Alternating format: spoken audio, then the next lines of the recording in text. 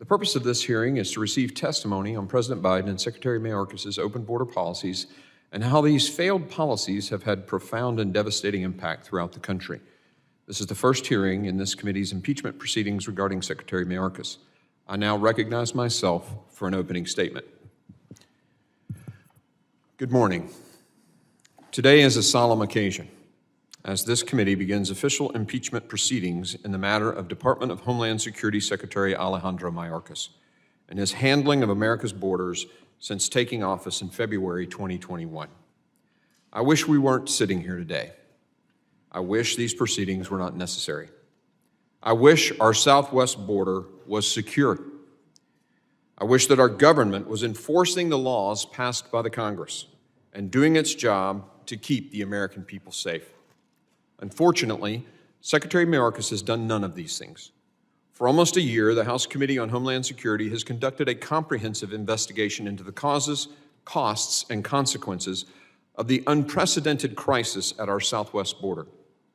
Our evidence makes it clear. Secretary Mayorkas is the architect of the devastation that we have witnessed for nearly 3 years.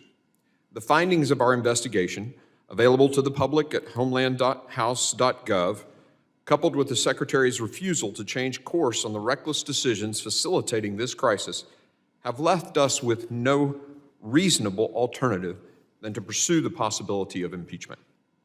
The Secretary's actions have brought us here today, not ours. Since early 2021, we've watched in disbelief as historic numbers of inadmissible aliens have poured across our borders, both at official ports of entry and illegally crossing the thousands of miles of our borders. On Secretary Mayorkas' watch, Customs and Border Protection has recorded more than 8.1 million encounters at America's borders, including more than 6.7 million at our southwest border alone. For comparison, CBP recorded just over 3 million encounters nationwide from fiscal year 2017 to 2020. Jay Johnson, President Obama's former DHS secretary, previously said that 1,000 encounters a day, quote, overwhelms the system, end quote. On Secretary Mayorkas' watch, encounters have never averaged less than 3,000 per day, even going as high as 10 to 12,000 per day. Just a few days ago, internal CBP numbers leaked to the media showed another 302,000 encounters at the southwest border alone in December. By far an all-time record. That's nearly enough people to fill the Rose Bowl 3 times in just 1 month. In addition to these catastrophic numbers of the record 1.8 million known gotaways who've entered the country on Secretary Mayorkas' watch, individuals that Border Patrol agents know slip across our border but are not apprehended in large part because the cartels overwhelm the agents with large groups of coyote, paid, and escorted migrants. The agents see them and they count them, but they cannot apprehend them. But the numbers are most certainly far worse. As agents are moved to crossing sites to process migrants and the border is completely unmanned, there are no agents present to count the known gotaways. The number of unknown gotaways is no doubt enormous. Thousands of agents have been pulled off the front lines to process and release into our country record numbers of illegal aliens who know they will be released into the country and given a free bus or plane ticket to the city of their choice. I ask you to watch this video.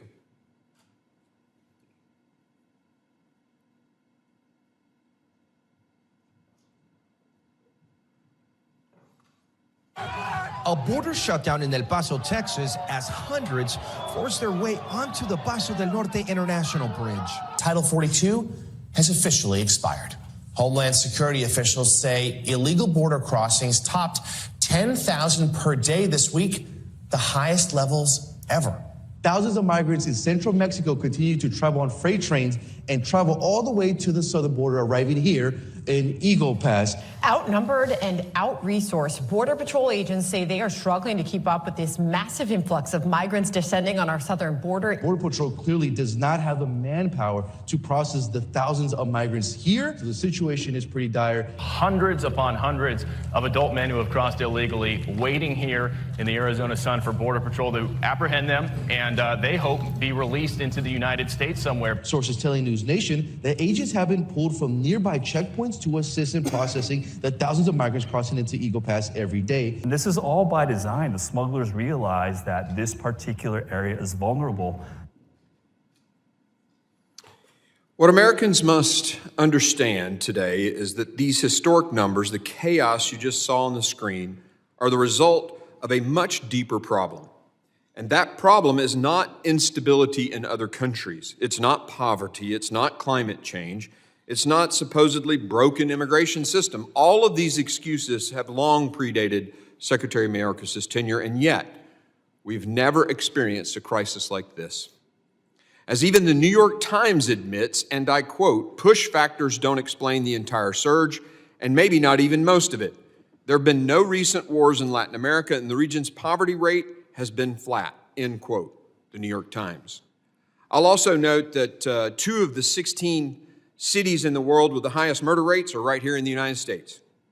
No, this crisis has been intentional. Secretary Mayorkas was made aware of testimony given by President Biden's Attorney General, Merrick Garland, where the AG admitted the current policies are being exploited by the cartels.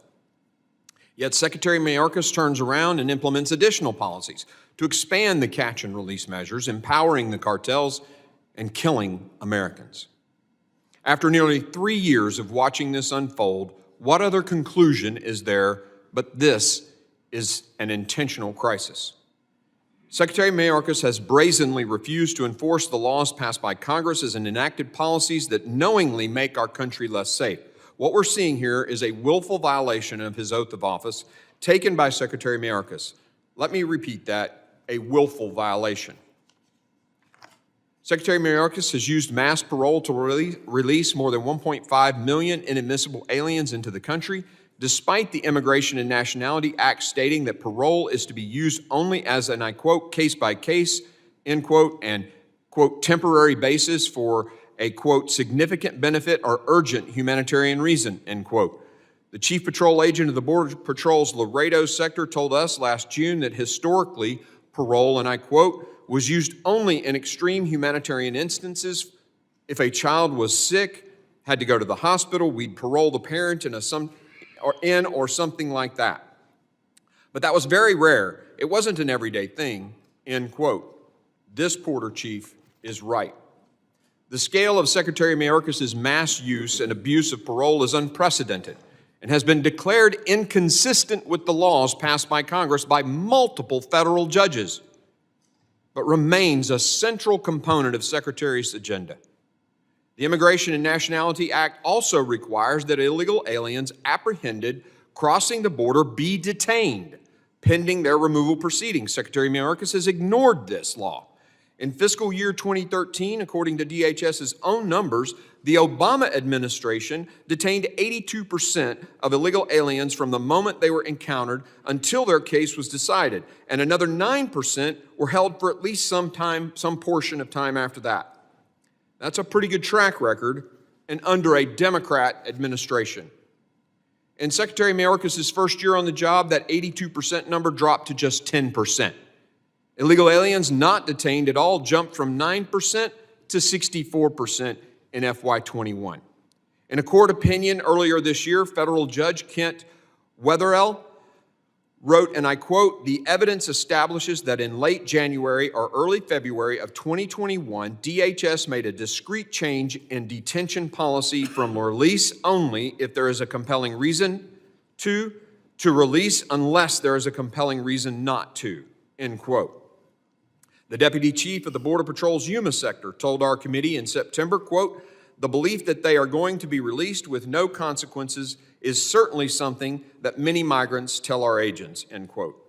On Secretary Mayorkas' watch, that's a pretty good bet.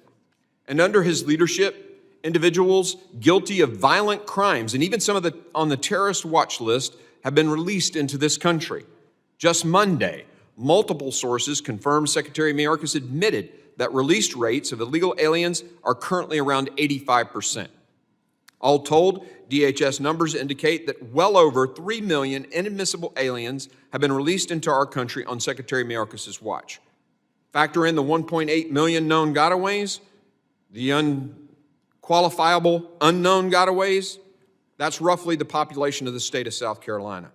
Not only has Secretary Mayorkas refused to detain these individuals in accordance with the law, but he has also made it nearly impossible for Immigration and Customs Enforcement to remove them. His policies have largely restricted the ability of ICE to detain and remove the population of illegal aliens. ICE removals dropped from more than 267,000 in FY19 to less than 60,000 in FY21 and 70,000 in 22. The FY23 numbers were better, but were still more than 40,000 fewer than the lowest year of the last administration, which largely occurred in the midst of the COVID pandemic. Criminals as a percentage of all ICE arrests went from around 90% in FY 2020 to just 43% in FY 23. The Secretary is not even living up to his own flawed standards that supposedly prioritize threats to public safety. The former sector chief in San Diego told us in May of 2023 that he didn't think the consequences of being removed from the country was being utilized enough to deter illegal immigration. Even Texas Democrat Mr. Cuellar has said, and I quote, "If you don't detain people, if you don't send people back, then the border becomes a speed bump," end quote. On top of all this, upon entering office, Secretary Mayorkas immediately began dismantling effective policies that had secured the southwest border, despite being warned by experienced border security personnel of the consequences that would result. That, coupled with his consistent decision to double down on his own unlawful policies, indicates an intentionality to this crisis. And I must note with great emphasis, these are not simple policy differences. This is a years-long pattern of refusing to enforce the laws passed by Congress. Our investigation also uncovered the fact that Secretary Mayorkas has violated the authority of his office. Secretary Mayorkas has directed the department to create numerous new unlawful mass parole programs that have allowed an unprecedented number of individuals to enter our country who otherwise would have no lawful basis to be here, and to incentivize migrants to make the dangerous and sometimes deadly travel to our southern border. He has also effectively told ICE officers not to do their job in enforcing America's immigration laws. According to his own guidance to ICE, and I quote, "The fact an individual is removable should not alone be the basis of an enforcement action against them," end quote. And quote, "Our personnel should not rely on the fact of conviction," end quote, "for a flatly deportable crime, but must consider," quote, "mitigating factors that ameliorate in favor of declining enforcement action," end quote. He has even overseen the reckless and irresponsible use of federal law enforcement personnel to sweep under the rug the mess he's made at the southwest border. Border Patrol agents from the northern border have been deployed to the southwest border to assist in processing and releasing illegal aliens into the interior. Hundreds of law enforcement professionals from Homeland Security investigations have been pulled from serious investigations like sex crimes, child exploitation, and other atrocities to perform administrative functions at the border. One whistleblower claimed that his team was told to shut down its investigations and were then sent to the border to make sandwiches. The Secretary has abused his authority and put Americans at risk. Secretary Mayorkas has repeatedly lied to the American people and to the United States Congress. Our investigation uncovered more than 100 instances where Secretary Mayorkas misled the public. Notably, he claimed in April 2022 hearing to have operational control of the southwest border as defined by federal statute. This was false. He then told another lie by claiming in subsequent hearings that he does not use the statutory definition of operational control, despite doing so in that 2022 hearing. Watch for yourself. Will you testify under oath right now? Do we have operational control, yes or no? Yes, we do. And we have operational control of the borders. Yes, we do. And Congressman, we are working to... What's operational control defined? In this section, the term operational control means the prevention of all unlawful entries into the United States, including entries by terrorists, other unlawful aliens, instruments of terrorism, narcotics, and other contraband. Do you stand behind your testimony that we have operational control in light of this definition? And Congressman, I think the Secretary of Homeland Security would have said the same thing in 2020 and in 2019. That's the definition of Based operational upon the control. definition you have, sir, up there, no. We don't have operational control. No, sir. With respect to the definition of operational control, I do not use the definition that appears in the Secure Fence Act. Do you admit that your policies have led the country farther away from operational control of the border as defined by the Congress? Congressman, no, I do not. If you will recall when you testified here in front of me when I asked that question, when you very clearly stated, we do have operational control. When presented with the actual definition of operational control, you didn't hesitate. You said, I do. And you, in fact, then referred back and said, I believe that my predecessors would have said the same thing. You looked straight at the American people, straight at me, straight at every person on this committee, and said, we have operational control. Why? Congressman, 2 points. One, you did not let me complete my answer. Two, hold on. Or give me your second point. Go ahead. Thank you. Two, the Secure Fence Act defines operational control as not a single individual crosses the border. I'm aware. I read it, and I read it to you, and you read it, and in fact, you said, I do. You didn't hesitate. You didn't say, I do. I need to explain what I mean by I do. You said, I do, over and over again. Secretary Mayorkas told this very committee in September 2021, and I quote, "The border is no less secure than it was previously," end quote. CBP recorded more than 192,000 encounters at our border that month alone, compared to around 58,000 the prior September. It was clear the border was not secure, so why did he mislead Congress? Another video, please.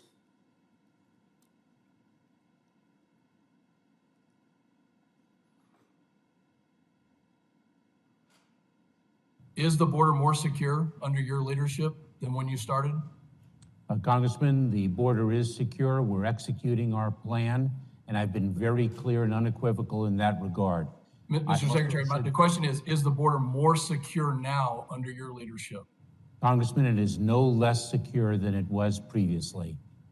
We have a record number of retirements, historic level of narcotics that have come across the border, and you still stand by your statement, yes or no, that the border is secure? Yes. He even stood at the White House podium in September 21 and falsely accused mounted Border Patrol agents in the Del Rio sector of whipping illegal aliens crossing the border. Earlier that same day, DHS emails showed that his staff had informed him that an eyewitness said no whipping occurred, yet he advanced the narrative at the highest levels anyway. One sector chief told us, and I quote, "We never whipped anybody. It was never really cleared up, and that takes a toll on our agents," end quote. Please play the video. We are very troubled by what we have seen. One cannot weaponize a horse to aggressively attack a child. We know that those images painfully conjured up the worst elements of our nation's ongoing battle against systemic racism. First of all, the images, as I expressed earlier, the images horrified us in terms of what they suggest and what they conjure up in terms of not only our nation's history, but unfortunately the fact that that page of history has not been turned entirely. And that means that there is much work to do, and we are very focused on doing it. An email obtained through a records request reveals that DHS Secretary Alejandro Mayorkas was privately alerted by DHS officials that the whipping narrative behind the infamous horseback Border Patrol photos wasn't true. But at a press conference hours later, Mayorkas didn't stop or dispute that narrative. This is just a taste of Secretary Mayorkas' misconduct. However, I want to close by reminding everyone that we're here today not only because House Republicans are determined to hold Secretary Mayorkas accountable, but because more than 200 House Democrats voted on November the 13th to refer articles of impeachment to our committee. We're now acting in a bipartisan way, I suppose, in taking up those very articles.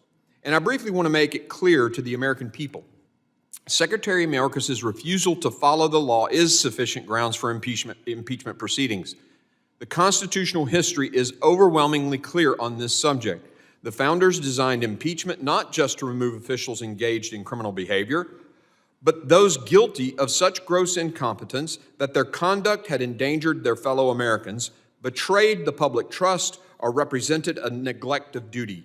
According to one scholar, there is, and I quote, a settled understanding beyond dispute that impeachable offenses are not limited to prosecutable crimes. Rather, the framers of the Constitution understood, and the House of Representatives has consistently concluded, that the impeachment power reaches all manner of gross misconduct in office that does serious harm to the U.S. political system, the U.S. constitutional order, or the people of the country. The actions, policies, and statements of Secretary Mayorkas easily meet the standards, end quote. Over the next few hours, you might hear a lot about process and procedure, and after a thorough year-long investigation, this committee is following the Constitution and procedure as directed by the House's vote this past November. Make no mistake, attacks on the integrity of the process are meant to distract you from the deadly consequences of our open border. Unprecedented cartel control of our southwest border with record amounts of fentanyl flooding across between ports of entry and into our communities, killing tens of thousands of Americans every year. Over 300 individuals on the terrorist watch list apprehended illegally crossing the southwest border since FY 2021, compared to just 14 from FY 2017 to 2020. Families devastated by violent criminal aliens who have committed murder, rape, and assault, to say nothing of the vehicular crimes committed. CBP and ICE personnel losing faith in their mission. They and their families bearing the brunt of this onslaught at the border. The human costs of this crisis are very real. The dollar costs of this crisis have been astronomical as well. New York City alone projects that it will have to spend $12 billion dealing with the flow of illegal aliens into the city by 2025. And it is even cutting the police force to pay for it. One county in Texas had to cut salaries to afford burials and cremations of illegal aliens found dead in their jurisdiction. These costs will be felt for years to come. As I stated when we started this investigation almost a year ago, we will follow the facts. We have done just that, and the facts have led us here. I look forward to the testimonies of these distinguished attorneys general who have watched this crisis play out unabated in their states. For the sake of our homeland security and the well-being of the people of the United States, Secretary Mayorkas must be held accountable. Before I yield back, however, Mr. Chairman, I have some parliamentary inquiries.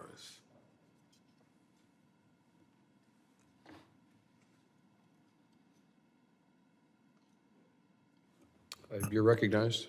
Mr. Chairman, isn't it true that there's no language in either Rule 10 or Rule 11 that grants the Committee on Homeland Security jurisdiction over the impeachment of any federal officer?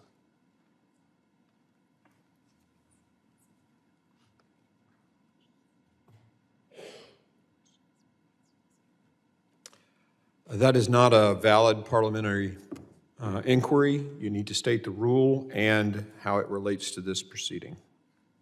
That's why it's an inquiry, because I'm referencing either Rule 10 or Rule 11 that grants the Committee of Homeland Security jurisdiction over impeachment of any officer.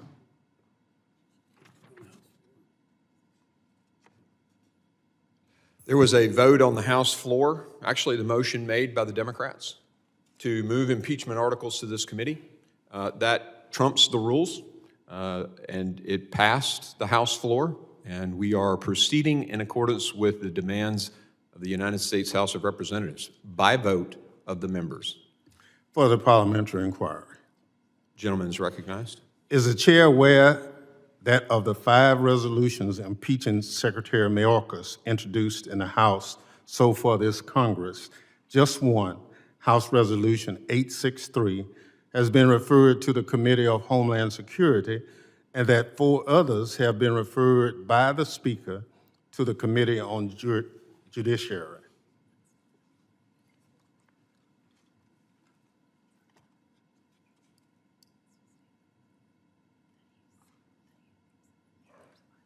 Again, I need to know the rule that you think this is in violation of, so it's not a correct parliamentary inquiry. I didn't understand your ruling. Not a valid parliamentary inquiry. Further parliamentary inquiry, Mr. Gentleman is Chairman. recognized. Would the chair inform the committee of which rule or precedent supports the idea that the motion to refer overrides House rules on committee jurisdiction, particularly over a constitutional matter that should have been referred to the Committee on Judiciary? That is not a valid parliamentary inquiry. Further parliamentary inquiry. The gentleman is recognized. Has the full House authorized this impeachment inquiry, such as it did on January 14th, 1876, for the investigation of then Secretary of War William W. Belknap, or such as the House did on December 13th, 2023, for the investigation of President Biden? Again, not a valid parliamentary inquiry. The House of Representatives voted to send this to this committee. Further parliamentary inquiry. The gentleman is recognized. Is the chair aware that the Committee on the Judiciary adopted internal rules of procedure for the conduct of its impeachment inquiry of ex-President Trump in 2019? And does the chair intend to follow suit and adopt additional committee rules to ensure due process for Secretary Mayorkas in this as yet unauthorized inquiry? Again, not a valid parliamentary inquiry. Further parliamentary inquiry. The gentleman is recognized. And in reference to the Secretary's right to due process, I have the following parliamentary inquiry, Mr. Chairman. Does the committee intend to follow the Secretary to be represented by counsel during these impeachment proceedings? The committee will follow the rules of the House on that measure. So do I understand that Secretary Mayorkas will be allowed counsel? The committee will follow the rules of the House on that. Further parliamentary inquiry. The gentleman is recognized. Does the committee intend to allow the Secretary's counsel to be present at all hearings and deposition? The committee will follow the rules of the House. Additional inquiry. The gentleman is recognized. Does the committee intend to allow the Secretary's counsel to present evidence and object to the admission of evidence? The committee will follow the rules of the House. Is that a no? The committee will follow the rules of the House. So, do the rules allow it? That's my point.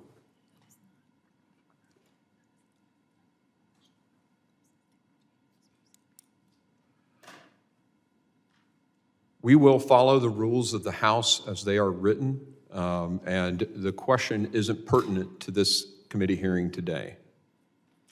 Well, I think we'll get to that at some point, Mr. Chairman, but I just want to go on the record in pursuit of this is that when former President Trump had impeachment matters brought before, Senator Lindsey Graham made sure that he was afforded counsel and questions and everything. And I'm just trying to make sure that we follow some kind of order in that. As I stated, Mr. Ranking Member, we will follow the rules of the House. All right, thank you. Further parliamentary inquiry. Does the committee intend to allow the Secretary's counsel to call and cross-examine witnesses? Again, the committee will follow the rules of the House. Further parliamentary inquiry. The gentleman is recognized. Does the committee intend to give the Secretary's counsel access to and the ability to respond to the evidence added by the committee? The committee will follow all of the rules of the House. Thank you, Mr. Chairman. With that, I yield back.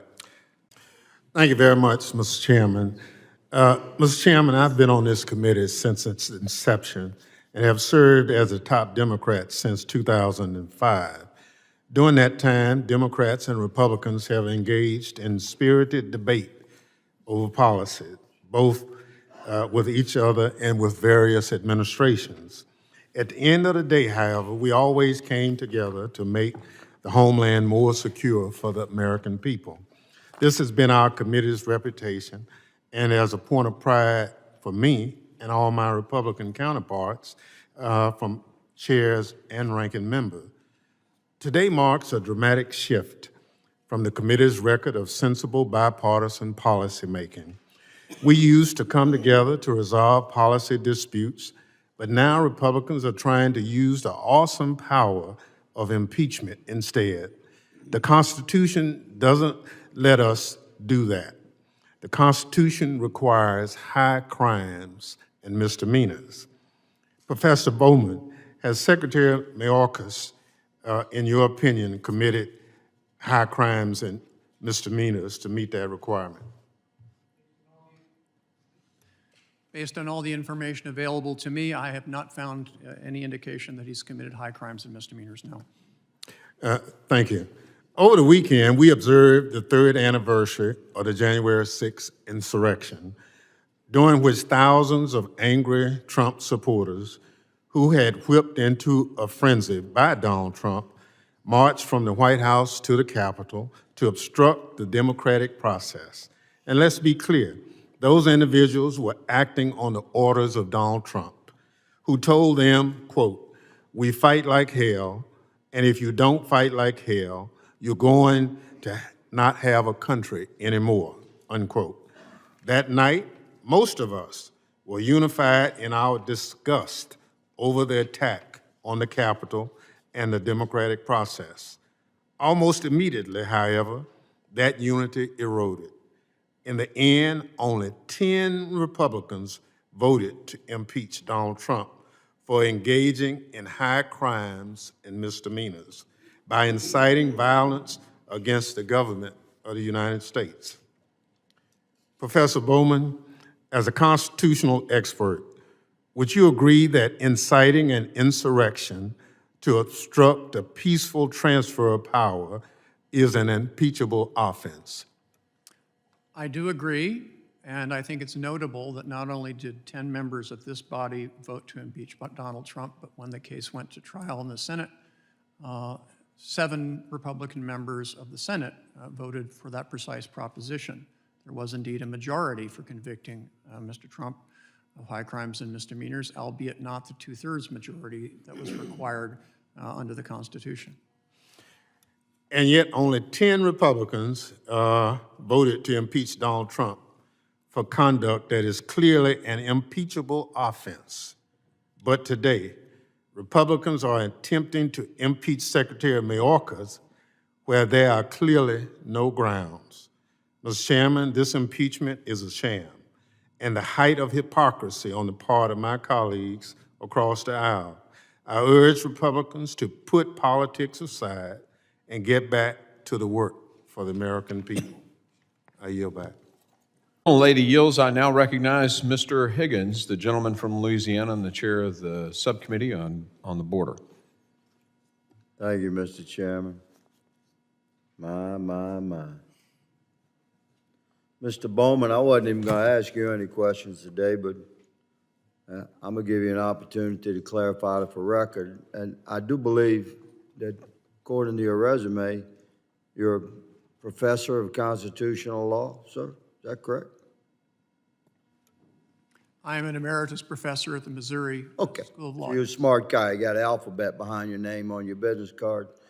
So is it your position that you're taking today as a Democrat's witness that the founders' intent with the term high crimes and misdemeanors was designed to restrict the power of impeachment to a violation of specific written statute?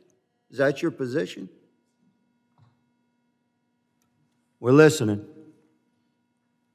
Yes, and that is your position. Okay, and No, excuse me, Congressman. You said yes, it's a simple question. No. I'm gonna move on. Excuse me, Congressman. It clearly was My not, answer reclaiming is my no. time, it clearly was not the intention of the founders to limit the power of congressional impeachment over the executive branch, to limit that to violation of written statute. That's quite correct, Congressman. I've written extensively. Oh, well, thank you. But you just said something different, but that's all right. We appreciate you being here today, Mr. Bowman, and representing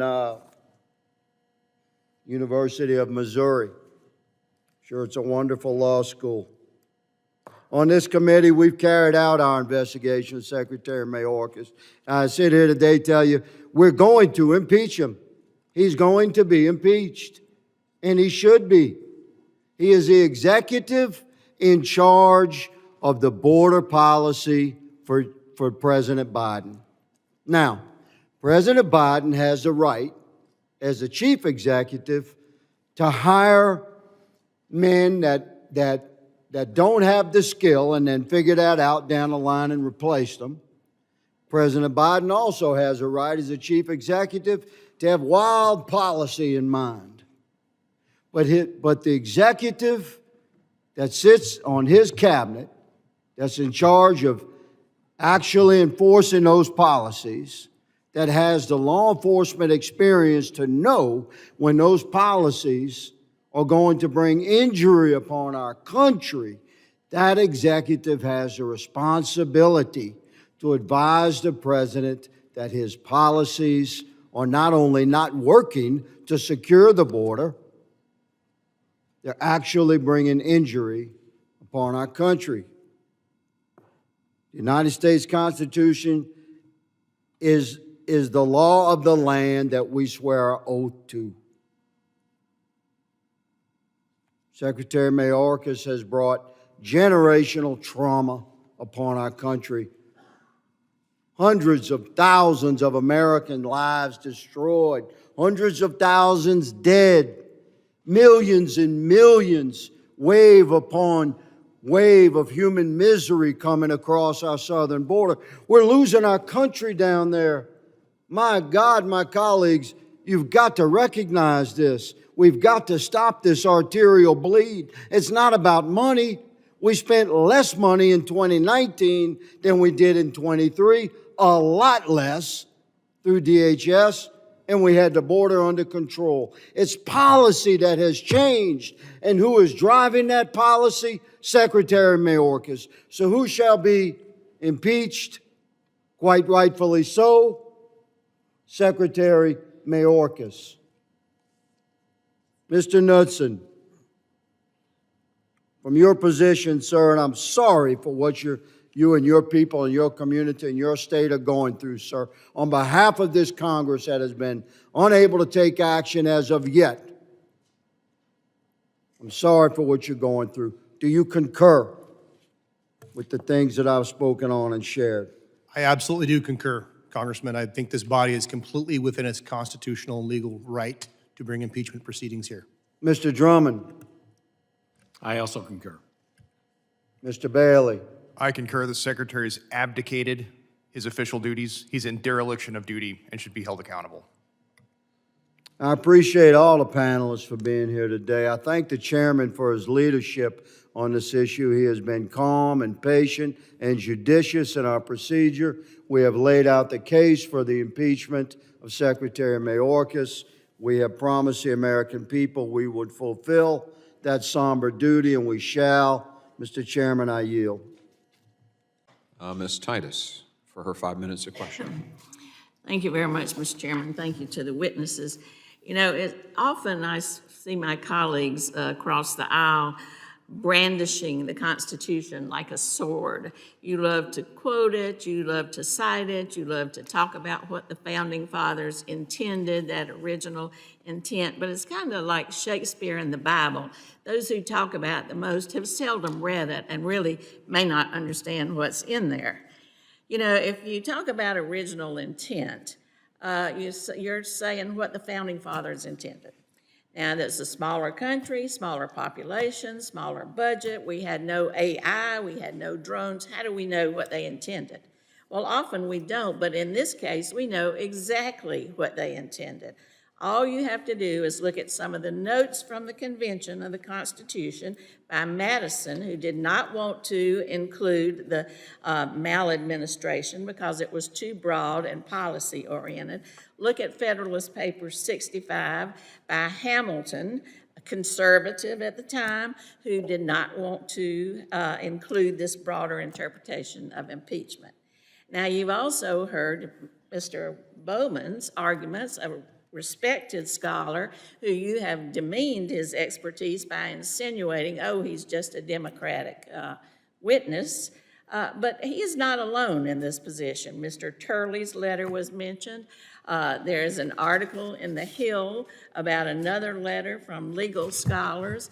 This is a group of legal scholars who wrote a letter to our chairman and the leadership of the House, Speaker Johnson, that says their proposed grounds for impeaching Mayorkas are the stuff of ordinary policy disagreement in the field of immigration enforcement. They go on to say that this is inappropriate. They admit they have varying views on the wisdom and success of Mayorkas' work on the immigration policy, but they say you cannot have impeachment based on this policy. It is a, I quote, stark departure from the Constitution. Now, these legal scholars included in this letter are Donald Ayer, who served as U.S. Deputy Attorney General under George H.W. Bush, Stuart Gerson, who served as acting U.S. Attorney General during Clinton and also served in the Justice Department under Bush.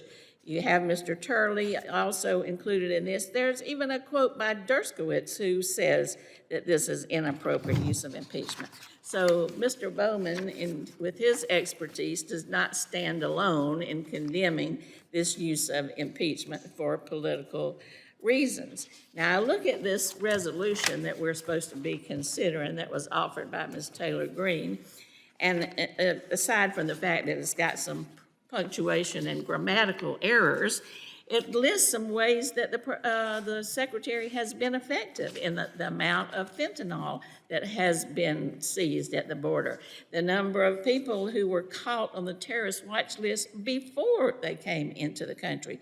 Those are all evidence that he is carrying out his duty.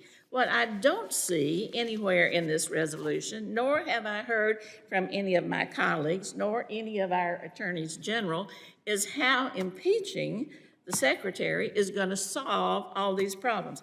How's it going to get rid of these illegal grow places in Oklahoma? How's it going to get rid of all the terrorists who are coming into Missouri? How is it going to solve the fentanyl problem in these other, whatever other state, Montana, because we've gotten rid of Mr. Mayorkas. If anybody can add that and tell us how getting rid of him is going to make a difference, I'd like to hear it. We hear over in the Senate, Mr. Lankford, Senator Lankford, who is a Republican, saying, well, you can just switch one secretary for another. It's not going to make any difference.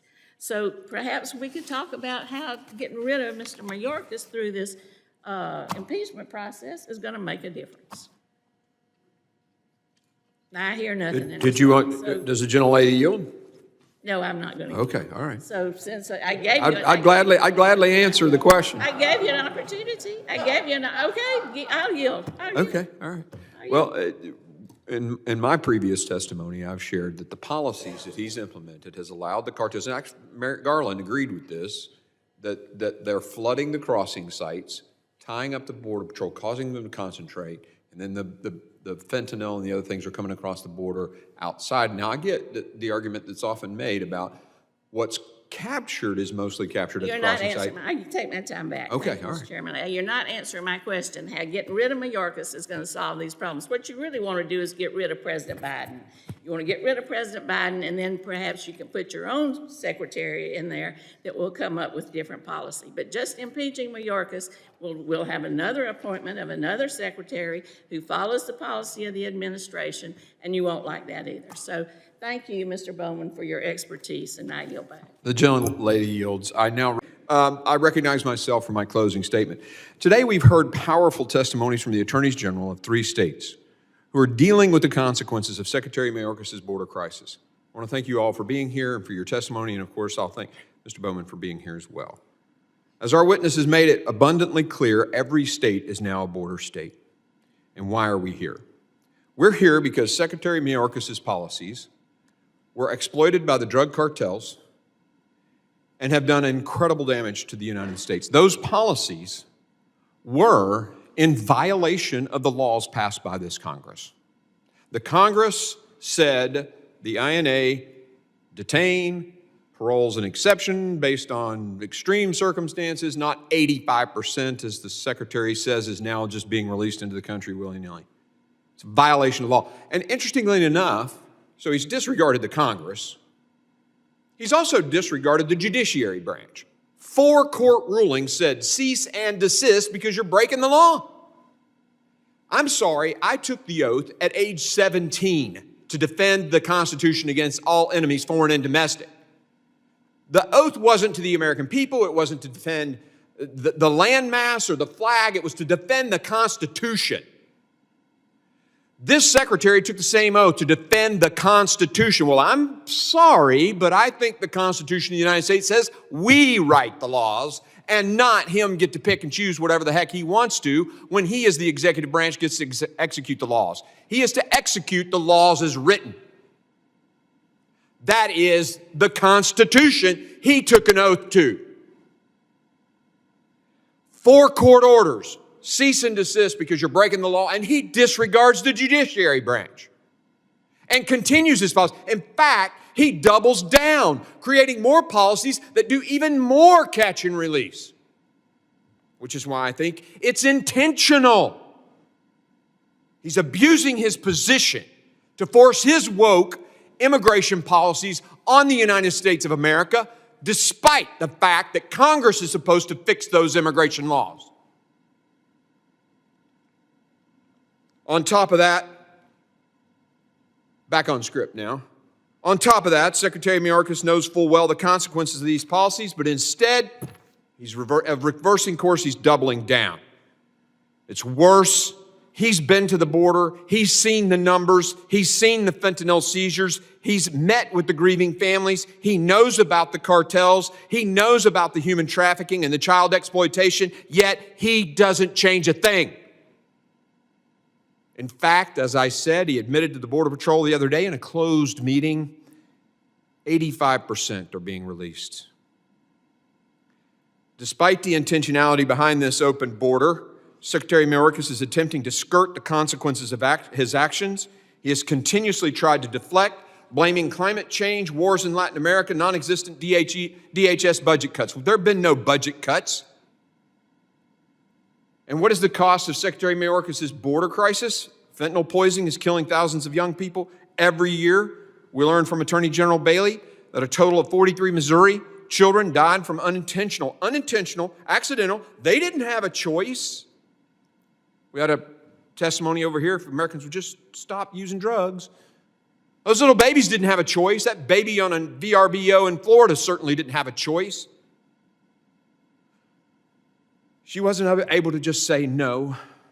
My heart breaks for this baby and her parents. Because of this border crisis, thousands of mothers won't get to see their kids graduate. Thousands of fathers won't be able to walk their daughters down the aisle at those weddings. As a parent myself, that breaks my heart. That's the human cost. And apparently I need to explain to my colleagues, while it is accurate that most of the fentanyl is seized at the CBP intercepted at the official points of entry.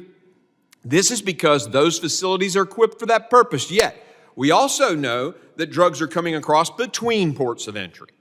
It simply isn't being caught. This is because Border Patrol agents are tied up processing people at the crossing sites. And it's not like we can put the entire border as an X-ray machine or a CT scanner.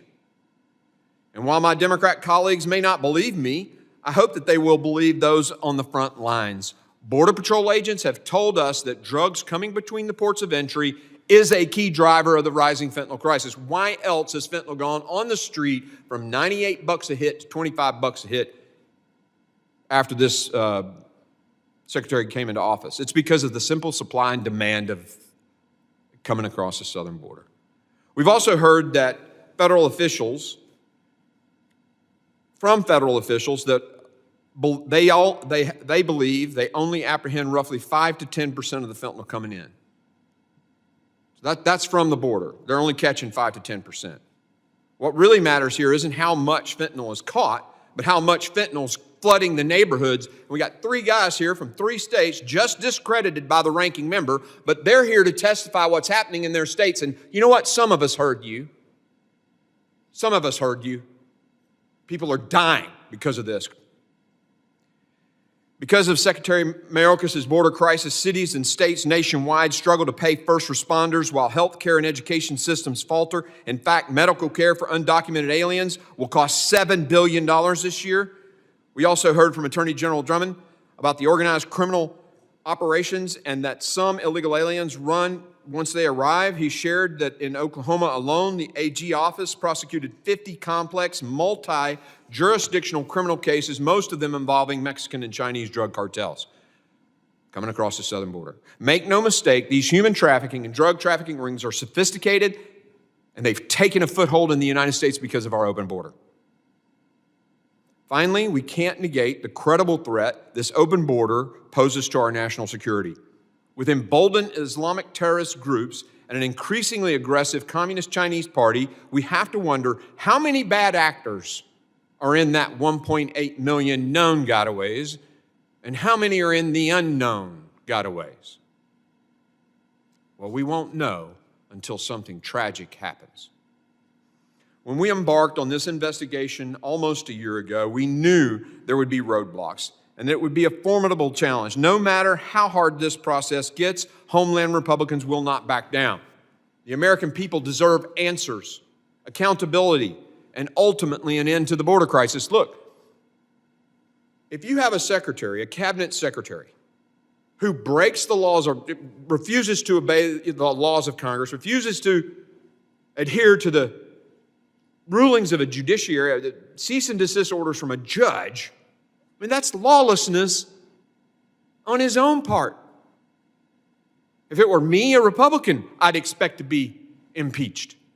You can't have cabinet secretaries that just decide to do whatever the heck they want to do. The Committee on Homeland Security has made every effort to ensure that this investigation was thorough. We do not take this lightly. The Homeland Security Committee spent almost a year, countless hours. We held 10 hearings.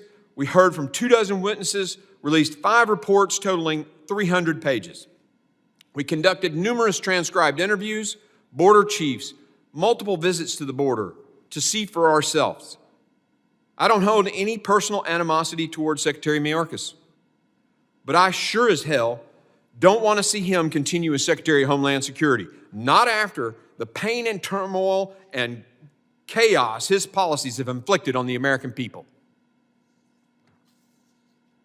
And when congressional oversight demonstrates beyond a shadow of a doubt that executive branches are neglecting their duty, overstepping their authority, ignoring laws passed by Congress, it is our duty to act to defend this institution, to defend the Constitution. Also, just to be clear, this is the responsibility of Congress. The Supreme Court made it clear in United States versus Texas, according to the court, and I quote, even though the federal courts lack Article III jurisdiction over the suit, other forums remain open for examining the executive branch's arrest policies. For example, Congress poses an array of tools to analyze and influence these policies.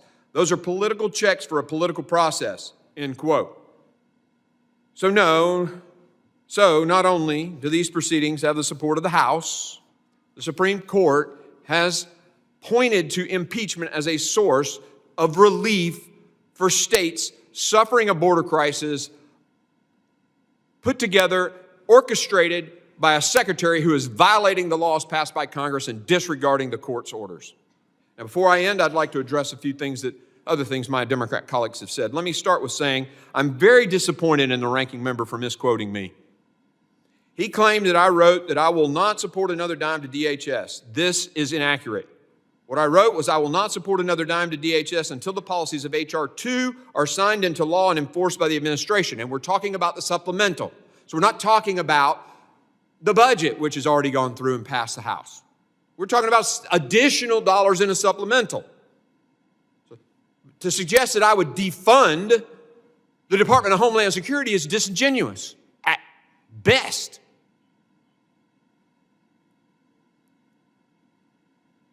I can tell you there have been a lot of Democrats who've said defund ICE and defund the police. I never said defund Homeland Security. And I'd also like to address the claim that Secretary Mayorkas isn't at fault here, that he isn't to blame for the economic crisis in Latin America. I agree. But poverty in Latin America is nothing too new. And actually, poverty rates in Latin America have stayed flat from last administration to this one. Further, I'd like to reiterate, the Democrats sent these articles to impeachment to our committee in November.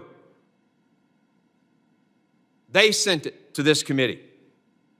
The Homeland Security Committee has the authority of the House to conduct these impeachment proceedings, and that's exactly what we're going to do. Democrats can bring up a New York Times popcorn story all they want to.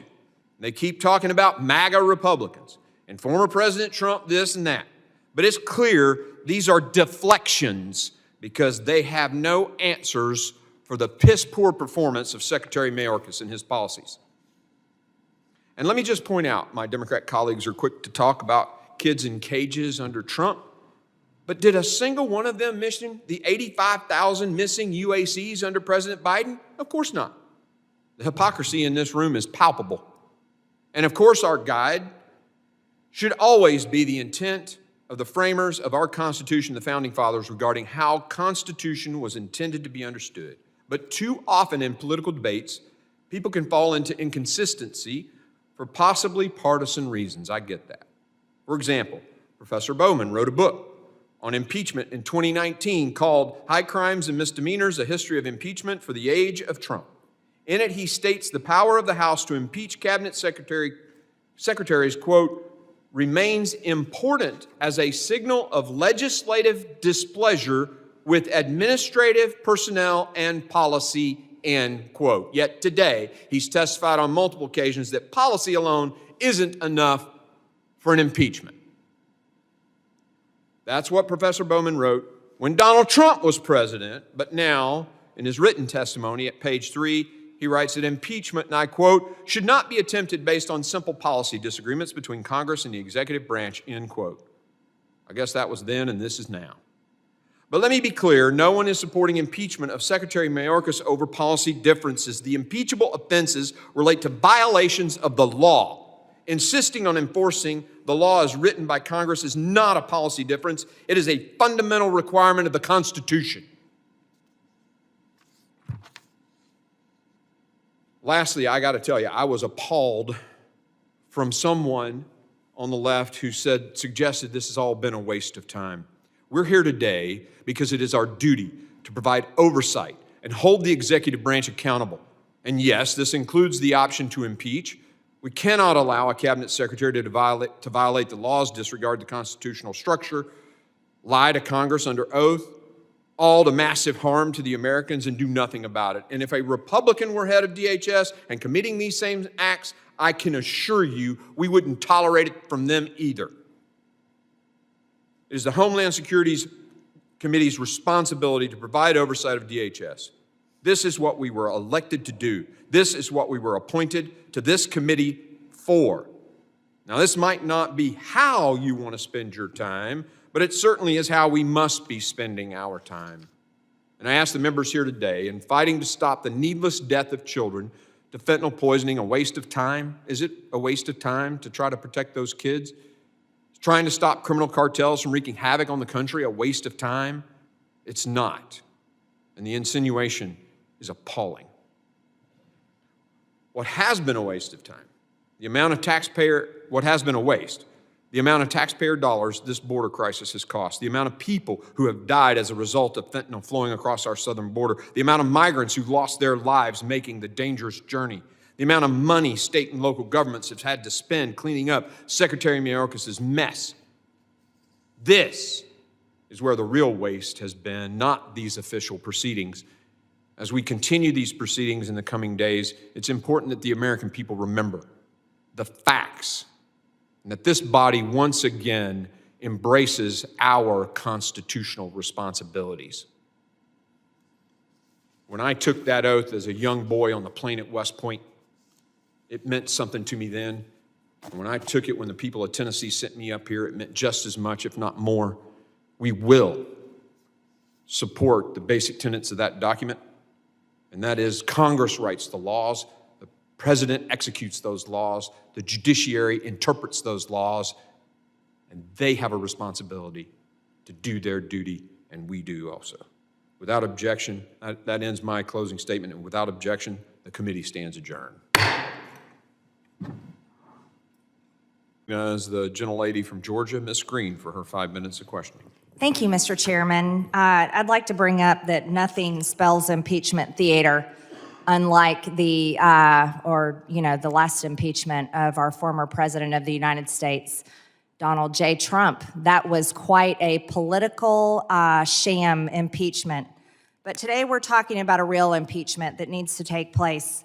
There have been over 20 occasions that Secretary Mayorkas has claimed that the border is either closed or secure, starting even back in 2021, when he is on record stating the border is secure, the border is closed. Again, the border is closed, the border is secure. He stated to Fox News' Peter Doocy, the border is closed. Then he stated again to Congressman Pfluger here on this committee. Congressman Pfluger asked him, said the border is secure. We are executing our plan, as he stated to Congressman Pfluger. Secretary Mayorkas said, I have been very clear and unequivocal in that regard. Congressman, the border is no less secure than it was previously. He also stated to Congressman Michael Guest on our committee, when he was asked by Congressman Guest, do you maintain today, in light of the statements made by Chief Ortiz, that the border is secure? Secretary Mayorkas replied, Congressman, I stand by my prior assessment because indeed I define it as maximizing the resources we have to deliver the most effective results. His results have been quite effective. Here are some of Secretary Mayorkas's effective results. Approximately 10 million illegal border crossers from over 160 countries have invaded the United States since President Biden took office and Secretary Mayorkas started his job. This is a number combined with over 8 million encounters and over 1.8 million gotaways.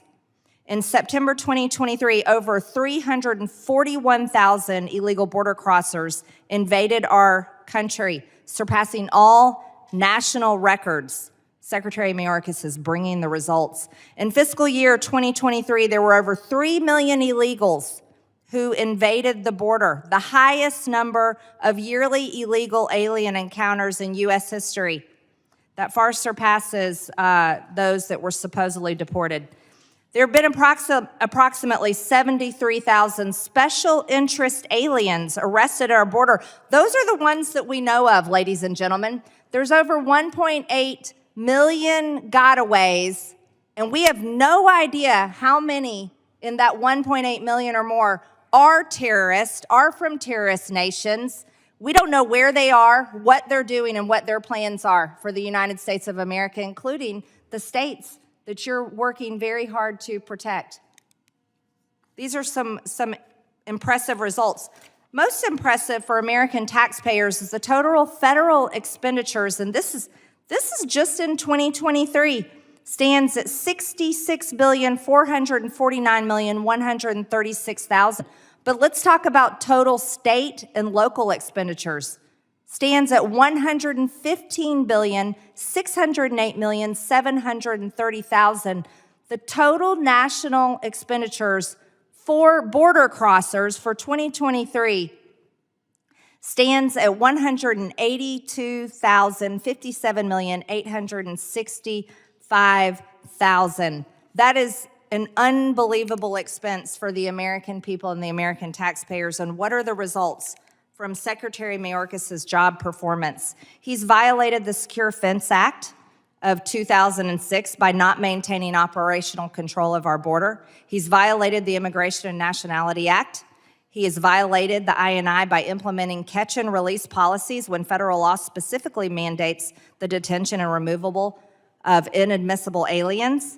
He's violated the INI. He's violated the guarantee clause set forth in Article 4, Section 4 of the Constitution, which requires the federal government to protect states against invasion. And I'd like to just finish with asking each one of you, in your position and your experience and the problems that each of you are dealing with, do you believe that Secretary Mayorkas' actions and refusal to enforce the laws warrant impeachment? Absolutely, Congresswoman. He has failed to perform and is culpably inefficient, yes. The Secretary is acting in violation of the law and constitutional order. Thank you very much. I yield back my time, Mr. Chairman. Mr. Speaker, Americans have had enough. I rise today to call upon the House of Representatives to impeach Homeland Security Secretary Alejandro Mayorkas and for the Senate to convict and remove him from the office he has failed to uphold. Since being sworn in 3 years ago, Secretary Mayorkas has neglected his duty to secure the border. He's abused his power to exercise proper discretion over America's immigration process by refusing to enforce federal laws, and he has breached the public trust and put the safety of American people at risk. Secretary Mayorkas is the worst cabinet-level official in our nation's proud history, and he has subverted our nation's laws so many times. With respect to his impeachment and removal, I want to focus on two main points: the reassigning of Border Patrol agents away from the border and the lack of vetting of migrants paroled into our interior. First, Secretary Mayorkas continues to require Border Patrol agents be taken off of the border and instead sit behind a desk at migrant processing centers to process more and more dubious asylum claims and facilitate migrants' parole into our nation's interior. This is an abuse of power by the Secretary to exercise proper discretion over our nation's immigration process. The diversion of border agents away from the border leaves the already mostly unsecure border even more vulnerable to cartels looking to illegally traffic people and narcotics, including fentanyl. Fentanyl has been coming through legal and illegal border crossings, overwhelming our law enforcement. The open and agentless border can be tied to the death of 73,000 Americans who were poisoned by fentanyl in 2022 alone.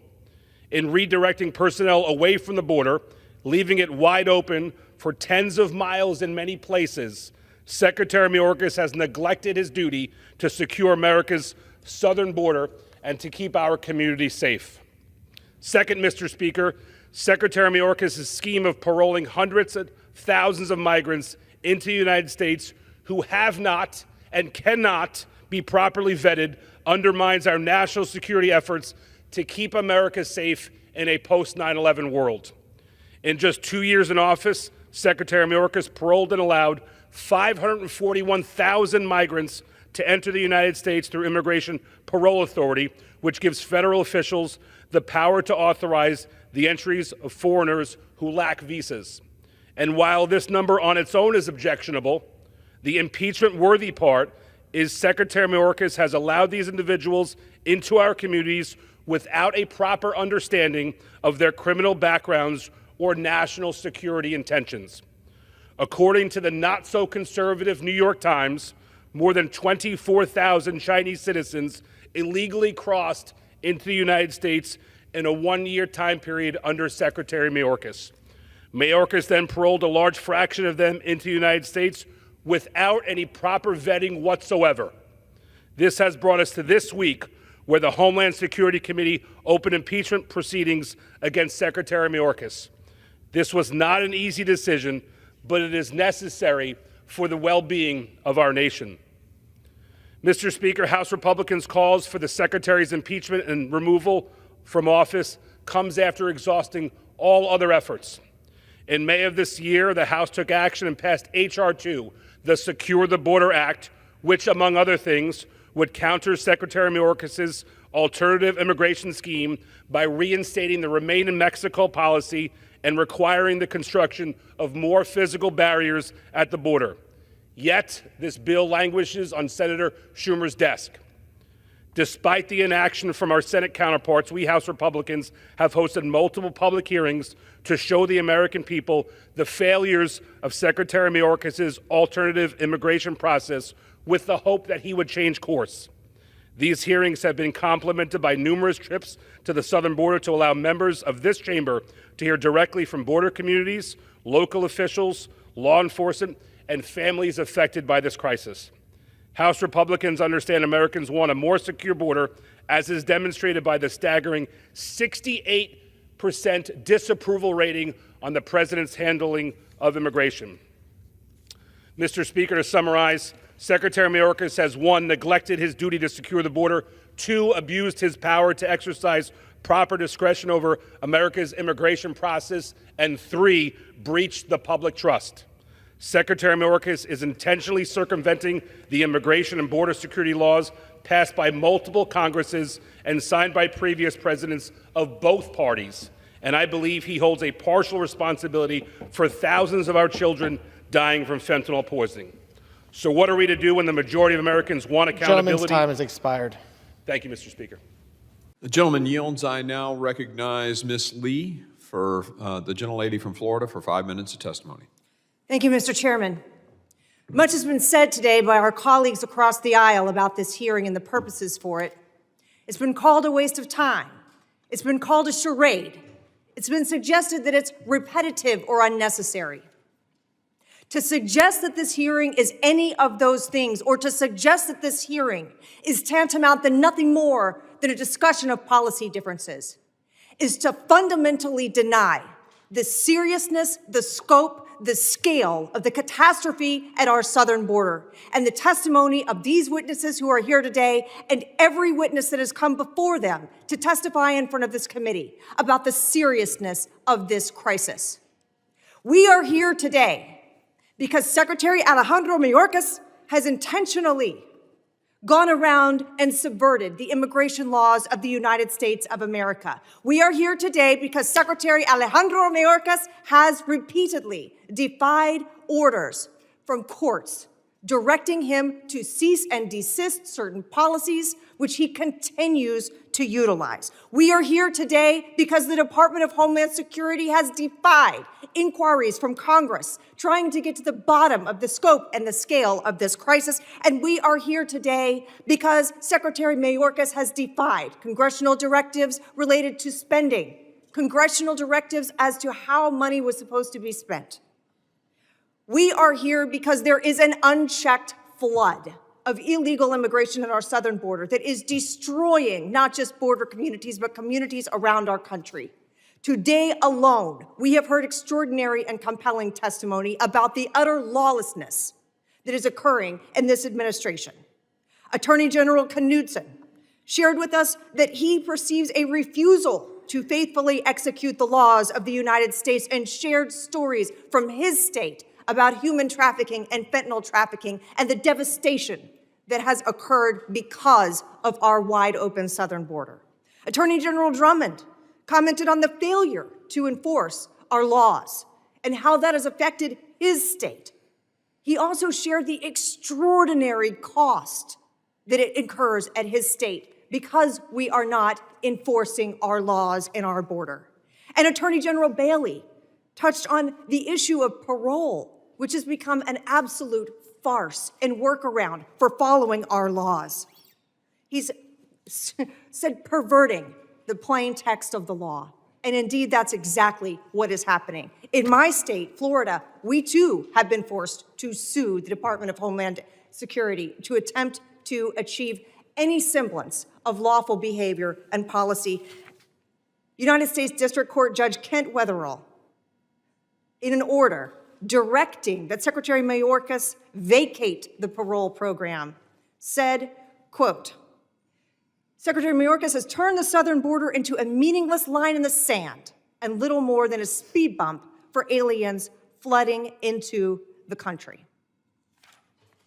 With that backdrop, Attorney General Bailey, I'd like to turn your attention specifically to the question of parole authority.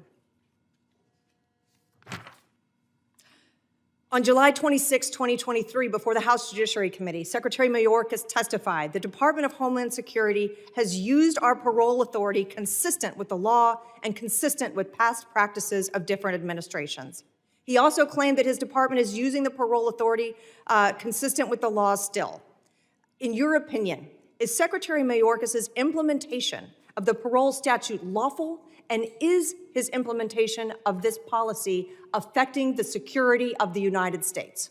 His policy implementation is unlawful in violation of the plain text of the statute, thereby forcing a lawsuit from several like-minded state attorneys general because of the drastic, terrible harm that's occurring on the streets in our communities. Attorney General Drummond, you shared some of the devastating effects that failure to secure our border is having on your state. In your opinion, are these policies affecting the security and safety of your state and of our country? The laws of the Immigration and Nationality Act are clear and unequivocal, and they are not being upheld. And Attorney General Knudsen, would you share your perspective on the harm to your state and our country that is being posed by failure to follow our laws? 1,700% increase in fentanyl deaths, confirmed state crime lab fentanyl deaths since 2019, Congresswoman. 11,000% increase in fentanyl seizures.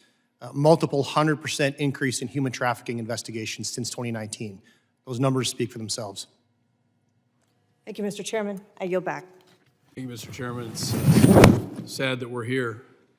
Sad that we're in this position. Earlier, it was said that this is not a legitimate impeachment. I guess that's something Democrats know a little bit about, and our witness just talked about the impeachment of Mr. Trump.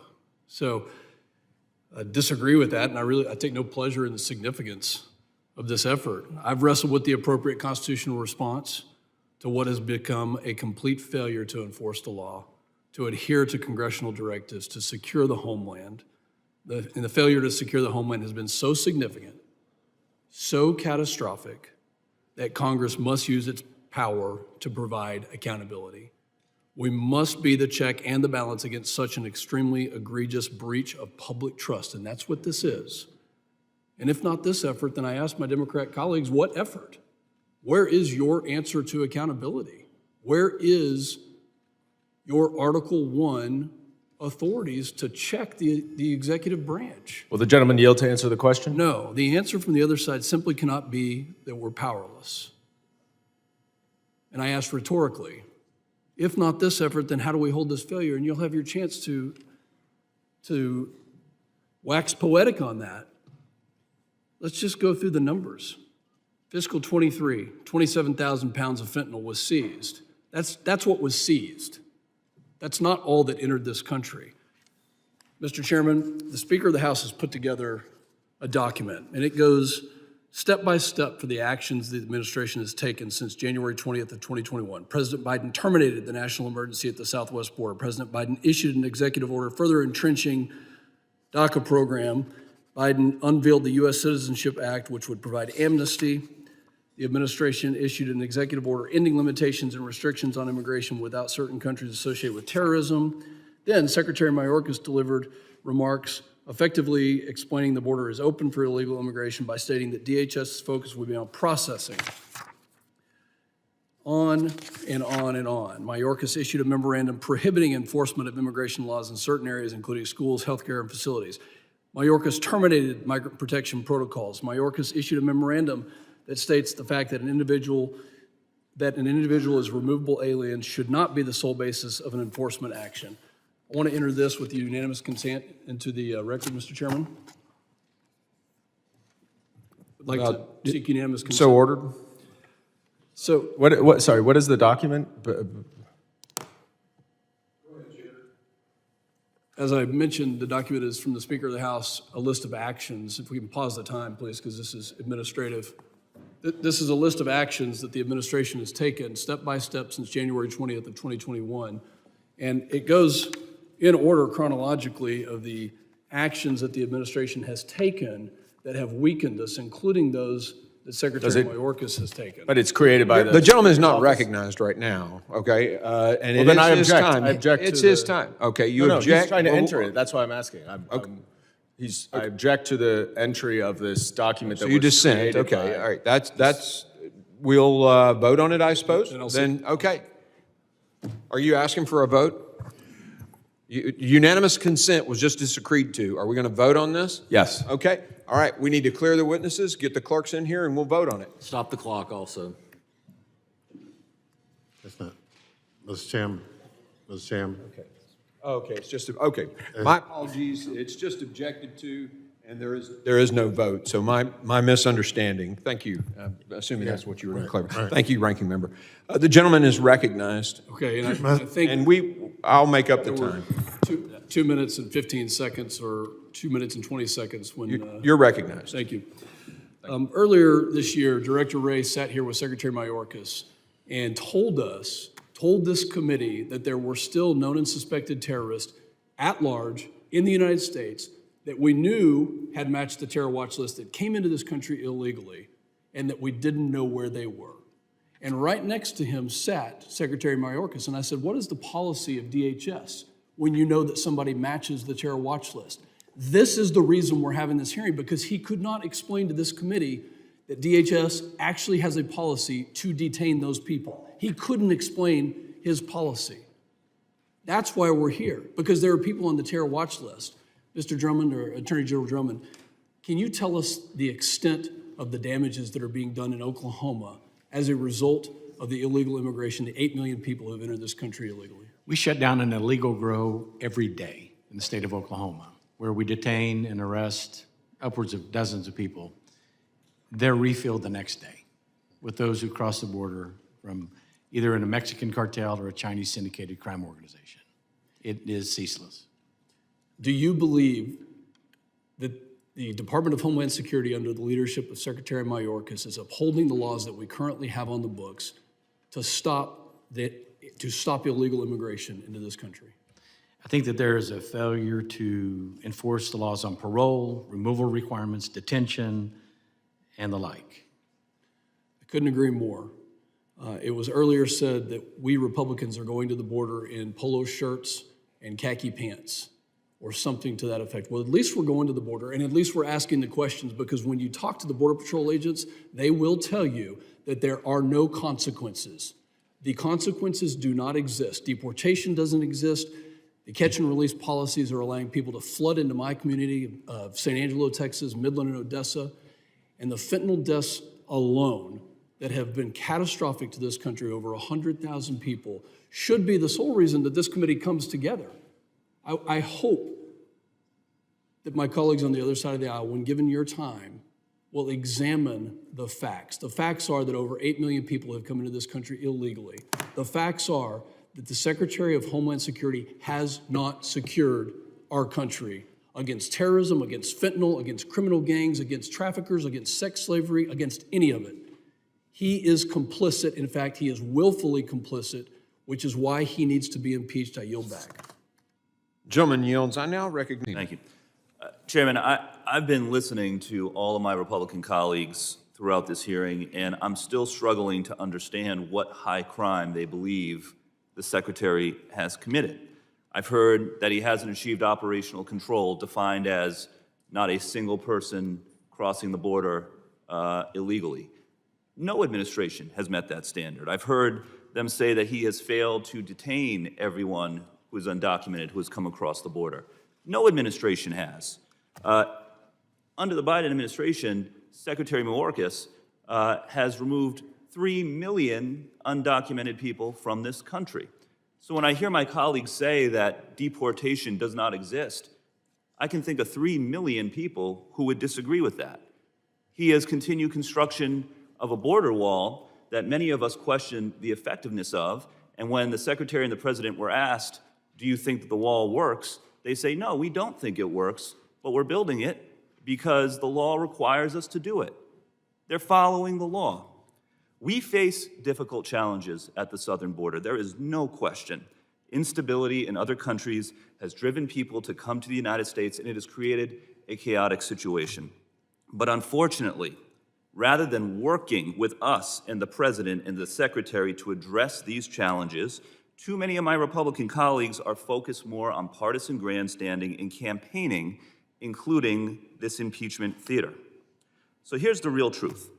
President Biden and Secretary Mayorkas have taken steps to try to secure the borders, but House Republicans have tried to obstruct them every step of the way because they want a campaign issue more than they want to fix the problem.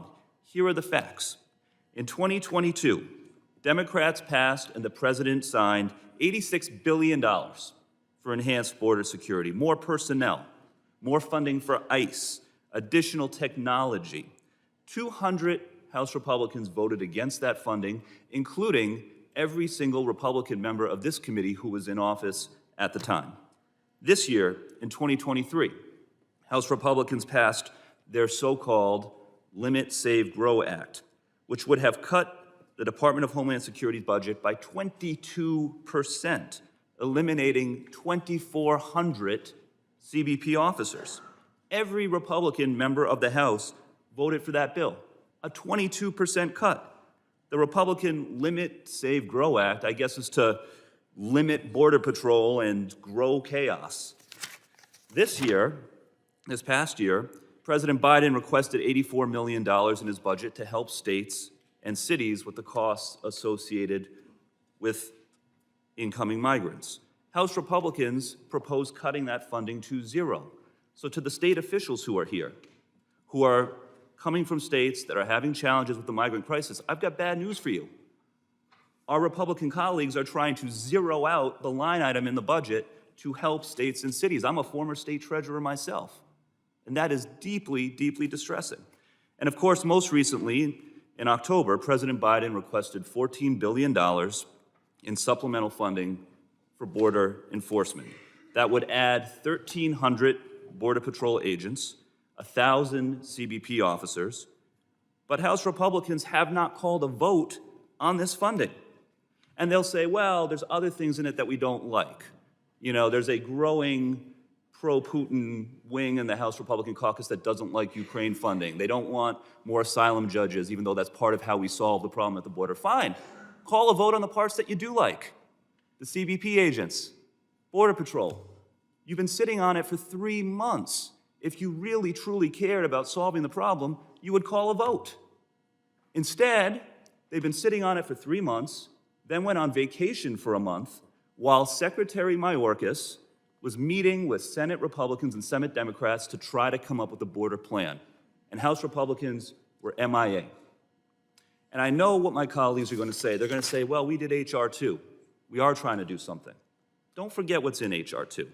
All right? H.R. 2 would require nonprofit organizations to verify the citizenship of the people they were serving, or else they would risk losing their federal funding. It would request coffee shops all across the country, small businesses, to do citizenship checks of their employees. Zero out the funding for legal assistance for minors, so that once again we'd have 5-year-olds going into court and standing in front of judges with no lawyers.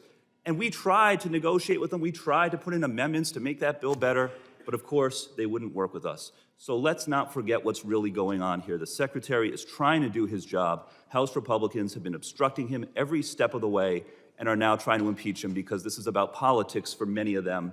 It is not about solving the problem at the border, which is what we should be doing. With that, I yield back. Gentleman yields. I now recognize. Thank you, Mr. Chairman. I serve on the Homeland Security Committee, and we have been working very hard on an investigation into Secretary Mayorkas and his failures and willfulness to break our United States federal laws in regards to the border.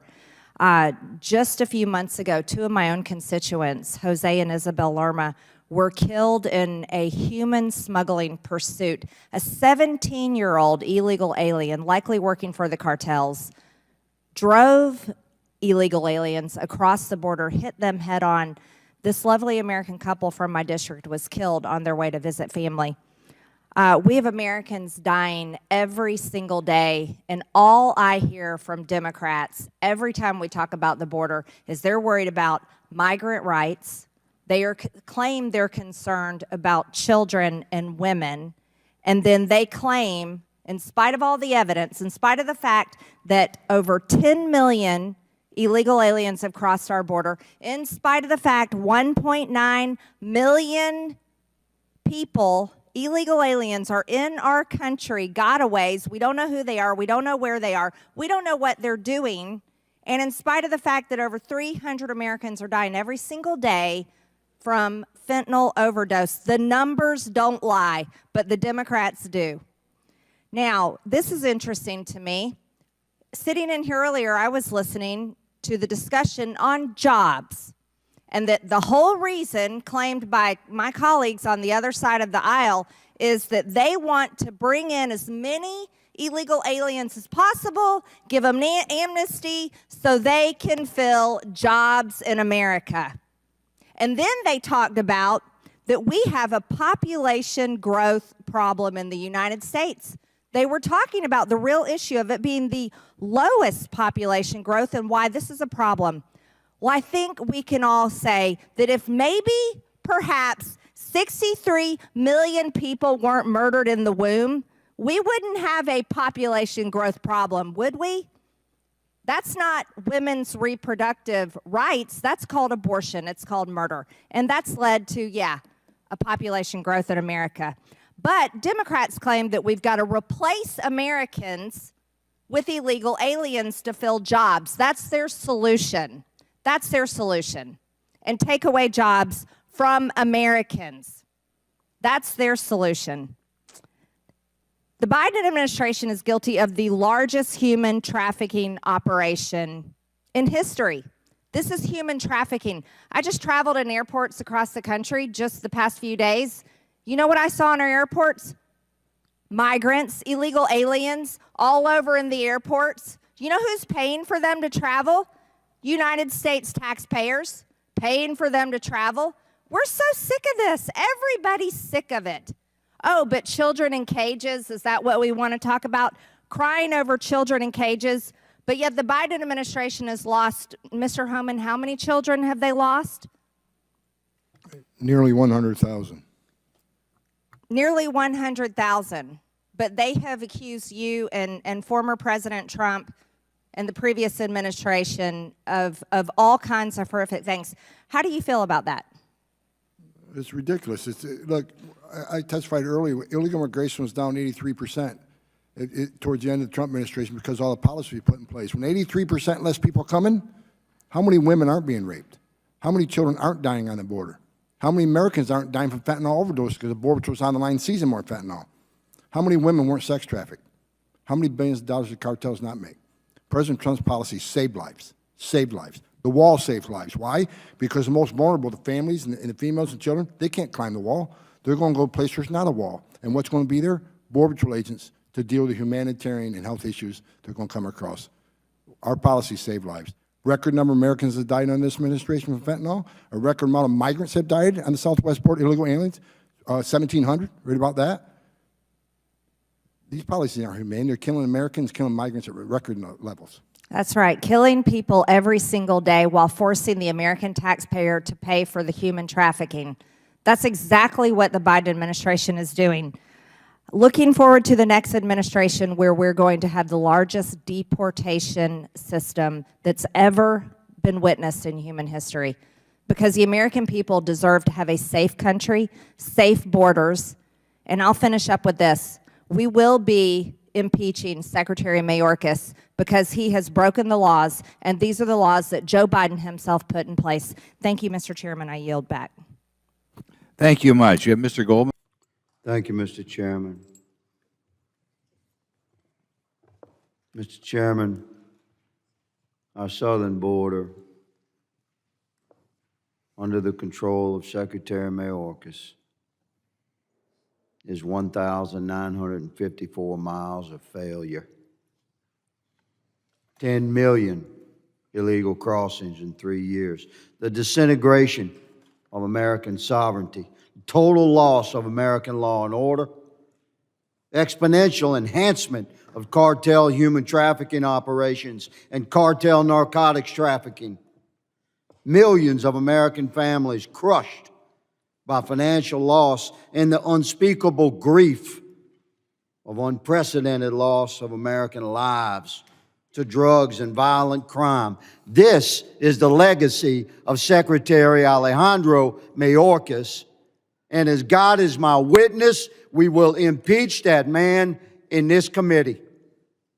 We will hold him accountable for his colossal failure, and we will take no pleasure in doing so because it closes the chapter of a disastrous era of American history. We've largely lost our country down there. This body should be discussing sending massive military aid to Texas, not to Ukraine.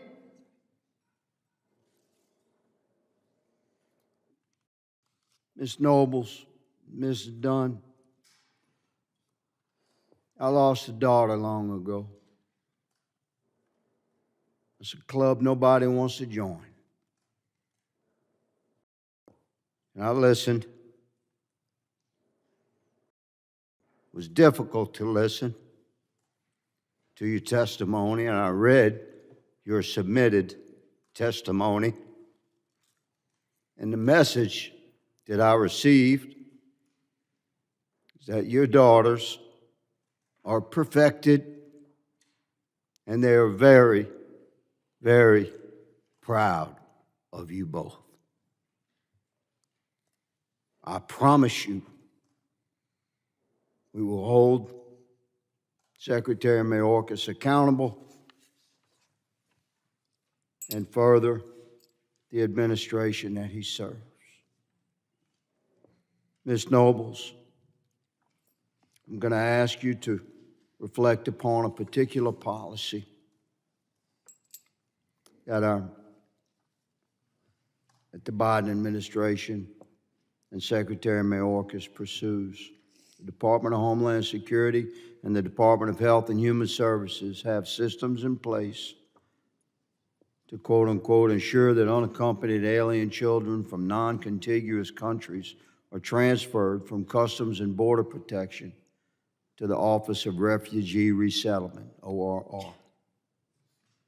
But the House Judiciary report regarding your daughter's murder notes that the Office of Refugee Resettlement, ORR, had lost track of more than 85,000 children and placed fewer than 15,000 follow-up calls, not personal visits, after discharging an additional 32,000 children. Now, at no point did anyone under Secretary Mayorkas' command flag the violent criminal that murdered your daughter. No. Had a criminal gang history, along with multiple MS-13 tattoos.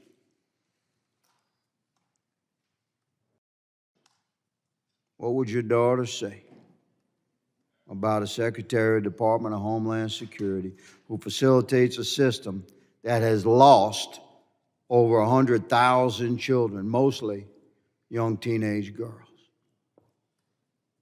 Mrs. Nobles? Sorry, what was your question? What would your daughter say about over 100,000 lost teenage children of God? A system run like that. She would be I'm sure she'd be very upset. Her heart would break for those children, would they not? Yes. Americans just like her require action. And that's what this committee will deliver. Mr. Chairman, my time has expired. Gentleman's time has expired. Gentlelady yields. I now recognize Mr. Garcia. You're up. Are you ready, or you want to go ahead with somebody else? Okay. Recognize Mr. Garcia for his 5 minutes of testimony.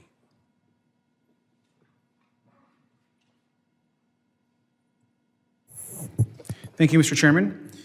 Just want to reiterate that. I think it's been said this very many times today by our colleagues here on the House side, on the Democratic side, that we all know that this impeachment inquiry, this effort to try to impeach the Secretary is a complete political stunt and sham, and I just want to reiterate that.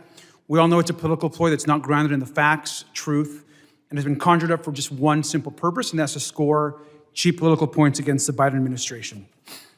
We also know that we've had articles from the New York Times and other publications just really laying out that this is all about this pursuit of impeaching Mayorkas.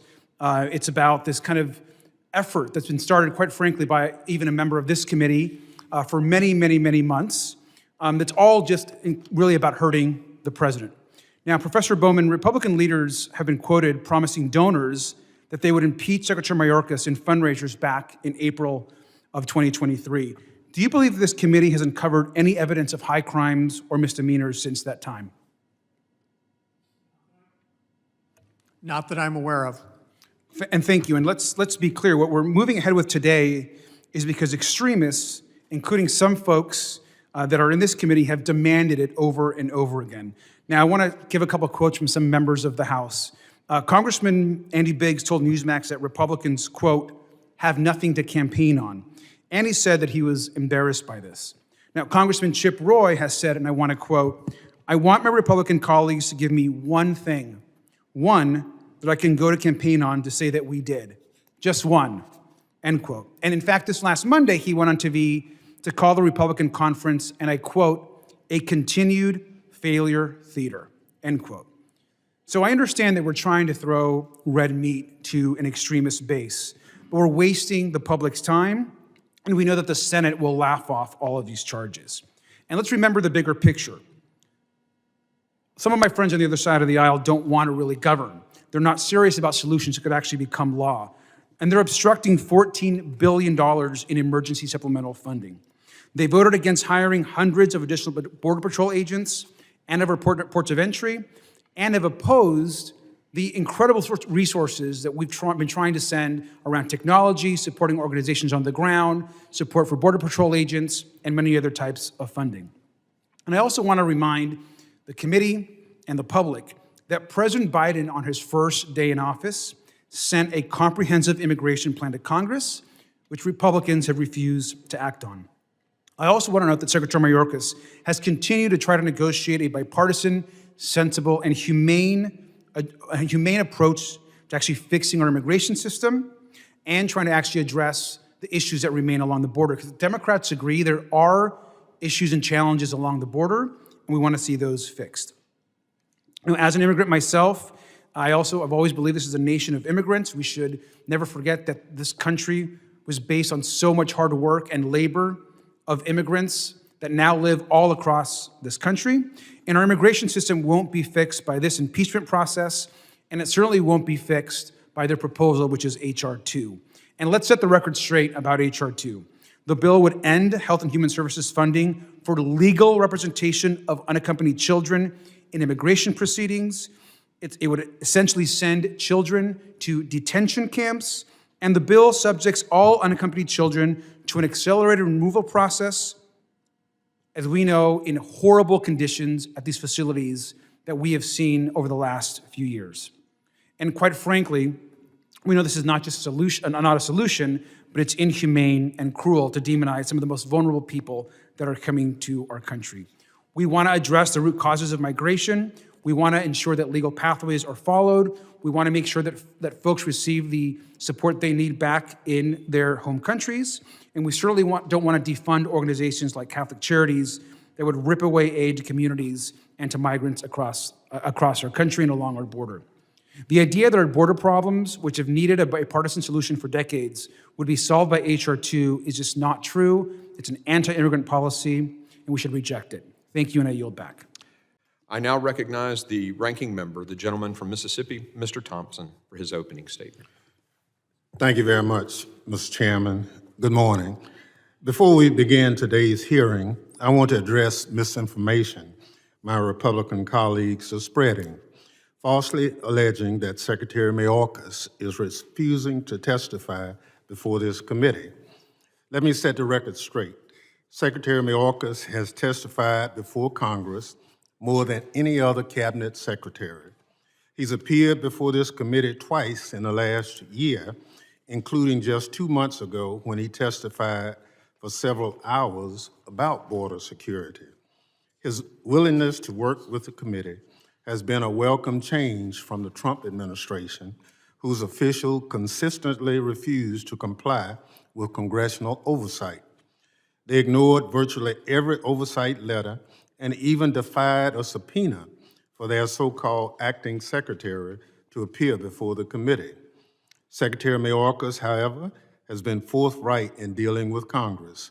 In response to the chairman's request to testify at today's hearing on January 11th, 2024, the secretary sent a letter agreeing to make himself available to testify at a future mutually agreed upon date.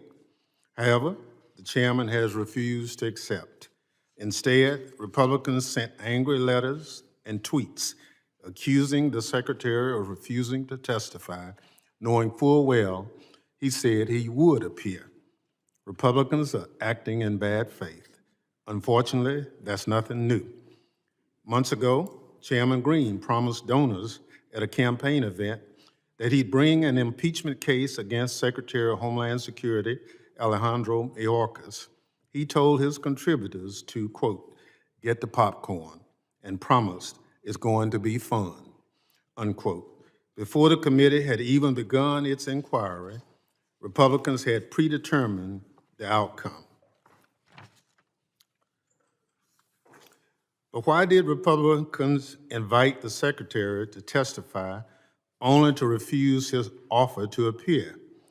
The answer to that question appeared in the Hill newspaper last night. Mr. Chair, I ask unanimous consent to include in the record this article from the Hill describing how Republicans had set the date for the markup of articles of impeachment before holding the first hearing on this subject. Without objection, so ordered. According to an internal Republican memo dated January 10, 2024, Republicans had already scheduled a committee vote to impeach the secretary prior to holding a single impeachment hearing. Just as we've said all along, the outcome of Republicans' so-called impeachment investigation has been predetermined from the start. The chairman promised to follow the facts, but Republicans never really intended to do so. They are hurrying to adhere to an artificial timeline agreed in a backroom deal between Republican leadership, who's holding on by a thread, and its most extreme mega members. This isn't a real impeachment. It's a mega spectacle paid for by American tax dollars for Republican political gain. But through it all, Secretary Mayorkas remained committed to doing his job. The Department of Homeland Security's mission and the men and women who served with him at DHS. The Secretary is also committed to work diligently on a bipartisan basis to secure necessary funding for border security and to prepare the department for a possible shutdown.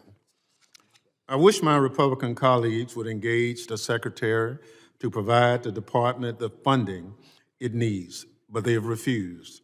I look forward to continuing to work with Secretary Mayorkas on critical Homeland Security issues facing the country and commend him for his unwavering commitment to duty even in the face of this sham impeachment. I also note for the record that when I asked at last week's hearing about providing the Secretary due process during the committee's impeachment proceedings, the chairman gave no substantive answers to my repeated inquiries. In fact, he seemed to have even considered providing the Secretary due process and appeared unprepared to respond. This is unfortunate, but not surprising. Again, this isn't a real impeachment. It's a predetermined, pre-planned partisan political stunt. Yesterday, the chairman threatened to hold Secretary Mayorkas in contempt for failing to appear before the committee, even though the secretary has already agreed to appear. That's not how contempt works. I can't help but wonder if Republicans are getting a bit desperate, especially after their hearing last week was a flop. It fell flat after their witnesses, 3 Republican politicians, rehashed old partisan talking points without so much as a shred of evidence to support their politically motivated claims for impeachment.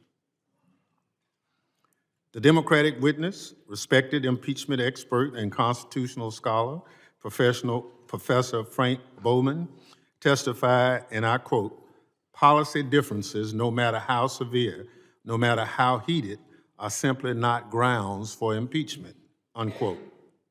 You cannot impeach a cabinet secretary because you don't like a president's policies. That's not what impeachment is for. That's not what the Constitution says. Unfortunately, Republicans are willing to damage the Constitution they claim to hold dear because they think it will benefit them politically. Which brings us to today's hearing. I want to begin by expressing my deepest sympathies to Mrs. Noble and Mrs. Dunn on the tragic loss of your children. I cannot fathom your pain. As a father and a grandfather, my heart truly goes out to you. Indeed, our hearts go out to all those who've lost loved ones to drugs and violence, and we are committed to helping prevent future tragedies. Democrats want to strengthen border security. We want to keep fentanyl off our streets. We want to keep communities safe. We want to help those struggling with addiction. But impeachment will not do any of that. The fact is, impeachment is a waste of precious time that could be used to legislate on the urgent issues if only Republicans were willing to do. The Democratic witness today, Professor Deborah Pearlstein, is a constitutional law scholar, but in addition to her knowledge of impeachment, she's great expertise on the awesome power vested in Congress by the Constitution to effect change for the American people. That power is not through impeachment. As Professor Pearlstein stated in her testimony, and I quote, "Impeachment of Secretary Mayorkas can have no impact on the administration's exercise of immigration enforcement discretion, a power the Supreme Court has repeatedly recognized is vested by the Constitution in the executive branch," unquote. Instead, Congress' power comes from its ability to legislate. As Professor Pearlstein goes on to say, quote, "No branch of government has more power under our Constitution to address matters of border security than Congress," unquote. In other words, it's up to Congress to provide funding to interdict fentanyl, fix our broken immigration system, and provide help for those suffering from opioid addiction. That's our role in this, to use the power provided under the Constitution to legislate on important issues to help people who need it most, and not some baseless, senseless impeachment. I look forward to hearing from Professor Pearlstein about Congress's power to make meaningful progress on these and other issues. Mr. Chairman, I made this plea to you last week. It fell on deaf ears, but I'll try again. Let's drop this baseless impeachment and get back to doing the real work of securing the homeland and helping people across this great country. Before I yield back, Mr. Chairman, I have a parliamentary inquiry. I'd like to give you another chance at this one. You're recognized. Mr. Chairman, during our hearing last week, you said, quote, "The committee will follow the rules of the House," end quote, with regard to Secretary Mayorkas' due process. What provisions of House Rule 11 grants the Secretary representation before this committee?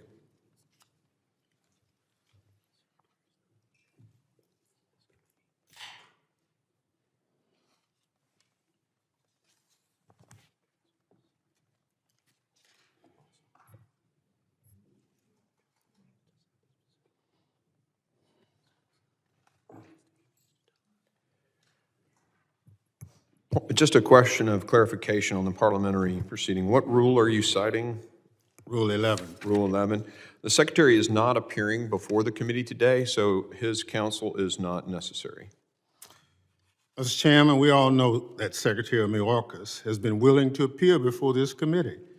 He's not running from anything. He's been to the Capitol Hill 27 times since he was sworn in.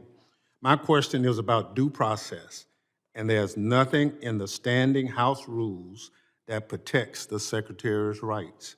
So, Mr. Chairman, pursuant to Clause 2J1 of Rule 11, I'm furnishing you with a demand for a Minority Day hearing on this subject, signed by all the Democratic members of this committee.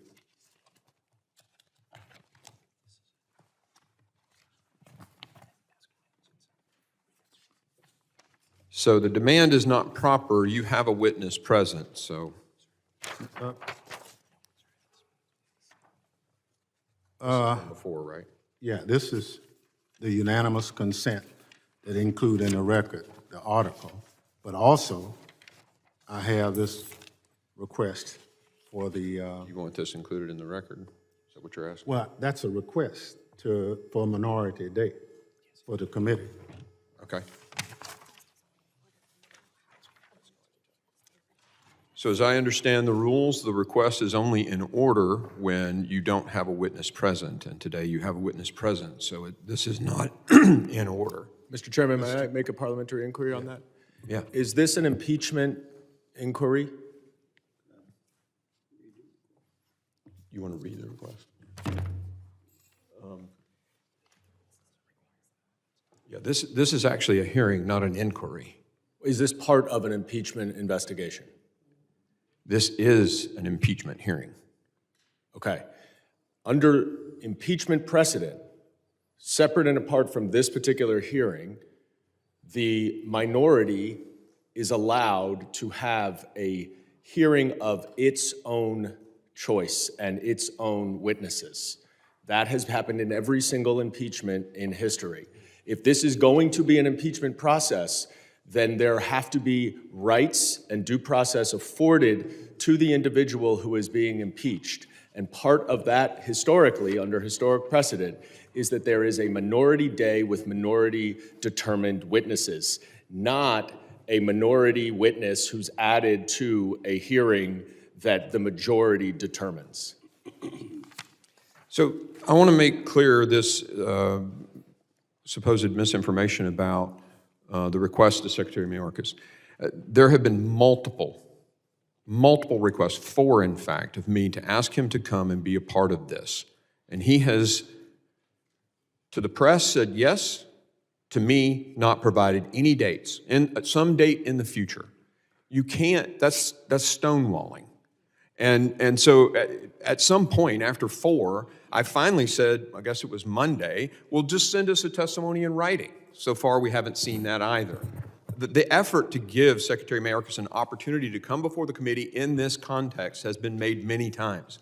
I appreciate that the ranking member pointed out that he has been in front of our committee, but that was mandated by, the threats briefing. That's what he came for, was the threats briefing, not a part of this investigation on the southwest border. Every time we've invited him, he has refused to give us a date to come. So he's been afforded an opportunity to come. I understand that, and that's a separate issue, whether or not Mr. Mayorkas wants to take part in his own impeachment inquiry. But the question for you is that as part of the House impeachment process, there must be afforded to the minority a hearing that the minority gets to determine, because it's an impeachment process. It is not a normal oversight investigation.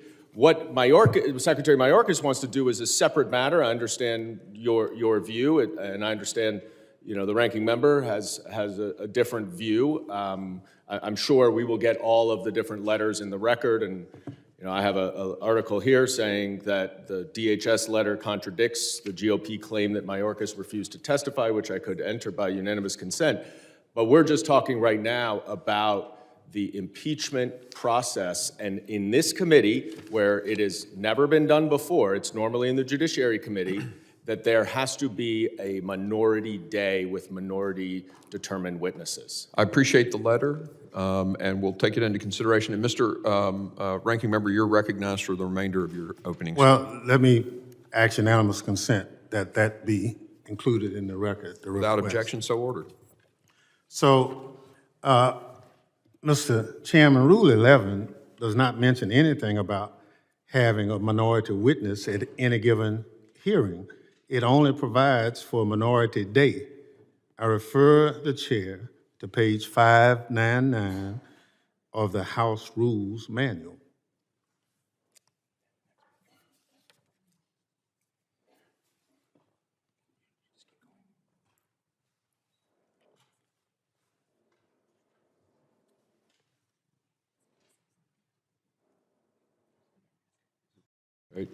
Were you asking a question, Mr. Ranking Member?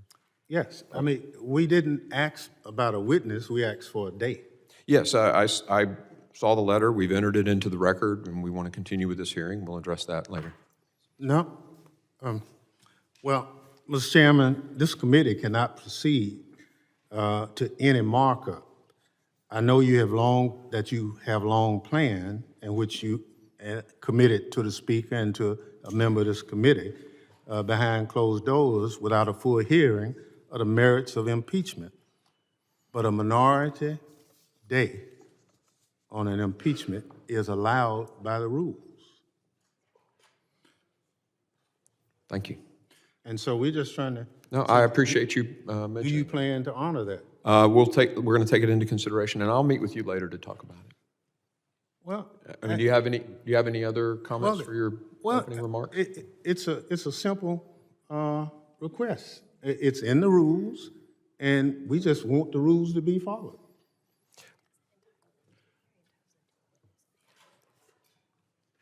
There's an interpretation disagreement on this. Our parliamentarian says that you're entitled to witnesses and not a specific hearing. We'll take a look at it after this, and you and I can talk about it then. Mr. Ranking Member, will you yield for a question? I just want to make sure, because I don't think it was entered into the record before. The Ranking Member referred to the letter that Council Secretary Mayorkas sent to the committee on January 11th. If I could, Mr. Magaziner, this is his opening statement, not his 5 minutes. He can yield time to you in his 5 minutes. Okay, I was just going to ask unanimous consent that the letter be entered into the record, but. I'm fine with that. We'll break protocol here just a second. If there's no objection, so ordered. Mr. Ranking Member, you're recognized still. I now recognize the Ranking Member to make an opening statement. Thank you very much, Mr. Chairman. Since its formation in the wake of the 9/11 terrorist attacks, the Committee on Homeland Security has distinguished itself through serious legislative and oversight work under the leadership of both parties. Republicans' partisan rush to consider House Resolution 863 today is a betrayal of that hard-earned record. This is a terrible day for the committee, the United States Constitution, and our great country. Republican members of Congress sworn to support and defend the Constitution are rejecting the framers' clear intent and over 2 centuries of precedent in favor of a sham impeachment. Republicans have failed to make a constitutionally viable case to impeach Secretary Alejandro Mayorkas, a dedicated public servant. The sham impeachment of Secretary Mayorkas is a baseless political stunt by extreme MAGA Republicans. Chairman Green, Representative Margaret Taylor Greene, and others have pushed for and even fundraised based on this pre-planned, predetermined scapegoating of the Secretary. In a process akin to throwing spaghetti at the wall and seeing what sticks, Republicans have cooked up vague, unprecedented grounds to impeach Secretary Mayorkas, refusal to follow the law, and a breach of public trust. Neither of the impeachment charges the committee will consider today are a high crime and misdemeanor under Article 2 of the Constitution. No serious person believes they are. Refusal to follow the law or maladministration was deliberately rejected by the framers as grounds for impeachment. Indeed, no official in American history has ever been convicted after impeachment for refusal to follow the law. These disputes are settled in the court system, not through impeachment. Apparently, Republicans are upset they lost in court and are trying to relitigate their cases through impeachment. The Constitution does not allow that. Breach of public trust requires conduct intended to serve an official's own benefit or the benefit of a foreign power. No serious person can allege that Secretary Mayorkas' action meet the standard for breach of public trust under the Constitution. Nevertheless, throughout this truncated impeachment process, Republicans have ignored the facts and misrepresented the law to justify their scheme. But the law is clear, and so is Secretary's record. He's leveraged the full range of authorities at his disposal while stretching the resources provided by Congress to secure the border. He has removed record levels of migrants detained by more people than Congress has provided funding for, and prevented record levels of fentanyl from entering our communities. Constitutional law experts agree the Secretary has not committed any impeachable offense. Rather, he has faithfully implemented the administration's border policies Republicans apparently disagree with. But policy differences are not impeachable. House Republicans' impeachment of Secretary Mayorkas accomplishes nothing, which would be consistent with their abysmal record this Congress. At a hearing before the committee this month, constitutional scholar Professor Deborah Pearlstein said, quote, "No branch of government has more power under our Constitution to address matters of border security than Congress," unquote. At every opportunity, Republicans have turned their backs on legislation to provide resources to the Department of Homeland Security. In doing so, they are turning their backs on border agents and officers. If House Republicans were serious about improving conditions along the border, they would provide the department the funding necessary to do so. They have not. If House Republicans were serious about improving conditions at the border, they would negotiate border security legislation with the White House and the Senate. They have not. Instead, they sat on their hands as a bipartisan group of senators worked with the Biden administration to hammer out a deal. The extreme MAGA Republicans who are running the House of Representatives are deeply unserious people. They don't want progress. They don't want solutions. They want a political issue. And most of all, they want to please their disgraced former president.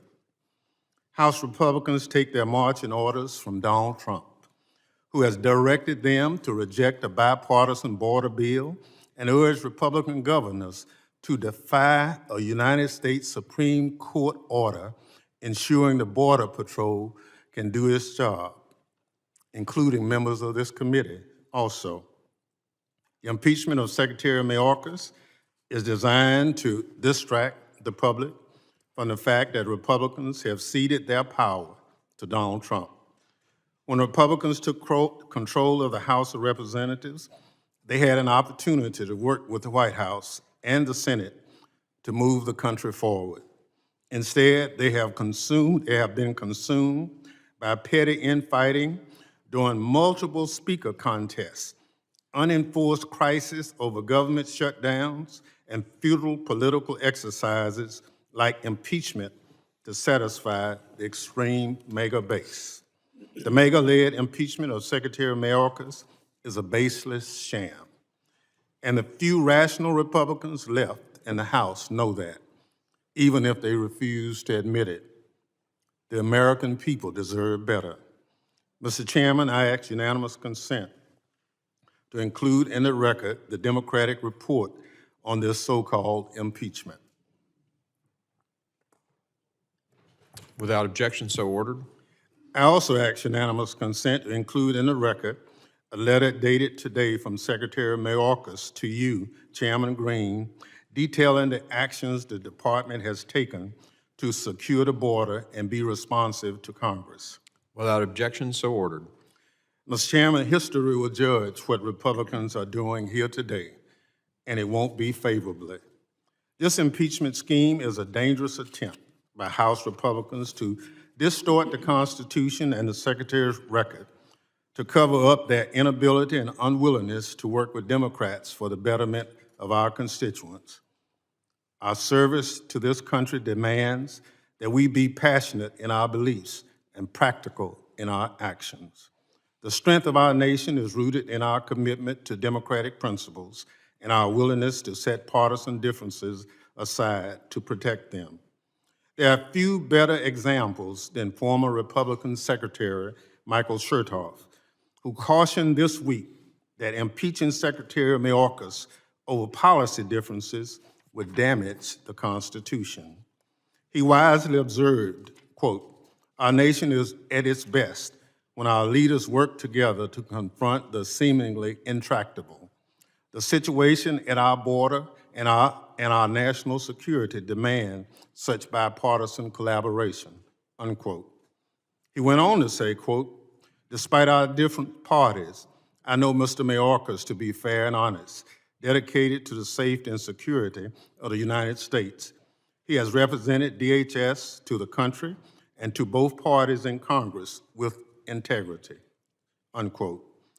That is the kind of bipartisanship we need to solve our border challenges. In fact, it appears our colleagues in the Senate are on the verge of reaching a bipartisan border deal.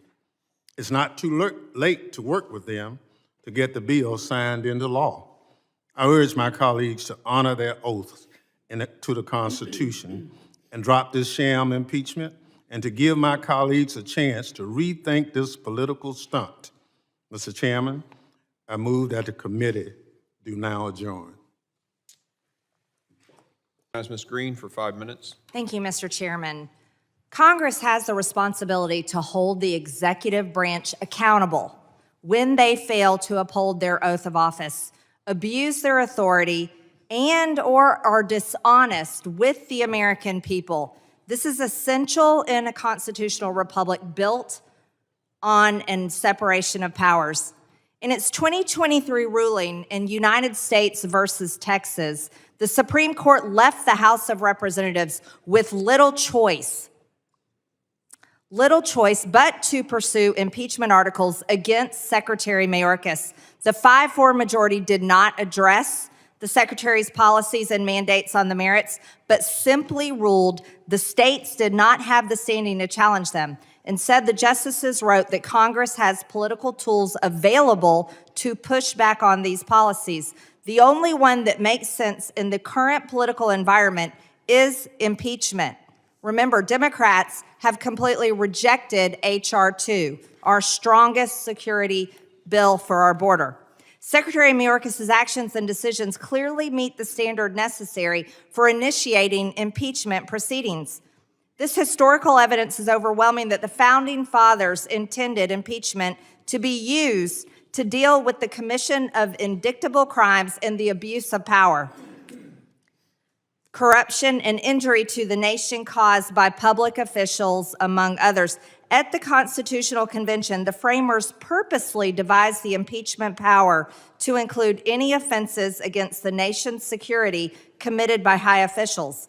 Stephen Bradbury, former principal deputy and acting assistant attorney general for the Office of Legal Counsel at the Department of Justice, there is a settled understanding beyond dispute that impeachable offenses include both prosecutable crimes and all manner of gross misconduct in office that does serious harm to the U.S. political system or the U.S. constitutional order. The actions, policies, and statements of Secretary Mayorkas easily meet that standard, and the American people completely agree, especially the witnesses that we've had before this committee, these parents who have had children murdered by fentanyl, murdered by illegal aliens, such as MS-13 crime gang members, and so much more. And I would tell you right now, the family of my two constituents that were killed in a horrific car accident by a 17-year-old cartel member smuggling illegal aliens into Texas would definitely agree with that. Secretary Mayorkas must be impeached for his failure to uphold his oath of office and for willfully breaking federal immigration laws. Mr. Chairman, I yield back my time. Gentlelady yields. And now it's my pleasure to introduce Rep. Biden. Thank you.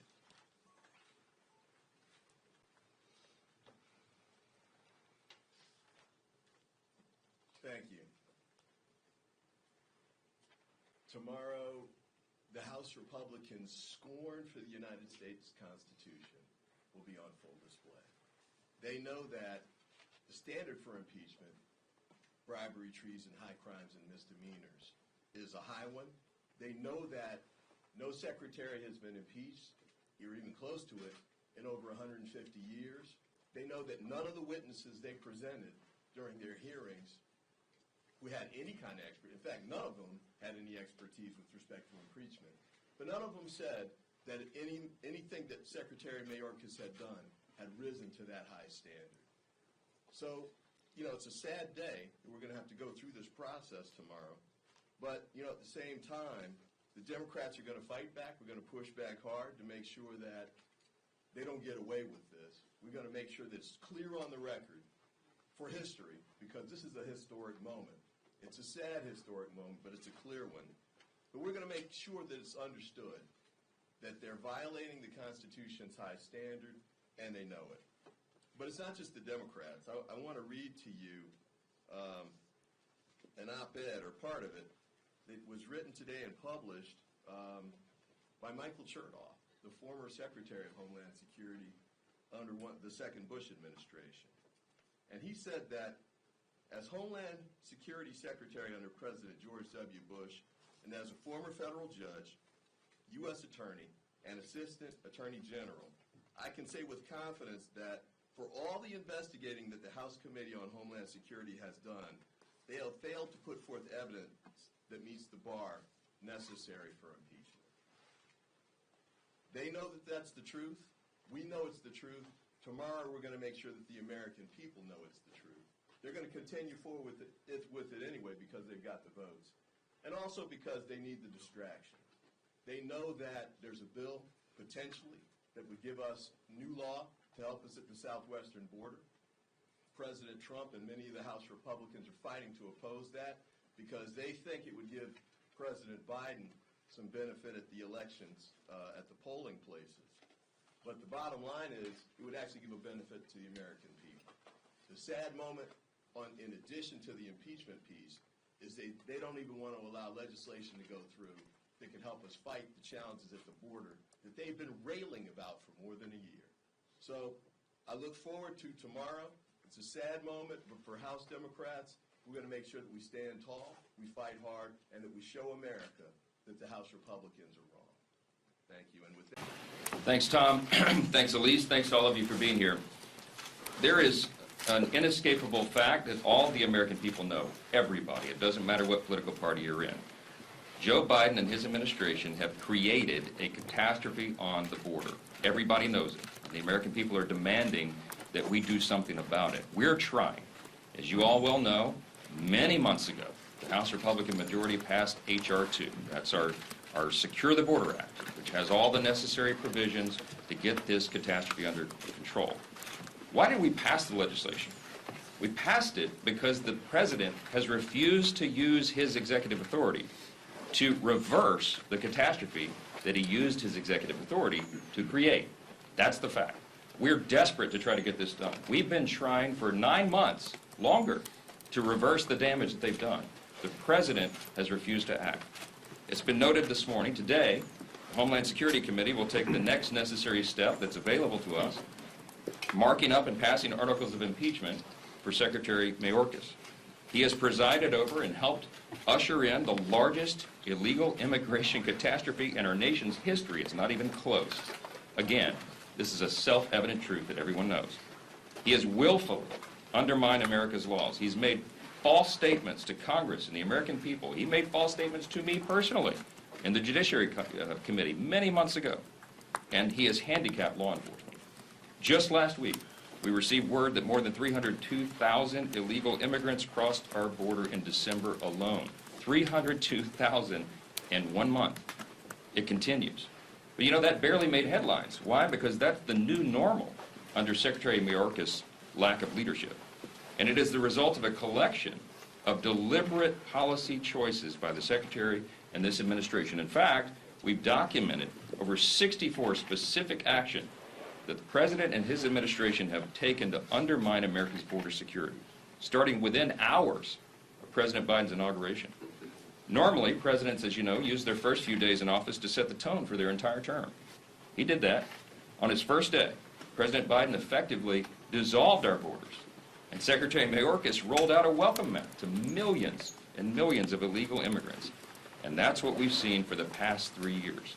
It was just 4 months into his term as the Secretary of the Department of Homeland Security that Mr. Mayorkas appeared before us in the Judiciary Committee. And I told him on that day in a clip that many people have seen that he needed to prepare his resume because it became immediately apparent to us that he was not doing his job. In fact, he was undermining the very system that he was supposed to administer. Now the President, this is laughable. The President is trying to flip the script. He wants to try to blame House Republicans in some way for the national security and humanitarian catastrophes that he caused.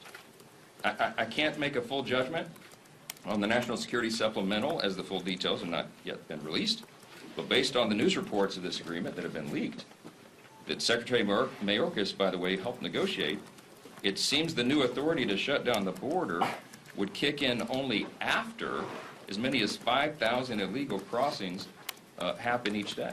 Why? Why would we do that?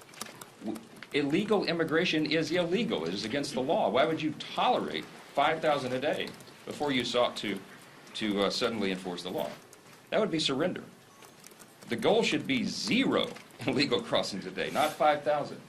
And all the President's authority should be utilized at 0.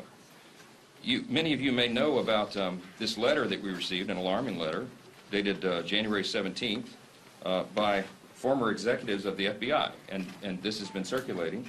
It's addressed to me and to Chuck Schumer in the Senate and to our committees of jurisdiction, the chairs of Intel, Homeland Security, and Foreign Affairs, and Homeland Security and Government Affairs in the Senate. And it begins, dear Mr. Speaker and Chairman leaders, as former senior executives of the Federal Bureau of Investigation with deep experience combating dangers to the nation, we write to express our concern about a current specific threat that may be one of the most pernicious ever to menace the United States. This is a long letter, but I want to read you a couple of excerpts. The threat we call out today is new and unfamiliar. In its modern history, the U.S. has never suffered an invasion of the homeland, and yet one is unfolding now.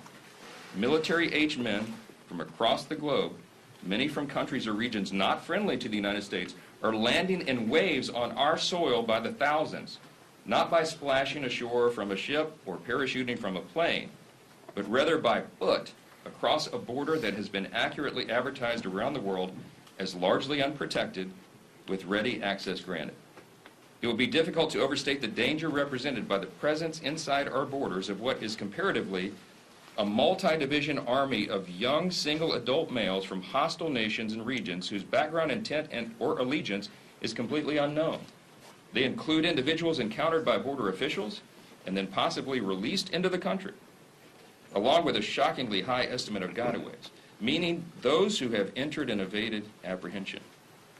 I'll read you just a few more lines. The country possesses dramatically diminished national security at this time because of this invasion, as our former FBI and Intel officials say. They said we would be remiss not to call out this potentially grave threat in most direct terms. The warning lights are blinking. Any violation of the nation's immigration laws increases risk, but the surge in numbers of single military-aged males descending upon American cities and towns is alarming and perilous. Additionally, they are not from terror-linked regions. They are not just from terror-linked regions, but from China and Russia as well. Hostile adversaries of the U.S. with aspirations to devastate national infrastructure. Last line, I'll quote them. The country has been invaded, an invasion that will continue as long as the nation's enemies perceive it will be tolerated. And it's signed by all these former officials of the FBI and intelligence. Listen, this is not a game.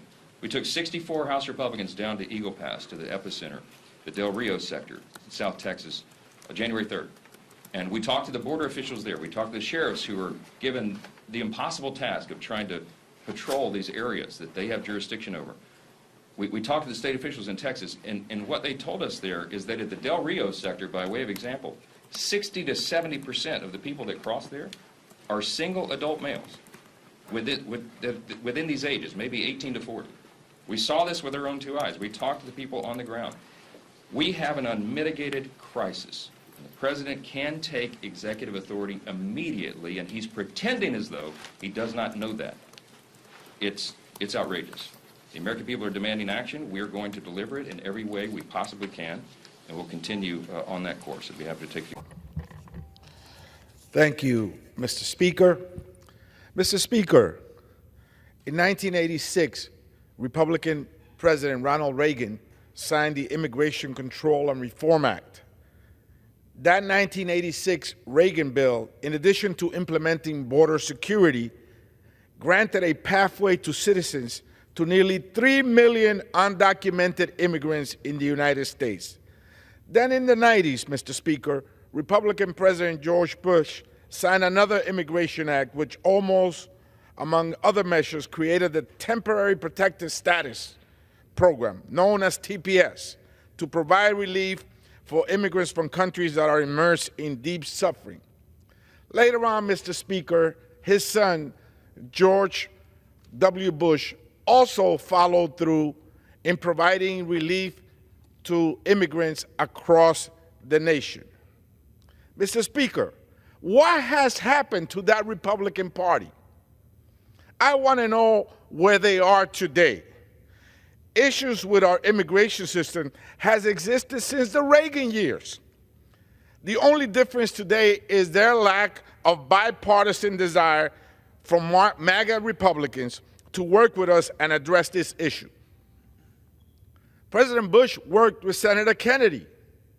George W. Bush worked across the aisle to find equal ground. Instead of coming to the table to address issues on the border security and compassionate measures like protections for dreamers, which 80% of voters support, MAGA Republicans have turned their backs on legislation to fix our immigration system. Instead of doing their jobs, House Republicans' latest stunt is a bogus, baseless impeachment inquiry of Secretary Mayorkas, which blames a single man for the situation at the border, a situation that has been around since the Reagan years. And it lays at the doorstep of a single man, Mr. Speaker, this issue. Bogus, baseless, a political tool in an election year. That's what this impeachment proceeding is, Mr. Speaker. Listen to the Republicans when they speak on this, and they have time and time again failed to articulate any charge against Secretary Mayorkas. Even conservative experts agree this impeachment inquiry is a sham. Michael Chertoff, a former judge and DHS secretary under President George W. Bush, stated that Republicans have failed to put forward any evidence that meets the bar for this impeachment, this bogus impeachment process that is a political tool in an election year. In reality, Secretary Mayorkas has done all he can to improve conditions in the ports of entry where fentanyl comes through every day, through wheels. Not through migrants, through wheels. He has done all he could to bring technology to the border in a balanced approach. But even so, Secretary Mayorkas can only execute the laws that are written by Congress. And this Congress has been negligent, derelict in its duty not to pass comprehensive immigration reform.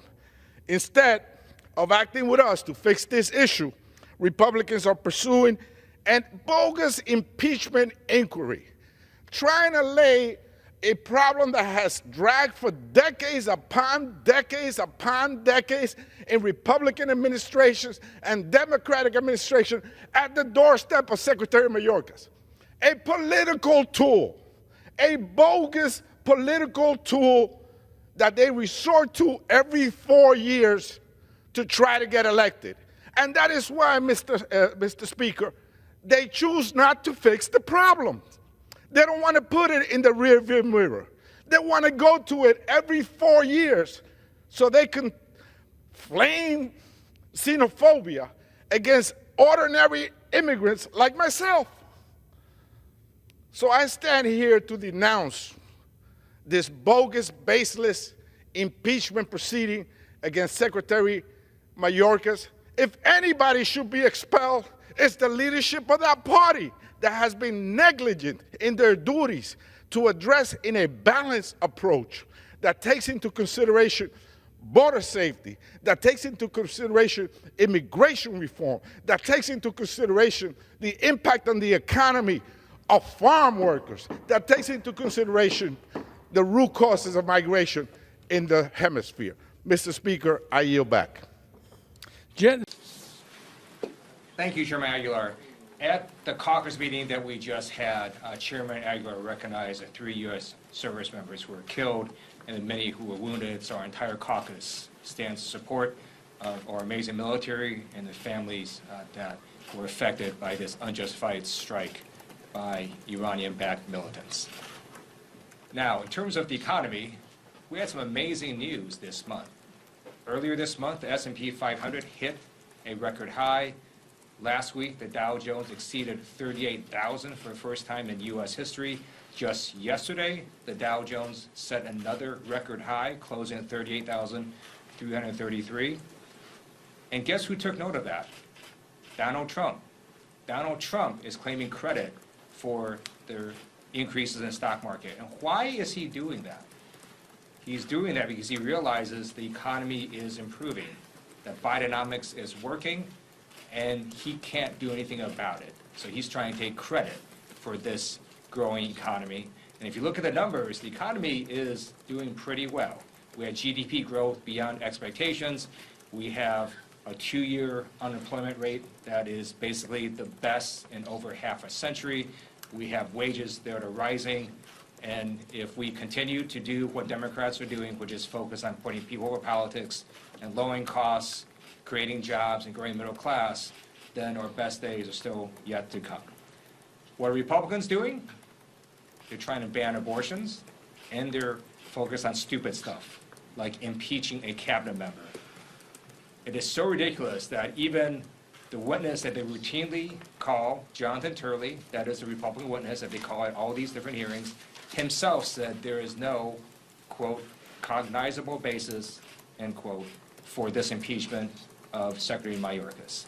So the Republicans are focused on issues that no one in America really cares about, and I hope the American public tells them, stop this sham impeachment and let's work together on trying to make our economy even better. And with that, I yield back.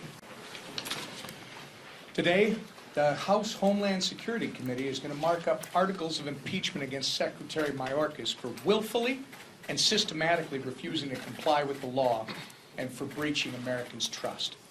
These articles are the product of a deliberate, thoughtful, and fair investigation revealing that Secretary Mayorkas' failure to fulfill his oath of office has resulted in an historic border crisis costing thousands of lives. I first called for Secretary Mayorkas' impeachment last May, and I stand by that call today. Since Joe Biden and Secretary Mayorkas took office, there have been more than 8.3 million illegal crossings nationwide. There have been 1.7 million known gotaways. And by the way, those are just the ones we know about. Just last month, there were more than 302,000 illegal immigrants encountered at the southern border, the highest single month ever recorded. But the Biden administration's border crisis is not just about illegal immigration. It's about fentanyl. It's about human trafficking, and it's about our national security. These are the things that threaten the livelihood of every single American. And these are the things that Secretary Mayorkas has refused to address while simultaneously sending a message to the world that our borders are open, and if you choose to come here illegally, you will get released into the country with little or no chance of removal. After nearly a year-long investigation carried out by the Homeland Security Committee into the border crisis, a few things have become very clear. Number one, the crisis is intentional. Number two, Secretary Mayorkas is responsible. And number three, he must be held accountable. Secretary Mayorkas has had 3 years to either do his job, to protect our borders, or to resign. He should be resigning, but since he won't, and since he's failed to do his job, and I think willfully, it's time to impeach. And I turn it over to our Speaker, Mike Johnson. On the detail of the 7 separate statutory commands that have been consistently flouted by Secretary Mayorkas, I do think that, to your point, it is understandable when someone says the border is secure. You can't call this border secure. No. In any fairness. Now, you can call the border untenable, as Mr. Goldman calls it. You can call the border not secure, as President Biden calls it. But it's been a device.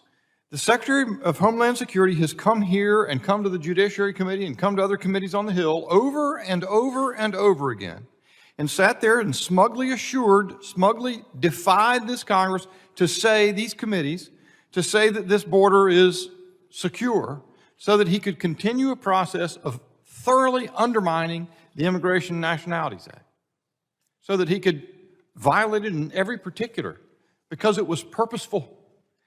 And it is only now that Mr. Goldman is constrained to say that the border is untenable. The situation at the border is untenable. Untenable cannot be reconciled with secure. It is not a secure border. I yield back to the Chairman. Actually, it was Mr. Goldman who said it was a humanitarian crisis several months ago when I did lay out those processes, just FYI. The Chairman yield for a quick question? You got 7 seconds. You listed out all the problems with fentanyl and human trafficking, and assuming that is correct, and assuming that the statistics about removals and fentanyl arrests and seizures are also correct, do you think the fact that we have a fentanyl problem in this country is grounds to impeach a cabinet secretary? No, I think that's the effect. The cause is saying the Congress shall detain, shall deport if there's not credible fear, and he's done none of those. You look at the deportation. What does that have to do with fentanyl? We're not going to have a debate. I'm answering the question, and the time has expired. Chairman? Anybody? Mr. Magaziner, you recognize. Thank you. A lot to respond to here. Let me first start by thanking the chairman for acknowledging that Joe Biden won the election. I know that some of his colleagues on the other side of the aisle disagree with that, but I thank him for acknowledging it. And I also thank him for acknowledging the fact that President Biden and Secretary Mayorkas have shifted personnel and resources to the southern border, yet another sign that the Secretary is doing his job in endeavoring to secure the border, despite the lack of support that he has been getting from the Republican Congress. It would be even easier if they would take up the supplemental funding request for 1,400 more Border Patrol officers, for 1,000 more CIS officers that the president has asked for. But of course, this isn't about actually solving the problem for my Republican colleagues. It is about having an issue. Let's take a step back here. There is a real risk that if we move forward with this, it will open the floodgates by establishing a new precedent for impeachment based not on the Constitution. Will the gentleman yield? In a minute. Based not on the Constitution, based not on bribery or treason or high crimes or misdemeanors, but policy differences and politics. There is no legal basis here in these articles. Article 1 alleges, as Mr. Bishop said, that the Secretary has been willfully ignoring the law. He is not. Under his watch, 4 million individuals have been removed from this country. The detention centers are at capacity because he is detaining people, and He is detaining people at approximately the same rate as under the Trump administration. In Article 2, we are debating Article 2, and we are reduced to talking about, is the word secure a fact or an opinion? Clearly, it is an opinion.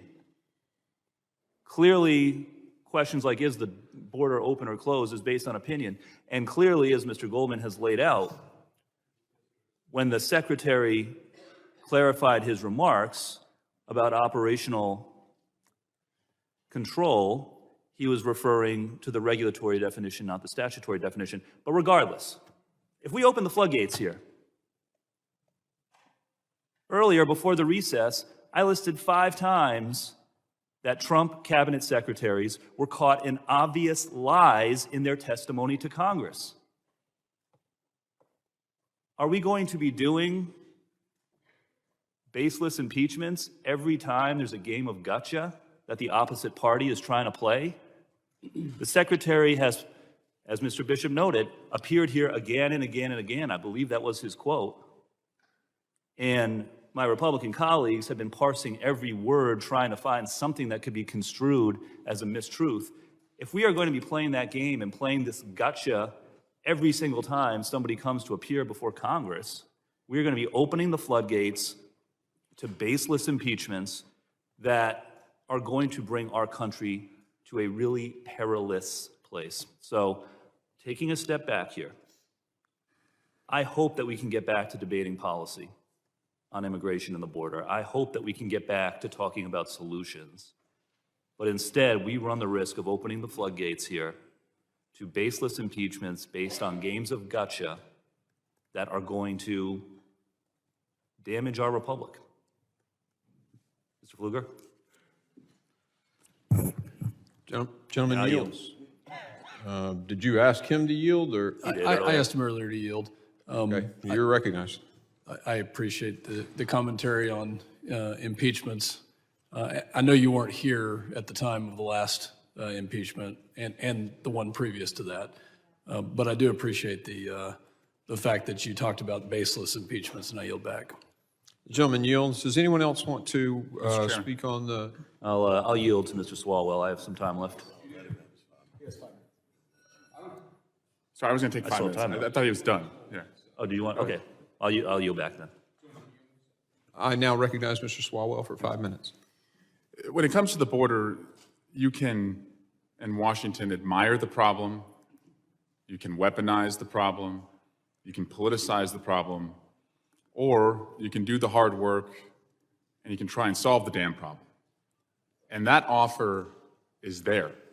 That offer was there in 2014 when 68 Republicans, some of the most conservative Republicans, worked with Democrats in the Senate to come up with a bipartisan agreement. And that offer is there now. I want to talk first about Secretary Mayorkas. Look, this guy needs a badge to come into the building. He's here so often. I mean, he's literally the most testifying member of the cabinet. And he came here for worldwide threats, and to say that the border is not a threat, I mean, that's what we're all concerned about. So if he's here for worldwide threats, of course he's going to be talking about the border. That's his job, and he did, and that's where most of the questions were about. And any shortcomings that Mayorkas may have, frankly, are your fault.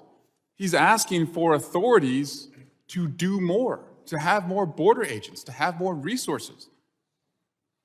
And so his limitations are caused by you. You put him in place. You won't let him do it. And anyone who wants to proceed with this impeachment but voted against a guy who incited a mob and aimed a mob at a Capitol and had all of us running for our lives, if you didn't vote for that one, I don't understand how you can stand here and say this one is credible. The border is a real issue. It is a real issue. No one in this room wants an open border, despite the accusations that are made. We want security at the border. That's why Senator Lankford, the second most conservative member of the Senate, according to the American Conservative Union, has been working with Democrats and the president to immediately solve this issue. Senator Thune, he's no rhino, I don't think. Senator Thune said that the best chance to solve any issues at the border is under President Biden. And he said it's not going to happen under President Trump. And this is all in the spirit of what President Biden has done over the last 3 years. Bipartisan infrastructure bill, bipartisan CHIPS Act, bipartisan Safer Communities Act to address gun violence, all bipartisan. And we have an opportunity to do a bipartisan border bill and address the threats that I keep hearing here every day. But it's the difference between wanting to weaponize the problem and wanting to solve the problem. And you see so many on their side. Border Patrol agents, God bless them, they're heroes. They'll seize fentanyl, and to just own the libs, they'll say, see, this is Joe Biden's border crisis. I don't understand. Were they not supposed to seize the fentanyl? Like, they got the bad guys. They got the fentanyl. And by the way, 90% of the fentanyl is coming through ports of entry. That's a separate problem. The only high crime that is happening in this room is the fact that we are doing anything but working on a bipartisan deal that's taking place in the Senate. That's the crime. We're wasting time if we're not solving this. And I just invite my colleagues, go back, please, to your election night, the first time that you ran. I remember it. My mom, my dad were there. They were more surprised than I was that I won. Your friends, your family are there, and you give that gracious speech about what you're going to do when you're going to go to Congress. And I don't think any of you said in that speech, as you thanked your supporters, I want to go to Washington to take on small issues. You all ran for Congress to go to Washington to take on big issues. And this is a big issue. It's not an easy issue. It's a complicated issue. But there's a bipartisan path forward. So I urge my colleagues, when it comes to the border, choose the fix, not the fiction. Choose the fix, not Fox. And choose the fix and not fame. And we can live up to the promise that we made to our constituents when we made that decision to run for Congress and do big things and solve tough problems. And I yield back. The gentleman yields. I now recognize Mr. Guest, the gentleman from Mississippi, for 5 minutes on the amendment. Again, very briefly, Mr. Chairman, I know I sound like a broken record, but again, for my colleagues across the aisle to say that Republicans don't want to fix the problem, that we've offered no solutions, that we've just sat around and hope that the crisis at the border has gotten worse, is a complete fabrication and a completely false statement. Mr. Chairman, you've mentioned H.R. 2, the legislation that we passed out of this House, that H.R. 2 would have employed 22,000 CBP officers, the highest number in history. And not only do we authorize that in H.R. 2, but in the House Appropriations package where we funded the Department of Homeland Security, we actually funded that. Our appropriations package that passed out of the House with no Democrat support funded 22,000 agents. We actually put more money in the budget than the president requested. It is $3 billion more than the budget was last year. And so when Republicans are plussing up what the presidential request is, when Republicans are investing in technology, where we're investing in retention bonuses, where we're hiring more agents, to hear my colleagues across the aisle say that we're doing nothing to solve the problem. And I continue to hear about this solution in the Senate. The Senate is crafting this bipartisan legislation, which now for weeks we've been waiting on bill text. Weeks. And has the Senate engaged the House? Have they engaged members of this committee? Maybe they have on the other side of the aisle. Maybe Ranking Member Thompson or maybe other members of the committee on the Democratic aisle have been briefed on what is going to be in the bill. But we have been shut out of those talks. We are not part of that solution. We don't know what that is. And so when people say we need to go ahead and we need to just adopt what the Senate is going to send over, I want to see what's in there. I mean, for weeks and weeks and weeks, we have been waiting on this. And so, Mr. Chairman, and the effort to not continue to beat a dead horse, Republicans have offered solutions. Republicans have offered solutions in funding. Republicans have offered solutions statutorily in H.R. 2. Republicans have time and time again done everything that we know to do to fix this crisis. But the one thing we can't do is we cannot make Secretary Mayorkas enforce the law. And the only remedy that we have left is to impeach the Secretary for his refusal to enforce the law and to impeach the Secretary for his lying to Congress. And I disagree with my colleagues across the aisle that a secure border is some vague term that nobody knows what it is, and that we have no idea. And that when we start throwing facts at it about numbers of immigrants who are coming across the border each and every month, and we see those numbers continue to spike and continue to rise. We see the number of people who are dying every day from fentanyl. Yes, we're catching more fentanyl coming across the border, but do you know that the leading cause of death for individuals 18 to 49 are drug overdoses? Most of those caused by the use of fentanyl, and that fentanyl comes across our southern border. And so when confronted with those facts, do we have a secure border? The answer is clearly no. And the answer is no because this cabinet secretary refuses to enforce the law.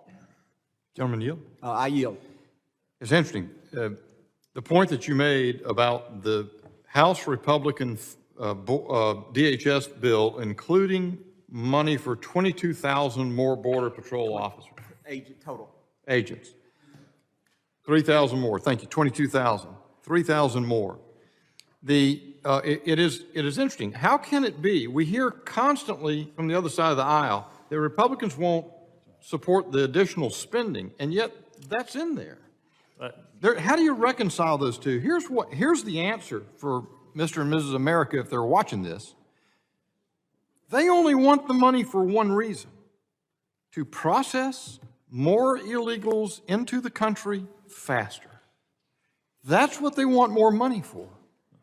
And if you think that solves the problem of the immigrants camped out on the sidewalk outside the Roosevelt Hotel in Mr. Goldman's district, it does not.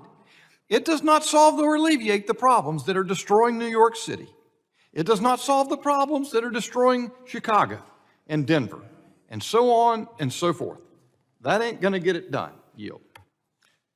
The gentleman yields, and the gentleman yields back. Is there anyone else who wishes to? Mr. Chairman. Mr. Higgins, you're recognized. Thank you, Mr. Chairman. My colleague, whom I regularly disagree with, but I genuinely respect, Mr. Goldman asked earlier, could any of us identify what, I believe your question was, could any of us identify what a secure border looked like? Just to clarify, if I may. I think so. I said no two of you would I'm the just one. Same specific definition, I'm which is gonna what try is and give you an required answer. for a false statement.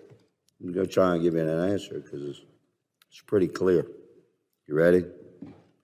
2019. That's what a secure border looked like.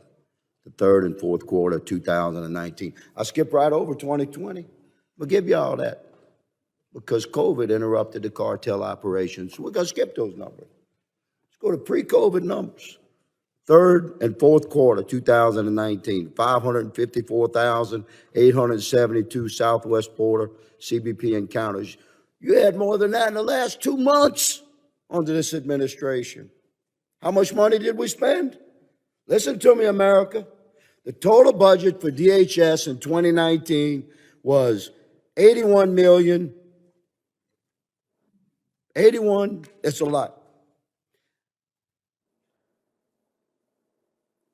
I can't read this, my staffer. You got too many numbers here. Okay, here you go.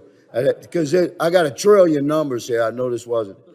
Is it 81 billion? Basically, we spent 81 billion. Listen to me. In 2019, we had the cartels on the ropes, and we spent 81 billion. Last year, they rolled over us. We're losing our country, and we sent DHS 101 billion. We spent more money, a lot more. In the Biden administration, we're giving it to Mayorkas. He's supposed to be the expert. I mean, honestly, what does President Biden know about securing the border? That's why he hired a Secretary of the Department of Homeland Security. He hires this man, it was his 22 years of service. It's his first 19 we were fine with. These last 3, he's been destroying our country. And we're giving him more money to do it with. So what changed? My colleagues, what changed between 2019? You think the cartels changed? All of a sudden they got hungry for more money? No. Policy, executive policy out of our White House, out of your president, that began in January of 2021. This is why our country is disintegrating, America. And who's ultimately responsible for that? The expert that President Biden hired. That's who we're impeaching today. Because we asked him to resign, we asked him to correct. He quite pompously and arrogantly rejected all of that and kept coming before this body and our colleagues in the Senate and tell them everything's cool. Will the gentleman yield for a question? I'm going to yield back to the chairman, if you don't mind, my friend, Mr. Goldman. Do any other members? Ms. Titus, you're recognized for 5 minutes. Thank you, Mr. Chairman. But first, I want to just be sure that we understand what we're talking about the border being controlled by the cartels. You're suggesting that the cartels are controlling both sides of the border, and it's this nightmare. I'd like to quote for you Raul Ortiz, who is the chief of the U.S. Border Patrol. I will tell you that in certain areas, the cartels control an awful lot of the southern border south of the United States. They are not in the United States. They are south of the United States. And then you have Chief Patrol Agent Aaron Heike from the San Diego sector saying it's correct to say that the cartels don't actually control any land on the U.S. side of the border. So when we talk about the cartels controlling the border, let's be sure we tell the whole story. But it's not surprising that only tell part of it, because the hypocrisy of the people on that side of the aisle has just become so egregious over the course of the day that nothing surprises me. You sit here self-righteously attacking Mr. Mayorkas and saying he's not abided by the law, I guess the immigration and nationality law. He's lied, he's willfully done these things as though he has some personal motive for seeing the cartels bring in more fentanyl. He's broken the law, and that's why we've got to impeach him. So I would ask you, if somebody was accused or indicted or convicted of rape, would you think they broke the law? How about fraud? How about sexual harassment?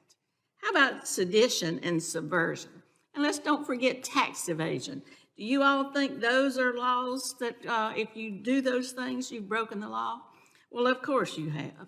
And yet your candidate for president, who not a one of you have condemned or stood up and said, no, I'm not going to support that guy because he's broken all these laws. I hadn't heard you say it. You're fine to go down the path with him, but you want to attack Secretary Mayorkas for doing the best that he can and not violating any such laws as this. And Will the gentleman yield? I yield, Mr. Thank you very much. My friend from Louisiana, I have a question for you, if I may. I may not get the data right, but I believe you said that in the third and fourth quarter of 2019, there were approximately 500,000 encounters at the border. Is that right? And then over the past 2 months, there have been many more encounters at the border? So is it your view that more encounters at the border means that the Secretary of Homeland Security is doing a worse job? The gentleman allow me to respond? Yes, please, I yield. Yes, sir. My perspective is likely quite different from yours, good sir. I'm a cop, and my data comes from boots on the ground. The effectiveness of our law enforcement operations under President Trump was a well-run machine because of I understand. policy. I mean, I don't want to get into So like a whole long You thing. didn't The have, only question I had, you if didn't I have could these reclaim my people time. coming in our country. If I could reclaim my time, the only question I'm asking and the point I'm making is you're trying to make an argument that more encounters at the border means that our border is less secure. Yes. But what it actually means is that the men and women of the Department of Homeland Security are doing a better job of securing the border. Because you Gentleman have yield. more encounters with slightly more resources, as you said, which is on a pro rata basis doing a better job. So I'm glad, though, that my Gentleman colleague yield. from Louisiana has determined that secure, as included in Article 2 of the impeachment, is defined as the third and fourth quarter of 2019. So now we all know that that is the definition of secure that Secretary Mayorkas lied about when he said it's secure, and it's not what it was in the third and fourth quarter of Representative Yield. 2019. I will yield to Mr. Magaziner. 78% of southern border encounters were detained under President Trump. That's a pretty good number, 78%. 78% also during the Biden administration. It is the same percentage. Tom. Rules Committee. Okay, thank you, Dr. Burgess. Let me just say, Chairman Green, I have respect for you as a member of this Congress, but quite frankly, reading what is before us, and watching all this unfold, I think you should be ashamed of yourself for bringing this kind of trash before this committee. I mean, we are here because Marjorie Taylor Greene and the Chock full of Nuts caucus wanted us to be here. Let me ask you, Chairman Green, if you succeed and Secretary Mayorkas is impeached, who replaces him? Do we know who will be in charge? Well, I assume that there's a deputy who would step forward. You know the in an name interim. of the, you know the name of the? No. You don't? No. So, I mean, it seems like it's a pretty. I don't see why that's relevant. Well, it is, I mean, because the question is, I mean, will it be somebody who is implementing Biden's policies? So if he or will it murdered be someone, would we just not get him out of office Well, because he, so you I don't- mean, you there's don't- nobody named to follow the, him? The answer to the question is you don't know. You're right, I who will don't. replace. Okay, so let me ask you this. When exactly did you decide to impeach Secretary Mayorkas?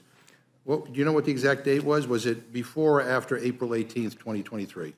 April 18th, 2023. Now, we have proceeded with a five-phased approach, looking at this as fairly as possible. Was it before or after April 18th, 2023? I can't tell you when I thought this needed to happen. Well, the reason why I ask you is I'm looking at a New York Times article That of misquoted April me, 18, yes. 2023, entitled "Key Republicans Tell Donors That He Will Pursue Impeachment of Mayorkas."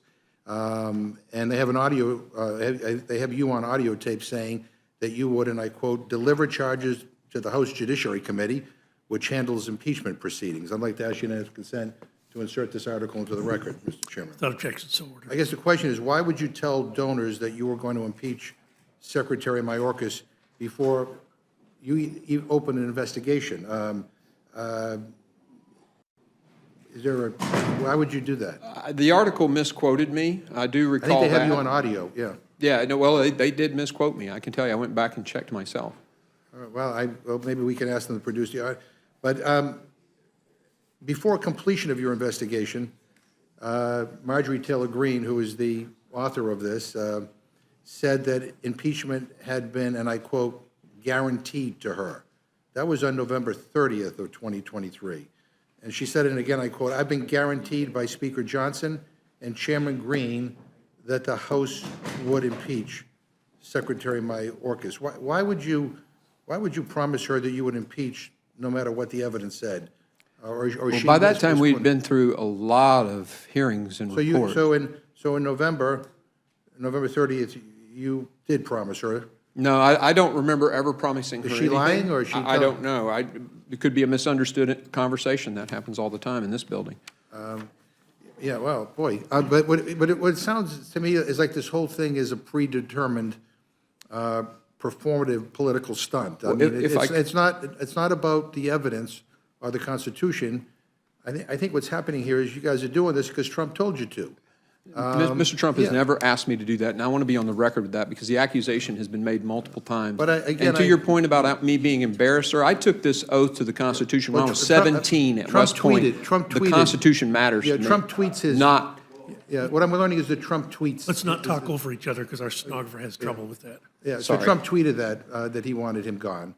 I So don't that's even nothing, yeah. Well, think I follow it's him. hard for me to believe that the Republicans in this House, do not pay attention to every word that is tweeted or uttered by the former president, because you seem to be following his orders to a T. Let me ask you, Chairman Green, if it gives you any pause that so many staunch Republicans and colleagues of yours say that you have no cognizable basis here for impeachment. I don't know if you've heard these quotes, but I'd like to ask you to respond to some of them. A political stunt, and I'm quoting Secretary Michael Chertoff, who's a Bush administration DHS secretary. Another quote, Secretary Mayorkas did not commit an impeachable offense. He is not guilty of high crimes or misdemeanors. That was Representative Ken Buck, who is a Republican of this House.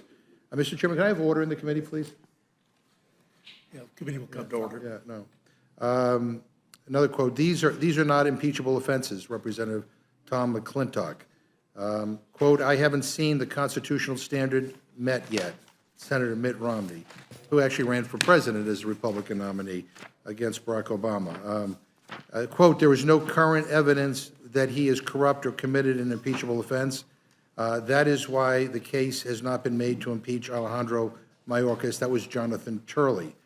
I guess I find it shocking the number of Republicans who have basically come out and said that this is nuts. And these are just moderate Republicans. It's a lot of hardcore conservatives have said, let's hit the brakes here. What is your response to all these people who seem to have a real problem with this on the Republican side? Well, Mr. Ranking Member, obviously I disagree with them. But as I was saying earlier, I took the oath to the Constitution when I was 17 on the plane at West Point. Spent 24 years living under that oath as an officer in the United States Army. And I will tell you that my oath wasn't to the people, it wasn't to the geography, it wasn't to the flag, it was to the Constitution. Same oath we take for this job. This secretary has disregarded a co-equal branch of government, 7 specific laws that he has subverted and basically had his people break those laws.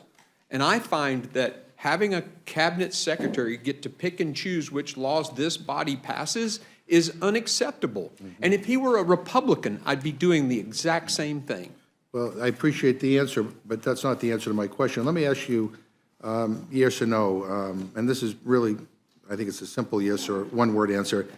Do you think Congress needs to pass new laws to fix our problems at the border? We absolutely need to pass laws. H.R. 2 is sitting over there waiting on the Senate to pass it. Well, as you know, we have a Republican-controlled House, barely. You have a democratically controlled Senate, barely. You have a Democratic president. So obviously, there has to be some give and take. The Senate has been working in a bipartisan way, and you're saying something that, quite frankly, one of our colleagues said the opposite of last week in the Rules Committee. He said that we didn't need any new laws, but you're saying we need new laws. And I guess if that's the case, what's your response to Speaker Johnson refusing to bring up the Senate bipartisan bill to address the problems at the border? Because I'm just trying to understand the rationale of people complaining that we need to better control our border, but yet there seems to be a pretty tough border security bill coming out of the Senate, and you guys are basically saying dead on arrival. Well, there's a couple of reasons. Number one, the way this bill is written, it actually facilitates more, just what's happening right now. It codifies the things that are currently against law that Mr. Mayorkas is doing. And it's rather interesting that we're negotiating more law, which I agree, we need to fix some things, to hand to a secretary who has chosen to break the law.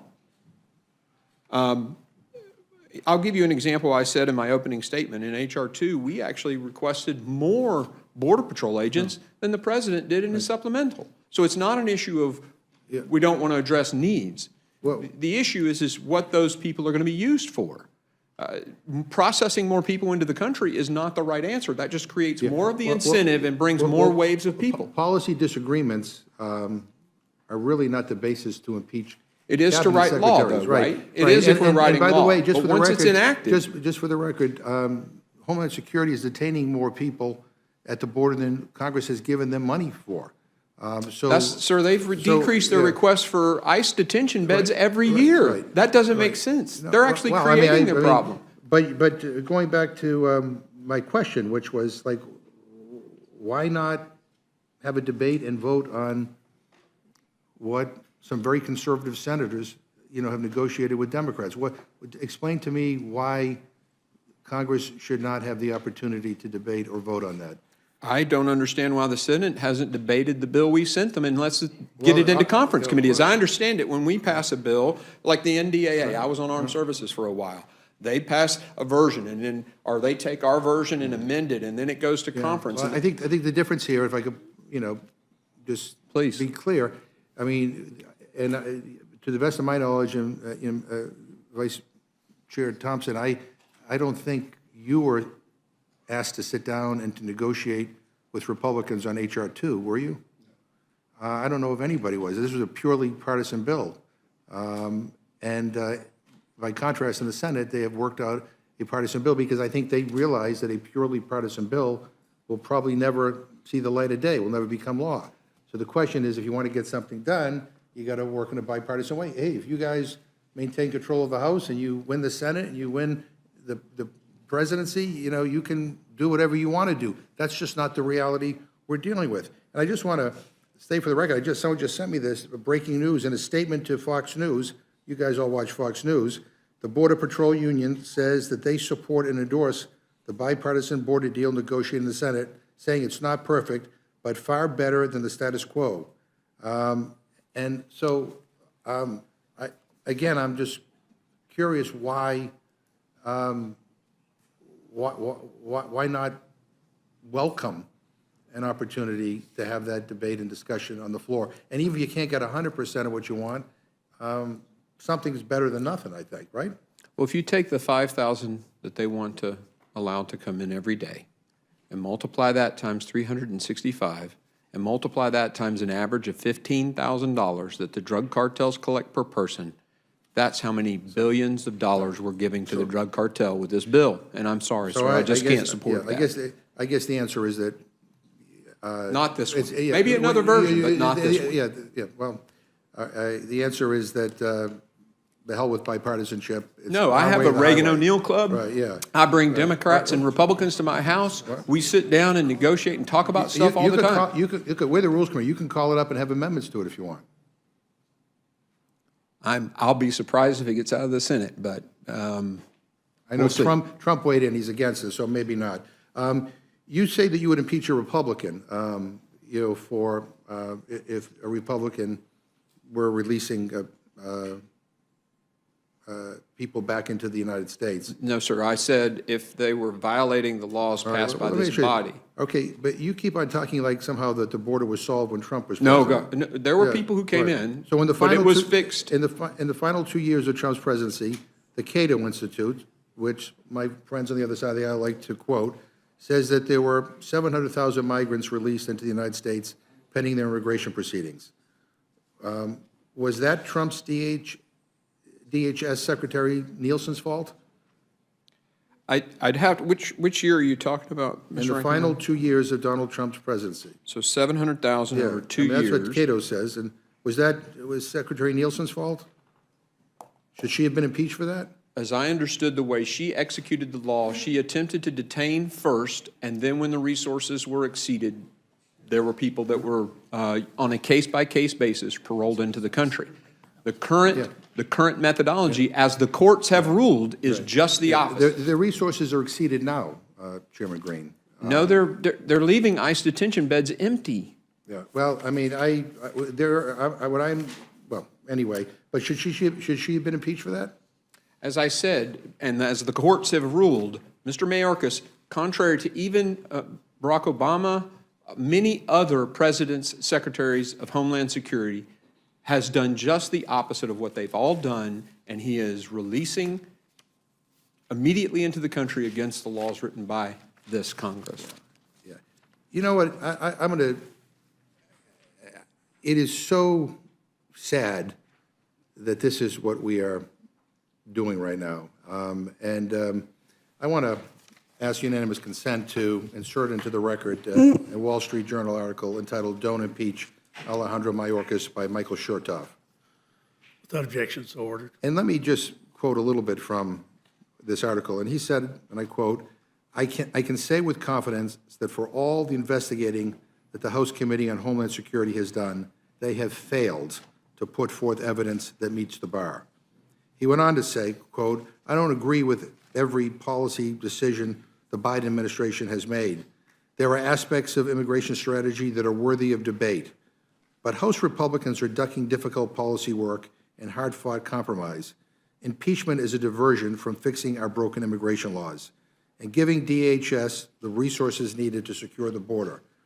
You know, I say that, I want to highlight this because this is a Republican who is in the former head of Department of Homeland Security.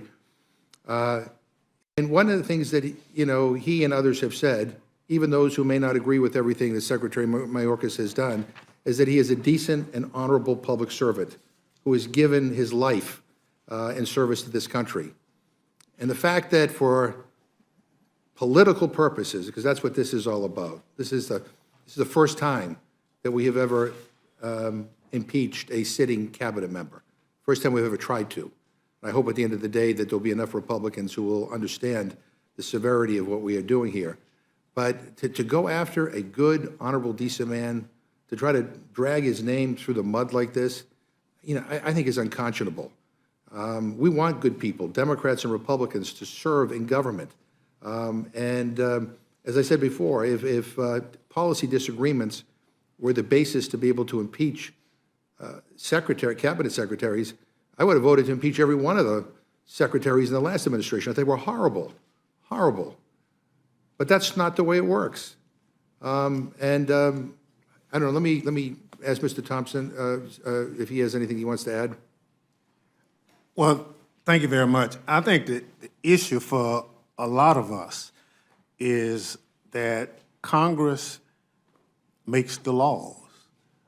The administration deals with the policy.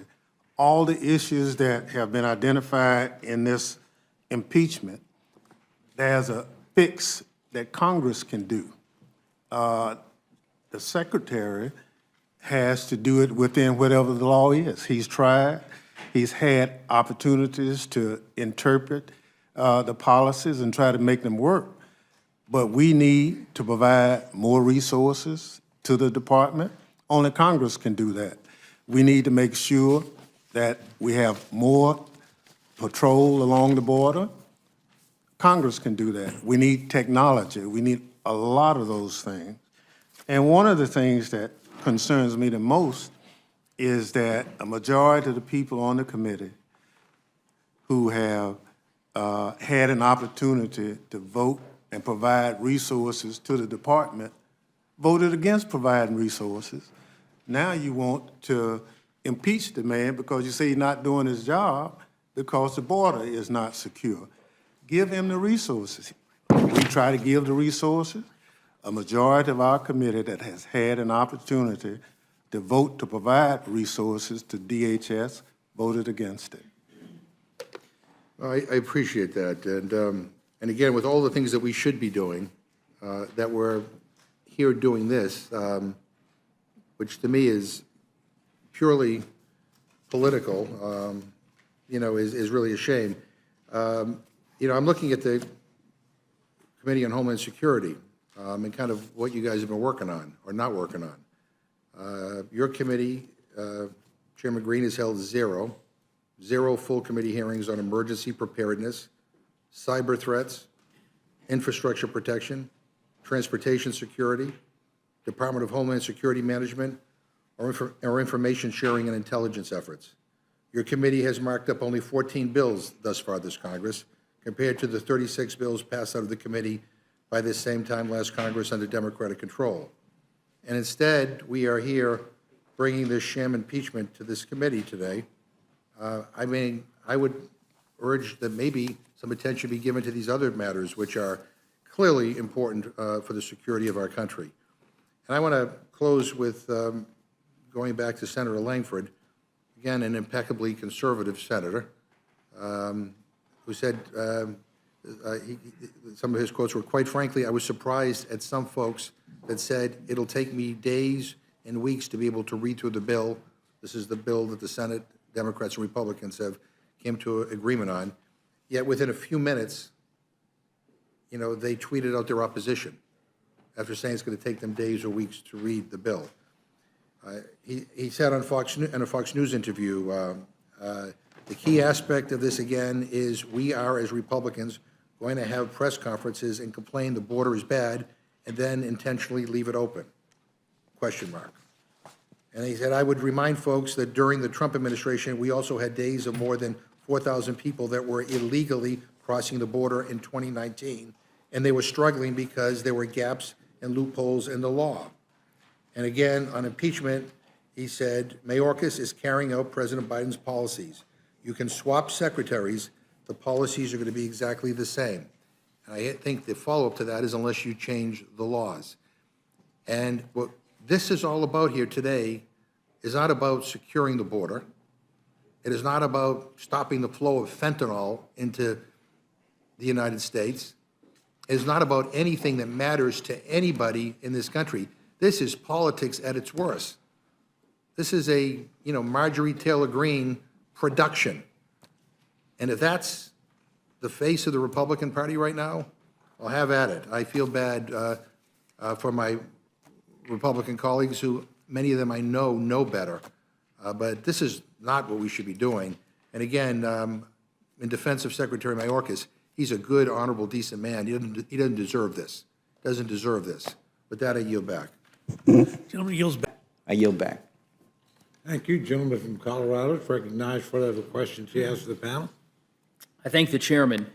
First, let me just say I'll thank the gentleman, Mr. Massey, for reminding us of one of the darkest days in the history of our republic, January 6th. And by the way, a day that ultimately led to a permissible and appropriate and prudent and necessary impeachment when former President Trump was impeached for his conduct leading up to and, of course, including January 6th. I find it fascinating that my friend from Kentucky takes issue with the work of the committee, apparently shows great interest in the work of the committee. I believe he voted against creating the Select Committee to investigate the January 6th attack on our nation's capital, a bipartisan committee that was led with great distinction and integrity by then Chairman, now Ranking Member Thompson. I think it's patently absurd to ask questions regarding what was a thorough and comprehensive multi-year investigation without giving the benefit to the witnesses of having the report and the evidentiary record to be able to answer the gentleman's questions. By the way, of course, we're here on a completely different subject, the baseless impeachment that House Republicans have initiated against Secretary Mayorkas. I, for one, am grateful for the work that the January 6th committee did and for Chairman Thompson's leadership of the same. I have a number of questions with respect to the actual subject that we are gathered here today to talk about, but before I get into that, I do want to give Chairman Thompson, Ranking Member Thompson, an opportunity, to the extent he'd like one, to respond and perhaps make any comments with respect to the gentleman from Kentucky's soliloquy or diatribe or whatever we want to call it. Well, you know, whatever the gentleman from Kentucky has uncovered, it's still not too late to provide that information to the authorities, and hopefully we can capture some people. and I would encourage him to do so. I think we all ought to be embarrassed at what happened on January 6th, but we also should fear some of the danger that went on that day. And I hope our report talks about how misinformation improperly promulgated causes people to do strange things, including planting pipe bombs. So if there's evidence somewhere between ATF, Secret Service, FBI, I think they should be made aware of the videos, and I look forward to, if the chairman decides to move on some subpoenas with whomever, it would be a good opportunity to add to the record of the work of the Select Committee. I thank the ranking member, and again, extend to him, I think, our gratitude for the work that the Select Committee on January 6th accomplished. Chairman Green, I want to talk to you about the subject that we're gathered here to talk about, which is the impeachment proceedings that you've initiated and the resolution against Secretary Mayorkas.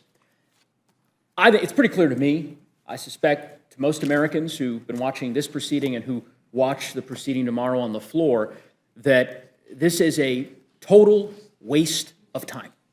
It is going nowhere, and it is a distraction from the real necessary work that Congress needs to perform to address the consequential challenges that we face as a country. Chairman Green, I have an editorial here. I'm going to enter it into the record.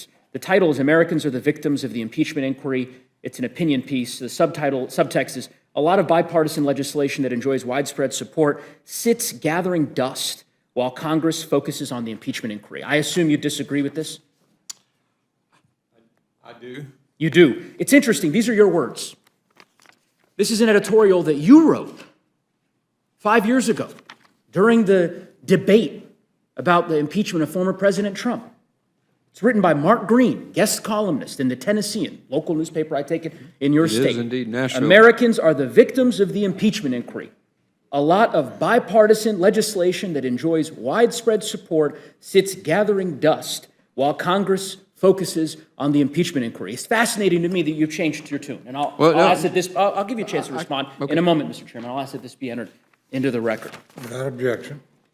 Part of the challenge for me and so many of my colleagues on this side of the aisle is the hypocrisy that unfortunately we see from our colleagues who argue one thing and then a week later, a month later, a year later, 4 years later, as the case may be in this instance, argue the exact opposite. Now, the chairman, or the former chairman, our ranking member, Mr. McGovern, asked you, Mr. Green, Chairman Green, a series of questions about process. And I want to give you a chance, to perhaps expound upon a bit of this and maybe explain to me and the American public your thinking. Is it your contention that you went into this impeachment proceeding with an open mind? You're not, I assume, taking that position, right? It depends on sort of the process when someone becomes convinced that it's the right thing to do. Sure. I can't tell you exactly the day when I said, no, this really is, he needs to be impeached. Can you give me a time period? A season? Gosh, I mean, Spring, we started fall, this winter? almost as soon as we got into the majority, so, no, I couldn't tell you when I Okay, actually well, I made mean, the decision. It seems like you were about to say maybe springtime, which would comport with the New York Times article that Chairman McGovern mentioned. And I know, and I'll give you a chance to, perhaps if you want to, again, expound upon this. That article is from April of last year. This is a quote from that article. The Republican chairman of the House Homeland Security Committee promised donors this month that he would produce an impeachment case against the Biden administration's Homeland Security Chief, Alejandro Mayorkas, saying that the secretary's appearance before the panel this week would be the beginning of his demise, end quote. So this is before your committee has heard from Secretary Mayorkas. It's before you've had the witnesses that apparently have come before your committee. It's before you've had any meaningful debate. You decide a year ago, maybe a little less than a year ago, that you're impeaching him. That's not what we said. So is I'm this sorry. article inaccurate? Yeah, parts of it are, actually. And you take, I mean, as Mr. McGovern. I've been queried about this many times. Okay, well, I think it's important to get to the bottom of that because apparently the New York Times, at least in this article, says this is based on audio recordings of you at this event, that apparently Mr. Jordan, the chairman of the Judiciary Committee on which I serve, was also in attendance. So, if that's inaccurate, I think you should get it corrected because to me, it seems like, and I just can tell you, as the American people begin to dig into this and learn more, I think what it will seem like to them is that this process was rigged, that it was stacked, that at the end, and I know that you all and House Republicans and my colleagues on the other side of the aisle have taken issue when you believe that an impeachment proceeding is rigged or stacked from the very beginning, as this impeachment proceeding was. And just to give you an example of this, in October of 2019, your office issued a statement. This was following your vote against initiating an impeachment inquiry against former President Trump. The first 4 words of this press release, quote, "The vote is rigged." The next 4 words, "The deck is stacked. That's why I will be voting no on today's resolution to formalize the impeachment inquiry against President Trump." So you took issue with a rigged process in your view, what you characterized as a rigged process back then. 5 years later, you're head of this committee. You're, a court apparently telling folks that you were going to proceed with impeaching Secretary Mayorkas 10 months before you actually initiate those articles. I don't know how you square that, but I'll give you an opportunity. Yeah, Go ahead. thanks. No, we started a 5-phase process almost as soon as we came in here, looking at I'll give you the 5 phases: dereliction of duty. The second phase was how the open border had, empowered the drug cartels. The third phase was the human cost, and we brought in all sorts of people to talk about human trafficking and the deaths of fentanyl and things like that. We had a phase that was the costs. And it's huge, $400 and something billion that the open borders cost in the economy. And then waste, the empty ice beds, the empty hotel beds. This took almost a year. we've been at this almost a year. So Can I ask you about that 5 to phase? suggest that it's some kind of abbreviated, rushed process that's fabricated or whatever. I don't remember your exact words, but that's not fair. That's not a fair characterization. This has been a very thorough, systematic process that was done to get to the details and produce a report that's 400 pages long. I hear you. Let me ask you about the 5-phase plan, because it's interesting. Apparently you say that some of these quotes are misquoted in terms of this New York Times article. The 5-phase plan piece of it was not. That's right. We talked about what the intentions were, but not what the conclusion is. I see. Yeah, very important. So the part where the New York Times says, quote, that you had a, quote, 5-phase plan for doing so, and that the Homeland Security would, quote, put together a packet and we will hand it to Jim Jordan and let Jim do what Jim does best. That part is true. The part where you say that you're proceeding with impeaching Secretary Mayorkas, that part is false. That's the... I'd have to go back and look at that again, but this is what I do know. I have looked at it in the past. This was months ago when it was brought up by my colleagues on the committee, and there were aspects of that article that were not true. That's what I do know. I'll move on to talking a bit about the process. Okay. That press release that I quoted in 2019 your office identified a number of issues that you took with respect to the process that the former President Trump experienced in terms of the first impeachment back in 2019. You stated at that time, this is a quote, "This resolution consolidates Adam Schiff's power and cuts out the small number of members who've been able to take part in hearings so far by moving the jurisdiction to Schiff's Intelligence Committee." Okay, end quote. Now, I know you understand this as the chairman of the Homeland Security Committee. The Judiciary Committee has conventionally, traditionally, by centuries of precedent, been considered the committee that marks up articles, right? Yeah, that's Okay. why I mentioned in the article you quoted, I was talking Exactly, about. Yeah. right? I hear you. In this case, impeachment was done exclusively within the Homeland Security Committee, right? By a vote for the House floor I with hear you. 201 Democrats. voting. Understand. Yeah. And the understand. motion made by the Democrats, And apparently, you take no issue with the fact that this proceeding was limited to the Homeland Security Committee, to a small group of members to participate. You took great issue with this same approach 5 years ago. Again, part of my frustration, and I think the frustration that the American people experience, is this sense of hypocrisy, that this isn't on the level. I'll give you another example. This perhaps was the most astounding example of all. This press release states, and I'll quote, this is in reference to the impeachment resolution, "The resolution subjects the minority's subpoena authority to Schiff's whims and refuses to guarantee that the minority's witnesses will even be called," end quote. Ranking Member Thompson, did you have subpoena authority in this proceeding For, to call witnesses? yes, And was that authority limited in any way? Did it require the approval of the chairman or any kind of assent? in terms of, repeat it again, your question. With respect to the subpoena authority that the minority had Oh. in Homeland Security in this proceeding, you weren't able to call witnesses that you believed were deemed relevant. No. It required the assent of the chairman. Yeah, well, we had 2 hearings. Yep. Basically. We were able to afford witnesses, but that's it. We did not subpoena anyone. Got it. You didn't have subpoena authority. No. So, to that end, and as the ranking member has articulated, in 2019, Mr. Chairman, Chairman Green, you took great issue with the notion that... And I voted against this one coming to my committee, just so you know. Well, I appreciate that you voted against it coming to your committee, but of course I'll yield to... No, I think we want to be a little bit more honest here with everybody about the circumstances to which this was referred to the committee.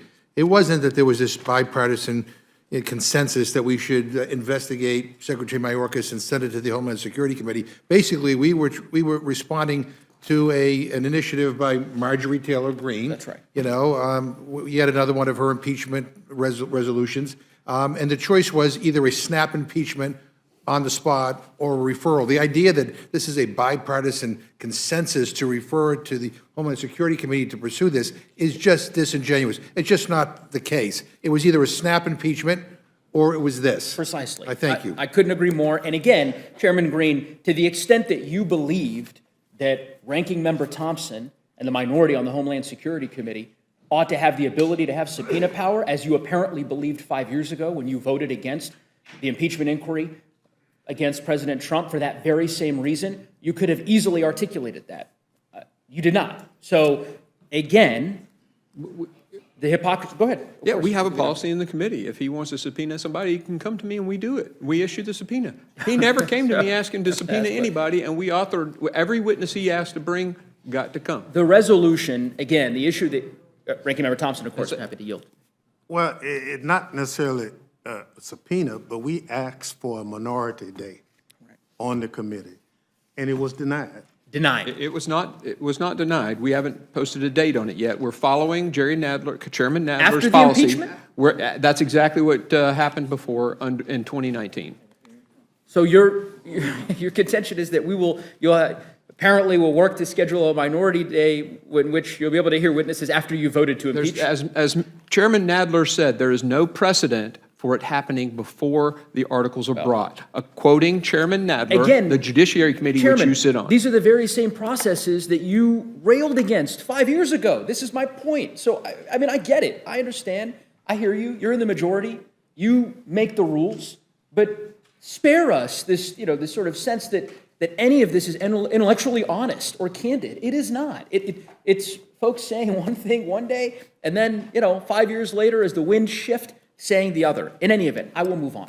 I will say, I thought that the effort that Ranking Member Thompson and Homeland Security Democrats made to offer an amendment that would have provided standard due process, at least at the bare minimum, to Secretary Mayorkas in the impeachment process was prudent and the fact that it was rejected by House Republicans in that committee and opposed by you, Mr. Chairman, and every Republican on your committee, I don't understand how that vote can be justified, but that's for you to defend. And Ranking Member, to the extent you'd like to talk about that, I'd welcome it. Well, I think one of the fundamental tenets of democracy is due process. And I was trying to establish some ground rules by which this impeachment, as it was going forward, that Secretary Mayorkas could at least have an opportunity to present witnesses, to see what the charges were, just basic due. It was denied. In the first hearing, in the formal hearing, I offered an amendment to that process, plain and simple. Every Republican on the committee voted against due process. I think it's shameful, and while I'm grateful to you, Ranking Member, for initiating that, I regret that our colleagues on the other side of the aisle didn't see it the way that we do. I will just conclude here talking a bit about the substance of this. Well, I use that word liberally. There's very little substance here, but to the extent that you can call it that, I'd like to talk about the actual articles. I read through the resolution that was marked up in the report, as well as the dissenting views, which I thought, the latter of which were incredibly powerful and compelling. Here's what I'm trying to understand. So, Mr. Chairman, Chairman Green, you, I know, understand the constitutional standard for impeachment of federal officials, presidents, cabinet officials, and so forth, right? Yeah, I think I do. What crime are you impeaching Secretary Mayorkas for? It's very clear that misdemeanors, that was from when our founders wrote it, it did not mean a crime. There was very little crime, criminal law back then. Okay. So what offense are you impeaching? It's not a trick question. So you want to know why we're the standard under the Constitution, right?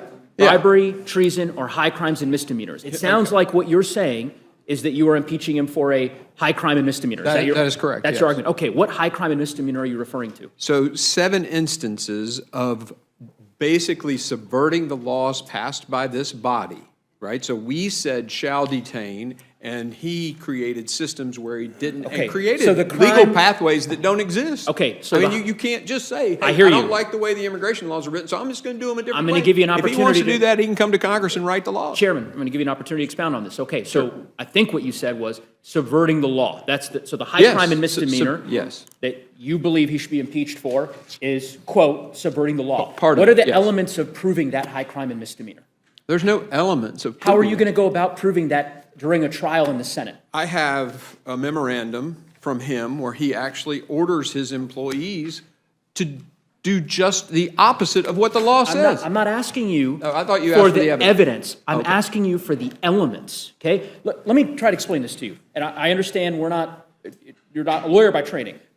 I served as one of the prosecutors during the last impeachment, after January 6th. I stood on the floor of the Senate and made the case to the senators that President Trump should be impeached for a constitutional crime. We laid out specific elements and then made the case for why the evidence, that much of which, of course, it was later further developed by the January 6th committee, ultimately tied into proving those elements. Well, if you're an attorney, then you clearly understand there are no elements to a high crime. There's no place in the code where there says these are the elements of a high crime. Got it. Okay. So your contention is that you can, pass a resolution of impeachment, walk into the United States Senate, say, you know what, here's the high crime and misdemeanor, and whatever, if I say I have evidence to prove this crime or misdemeanor, I'm not going to define what the elements are necessary. I'm not going to define the mens rea required to prove this particular crime or offense. I'm just going to say, I believe that he subverted the law, and so therefore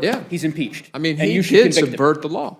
Okay. Well, a judge ordered that, and he'd been to law school. Mr. Green, Mr. Chairman, all respect here. I can assure you, having studied the records of the Federal Convention, having read the Federalist Papers, As This have I. is not what the framers had in mind. The notion that there would just be this nebulous phrase, high crimes and misdemeanors, that would extend to anything and everything that you deem a crime, with no definition as to elements of those crimes. That is not what James Madison or the framers of our Constitution had in mind when they conceived of the constitutional standard for impeachment, period. And that's why legal scholars, conservative ones, liberal ones, witnesses that you all used to call before the Judiciary Committee with regularity, Jonathan Turley, many others, have said this is a baseless impeachment. So I have no idea how you are going to go about proving this high crime and misdemeanor in the United States Senate. I suspect that's why they will reject this the moment it comes over, because unlike prior impeachments, that there hasn't been a good faith or cogent attempt to lay out precisely what the offense standard of proof would be and the ways in which the evidence, and I understand you've said 400 pages, you believe you have ample evidence of this particular policy violation, which you characterize it that way. It's laws written by Congress. I Laws, understand. very important I understand, difference. but your own words, policy violation No, that you believe led to a break in, or rather law. a violation of the law. Yeah. So I understand that that's what you said. But I'm just telling you that this is not what the framers had in mind. I think I missed this exchange that my colleague, the distinguished gentlewoman from New Mexico, engaged with you on a colloquy around James Madison and what he said during the federal convention, and the fact that maladministration was specifically rejected. And I rejected it as well. And you rejected as well. It's interesting. Maladministration. Maladministration, Right. got it. You mentioned a 5-phase plan Yep. at the beginning Yep. of this questioning. You said the first part of that was dereliction of duty. Yeah. Do you know what a synonym for dereliction of duty is? If you look in the local, if any He's thesaurus, not brought up if here you in these Google it, articles. dereliction He's of brought duty. up in the articles Sir, for let me breaking the finish law. my statement and then you can respond. Okay, thanks. The synonym for maladministration, any thesaurus, anybody who's watching, they can Google it, is dereliction of duty. That has been your definitional narrative for this impeachment from day one. It's what you told this group that you attest was, the underpinning, the first part of your 5-part plan. So the notion that this is not anything more than policy differences that have now been, apparently enveloped in supposed violations of the law, I just don't think the American people are going to buy it. You and I disagree, and I will tell you this, though. If you ever come before my committee, I will never insult you for not understanding what a Whipple procedure is or how diabetic ketoacidosis goes, okay? I hear you. I promise you. I'm not I promise insulting that. you, sir. Yeah. I'm not insulting you. The point here is I've read the Constitution. I hear okay? you. I've read, and I'm not an unintelligent human being. Nobody is accusing you okay, of that. What okay. I am suggesting I'm is that telling you the what Madison impeachment said, and constitutional my standard, interpretation of it. sir, the impeachment constitutional standard is an exacting one.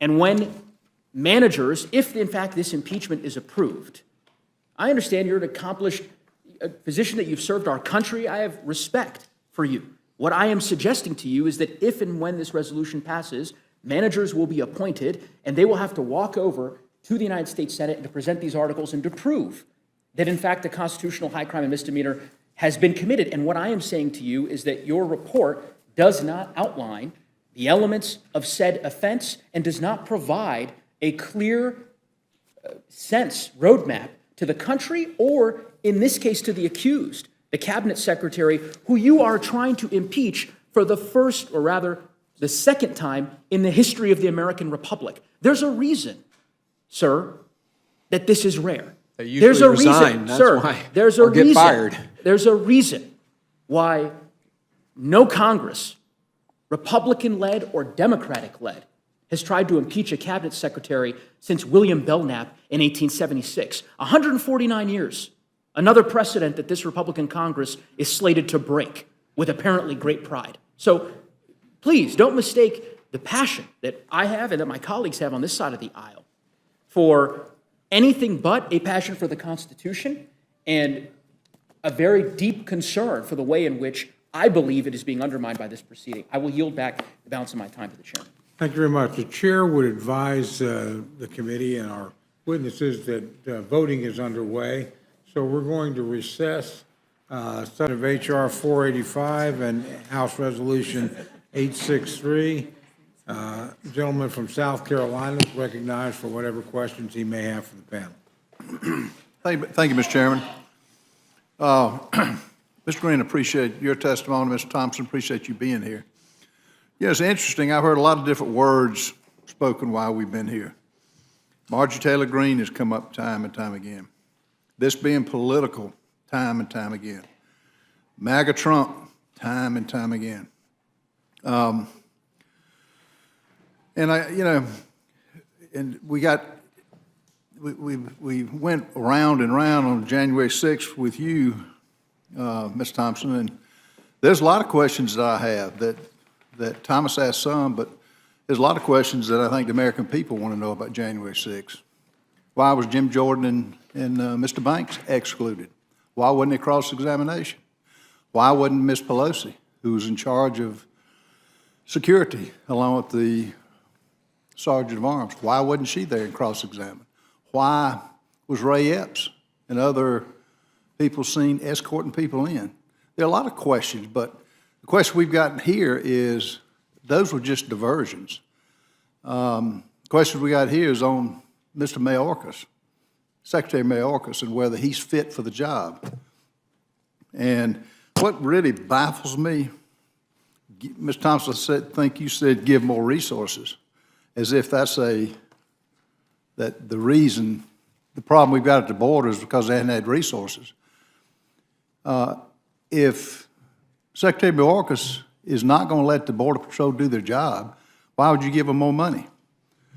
They're just not going to do it. You would agree with that. Money's not going to cure this. You mentioned electronic devices. It's only under this president that have we opened our borders up to anybody from any country, anywhere in the world. It's because of this administration. And to compare Donald Trump's, I think I heard a mention of 700, a number with him, compared to the 12 to 15 million we have in this country today. It's really absurd even bringing up the different topics to try to divert the attention. I think the ranking member mentioned that Secretary Mayorkas doesn't deserve impeachment. Well, neither does the American people deserve what's going on right now. What's interesting, what the words are not going to be able to explain, or what the American people are seeing. To see in New York City, 4,000 illegals take the place of law-abiding children of law-abiding adults. What the American people are seeing is the police officers that got kicked in the head and beat up, and then did an obscene salute to the law enforcement and left because of this administration under Mayorkas and what he's doing to this country. I've seen have you been to the border, Mr. Thompson? A number of times. Okay, so you see what I see. You see the cardboard with the numbers on it. When you try to take a picture, a American walks up and you're not going to take that picture. Why? What have you got to hide? And then having them whisk away in some of the nicest buses I have ever seen in my life. So that's what the American people are seeing. And so words are not going to explain that. And I think you said, Mr. Thompson, when the enemy shows up, they don't ask, are you Democrat, Republican? All they do is want to harm America. That's what exactly is happening with this administration's actions to let everybody and anybody in this country. There was a letter that was sent around, and I think y'all all got it, from a member of all the Border Patrol members you've heard of, and Chris Schweiker, who's saying the attacks are now here in this country. They're not overseas. The attacks, the blood that's going to be shed is now. And it's here. And it's a simple page and a half because of this administration doing this intentionally, voluntarily. And I've asked the same question myself, Congressman Green. Mayorkas is just doing what he's told. He's a hired hand. And the real culprit is Joe Biden. But it is what it is. He is the one in the seat dictating the laws being broken.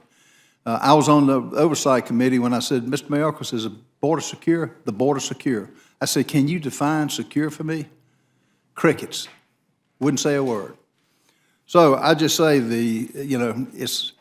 words are not going to hide what my friends on the other aisle are trying to hide. It's not going to do it because American people see it, and now our security is threatened right here in this Capitol, right now, as well as everywhere in this country. We're all border states now. So, Mr. Green, I just want to thank you for what you're doing. It's well overdue, and I think we can hopefully be successful with it. Mr. Chairman, I yield back. Thank you very much. Gentleman from Texas, recognize for whatever questions he has for the panel. I think the chairman. Thank you, Mr. Speaker. This time I'd like to recognize a fellow member of the Rules Committee, fellow Texan, Mr. Chip Roy, for 10 minutes. For 10 minutes. The gentleman from Texas is recognized for 10 minutes. Well, I thank my friend from Texas, and I get no great joy of being on the floor of the House of Representatives and talking about something as important and solemn as the removal of a secretary of one of our departments, particularly one as important as the department that is in charge of Homeland Security. This is an individual who was appointed and then confirmed by the United States Senate. And this is one of the highest charges we have as members of the United States House of Representatives. The charge by my colleagues on the other side of the aisle, particularly the ranking member on the Rules Committee, that this is a political exercise or that there are individuals taking, quote, orders from former President Trump, I think indicates the extent to which my colleagues on the other side of the aisle desperately want to make this political. My colleagues on the other side of the aisle desperately want to take the abject and total failure of Democrat leadership on the southern border, resulting in death and destruction of the American people, the undermining of economic activity, the death of our children, fentanyl pouring into schools, ranchers who are getting absolutely decimated, the empowerment of cartels, the empowerment of China. This has all happened at record levels, record numbers, and my colleagues on the other side of the aisle know this. So they're desperately trying to deflect to legislation that was political and never had a chance to move from the Senate to the House, never had a chance to move, but they want to be able to deflect. They want to deflect an entire conversation about the failures of President Biden and the failures of Secretary Mayorkas to secure the border by not having a serious conversation about why we would be bringing articles of impeachment against a sitting secretary. The reason is simple. The Secretary of Homeland Security has blatantly ignored the laws of the United States he is charged to faithfully execute. He has done so with reckless abandon. He has done so in a way that has led directly to the death of American citizens, to the death of the very migrants that the Secretary suggests they want to try to help. 1,000 migrants along the southwest border last year dead. 53 migrants in a tractor trailer in San Antonio last year in the district where I represent. 75,000 Americans dead from fentanyl poisonings last year. These numbers are off the charts at levels we've never seen before, and they are the direct result of the policies enacted by the Biden administration, but very specifically by the Secretary of Homeland Security. It is his leadership of that department that has led to an abject failure of the department to secure the border. It is not the line men and women of the Border Patrol or ICE who are out there trying to do their job, but they're being denied the ability to do their job because the Secretary won't let them. The Secretary has turned them into processing machines. He's done so intentionally to flood the zone, and they basically acknowledged that. He's turned the law upside down, that the basic law of requiring that they have operational control of the border, that we stop the flow, that you have papers coming to the United States, has been turned upside down. And in its place, the administration, and specifically Secretary Mayorkas, has used exceptions to swallow the rule.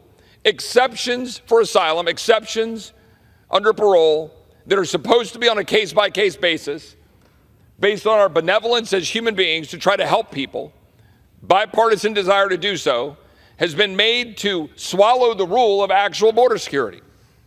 And as a result, the numbers have been astounding. And a key consideration, of course, are the types of individuals that are coming into the United States. We're not talking about some workers who want to go from Nuevo Laredo to Laredo or Juarez to El Paso. We're talking about dangerous individuals from all over the globe, including 331 that have been encountered that are associated with terrorist organizations under this administration, under Mayorkas' watch, which compares to 11 under President Trump. Now you say, well, aren't they doing their job? They encountered them. No. Those numbers indicate who we're finding, not the 50,000 a month or so gotaways that are pouring into the United States. Now we see cops being beaten in the streets of New York by people who are here illegally, walking out of the court with no bail and flicking off the American people. We have a woman being dragged out of a parking garage in New York by migrant gangs, dragged through the streets of New York. We have all sorts of danger to the American people. People like a cheerleader getting killed in Texas by somebody here illegally. An illegal who posed as an unaccompanied child who lived with a family in Florida and then killed the family. That's what we have happening in the United States of America, and it is directly a consequence of a Secretary of Homeland Security who is failing to secure the homeland, as he is charged to do when he takes an oath to fulfill his duty to carry out the laws of the United States. If the Attorney General just went out and ordered all the United States attorneys and prosecutors and assistant U.S. attorneys to stop enforcing the law, allow reckless abandon, he should be impeached. That is, in fact, a high crime and misdemeanor. And this is where I disagree with my colleagues on the other side of the aisle, and a few, I think, on my side of the aisle. This notion of high crimes and misdemeanors and what it includes or does not include, but it most certainly includes officials in the administration, the executive branch, who are completely refusing to carry out their duty. It's literally his job is to secure the homeland, and he's refusing to do it. The fact of the matter is, some of my colleagues that have concerns about issues of maladministration and so forth, if you believe this is maladministration, I do not. I think it goes beyond maladministration. It is the purposeful, willing ignoring of the law to endanger the American people that goes beyond maladministration. But even if you accept the notion that it is maladministration, I keep hearing people say, well, the founders rejected maladministration. Well, the fact of the matter is, Colonel Mason put it forward, Mr. Gary put it forward, he seconded it, Mr. Madison raised a concern. He said a term would be equivalent to a tenure during pleasure of the Senate. There was some debate. Governor Morris, Colonel Mason withdrew maladministration. There was no vote. There was no affirmative rejection of it. There was a debate. They withdrew. And instead, in its place, he substituted, the language was not there at the time, other high crimes and misdemeanors. Okay, now you go back and say, well, what does that mean? Well, I wasn't there. You go back and look. There are debates about what it meant. But one thing is, British common law had developed a definition of high crimes and misdemeanors that included, but was not limited to maladministration. Now, this is a debate worthy of academic debate. But the fact is, it is up to us. There are no elements of the crime in the Constitution. There is no specific requirement that there be a violation of statute. There's no mens rea in the Constitution. It is for us and us alone to determine. And when the Secretary violates his duty to the Constitution, violates his oath to defend the people of the United States and secure the homeland, then it is incumbent upon this body to call out and reject that secretary. And in this case, that secretary being Secretary Mayorkas. There are other tools at our disposal, but there are not many. We have the power of the purse. We should use it. That is a speech for another time. But one last point on this notion that somehow by rejecting the bill that the Senate was debating, and by the way, has not sent to us, the Senate is merely debating it. They're not even debating it yet. They haven't even proceeded to it yet. They haven't even gotten past cloture on proceeding to it yet. Why? Because it is fundamentally flawed. The bill does not do what my colleagues on the other side of the aisle were suggesting it does. So I'm sorry, you're getting punched in the head 10 times My colleagues on the other side of the aisle want to say, well, sorry, we'll just start punching you in the head 5 times. Why won't you take that half a loaf? I'm sorry, that's not how that works. That's not what we're here to do. We're here to actually stop the flow. And that bill was flawed. It would have set essentially in permanent stone, effectively, mass migration. It has 250,000 visas, 250,000 work permits. It ensconces alternatives to detention as part of how the releases would work for asylum claims. It would spend $4 billion to hire up new asylum officers by this administration, by this secretary, who has the power right now to stop this flow but refuses to use it. The President of the United States could use 212F right now and stop the flow. The Secretary could apply the laws the way they're supposed to be applied with respect to asylum and parole, and he could stop it right now but refuses to do so. We're here to defend the people of the United States who don't have a voice. We're here to stand up for the forgotten men and women of this country who are tired of getting rolled over. That's why we're here, and the Secretary of Homeland Security deserves to be held to account. I rise in support. I yield back. Gentleman, you. Madam Speaker, I yield 3 minutes to the gentlelady from Georgia, Mrs. Green. Gentlewoman is recognized for 3 minutes. I thank the chairman. Madam Speaker, I rise in strong support of HRES 863, impeaching Secretary Alejandro Mayorkas. Alejandro Mayorkas is guilty of aiding and abetting the complete invasion of our country by criminals, gang members, terrorists, murderers, rapists, and over 10 million people from over 160 countries into American communities all across the United States. His willful refusal to secure the border has bankrupted communities, closed down U.S. schools that our children attend, drowned hospitals, and incapacitated law enforcement while empowering criminal cartels and illegal aliens. My Democrat colleagues argue that one cannot be impeached over policy differences. Well, I argue that breaking our laws is more than just policy differences. 300 dead Americans every day from fentanyl poisoning is more than just a policy difference, it's murder. Today in my own office, narcotics law enforcement officers from Georgia told me that 7 out of 10 Oxycontins or Percocets sold on the street are laced with fentanyl, and that comes directly across the border from Mexico. Secretary Mayorkas has violated numerous provisions in the Immigration and Nationality Act, including unlawfully directing DHS to mass parole illegal aliens into the U.S. when federal law specifically prohibits this, and unlawfully implementing catch-and-release policies when federal law specifically mandates the detention and removal of inadmissible aliens.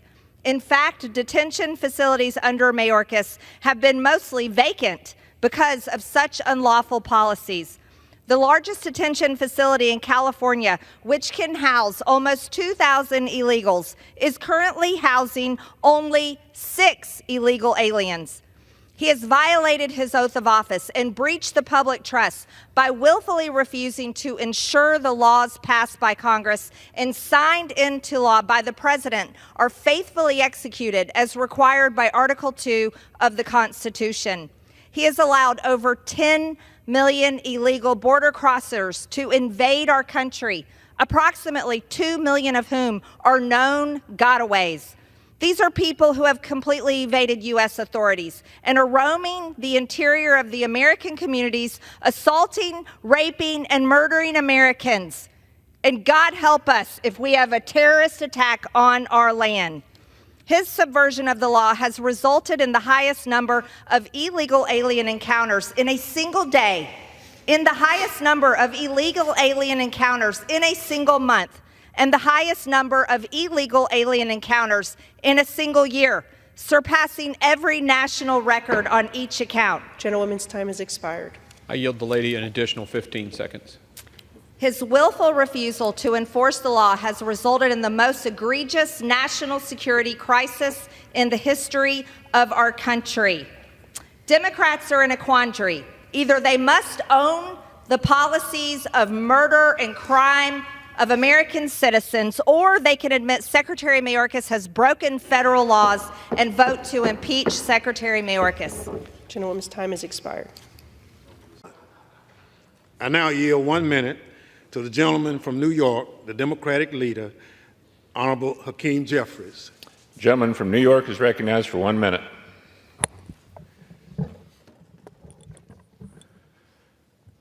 Let me first just thank the distinguished gentleman from the great state of Mississippi for yielding, for his leadership, for his dignity, for his decency, for his continued defense of our democracy in the face of the extreme attacks coming from the other side of the aisle.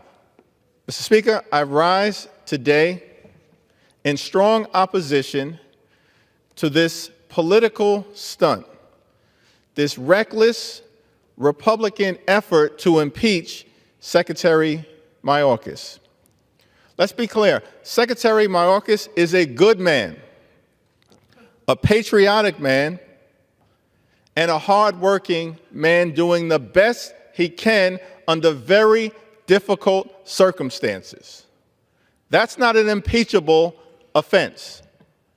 Extreme MAGA Republicans have produced no evidence that Secretary Mayorkas has engaged in a high crime or misdemeanor, no evidence that Secretary Mayorkas has engaged in an impeachable offense, and no evidence that Secretary Mayorkas has broken the law or violated the Constitution.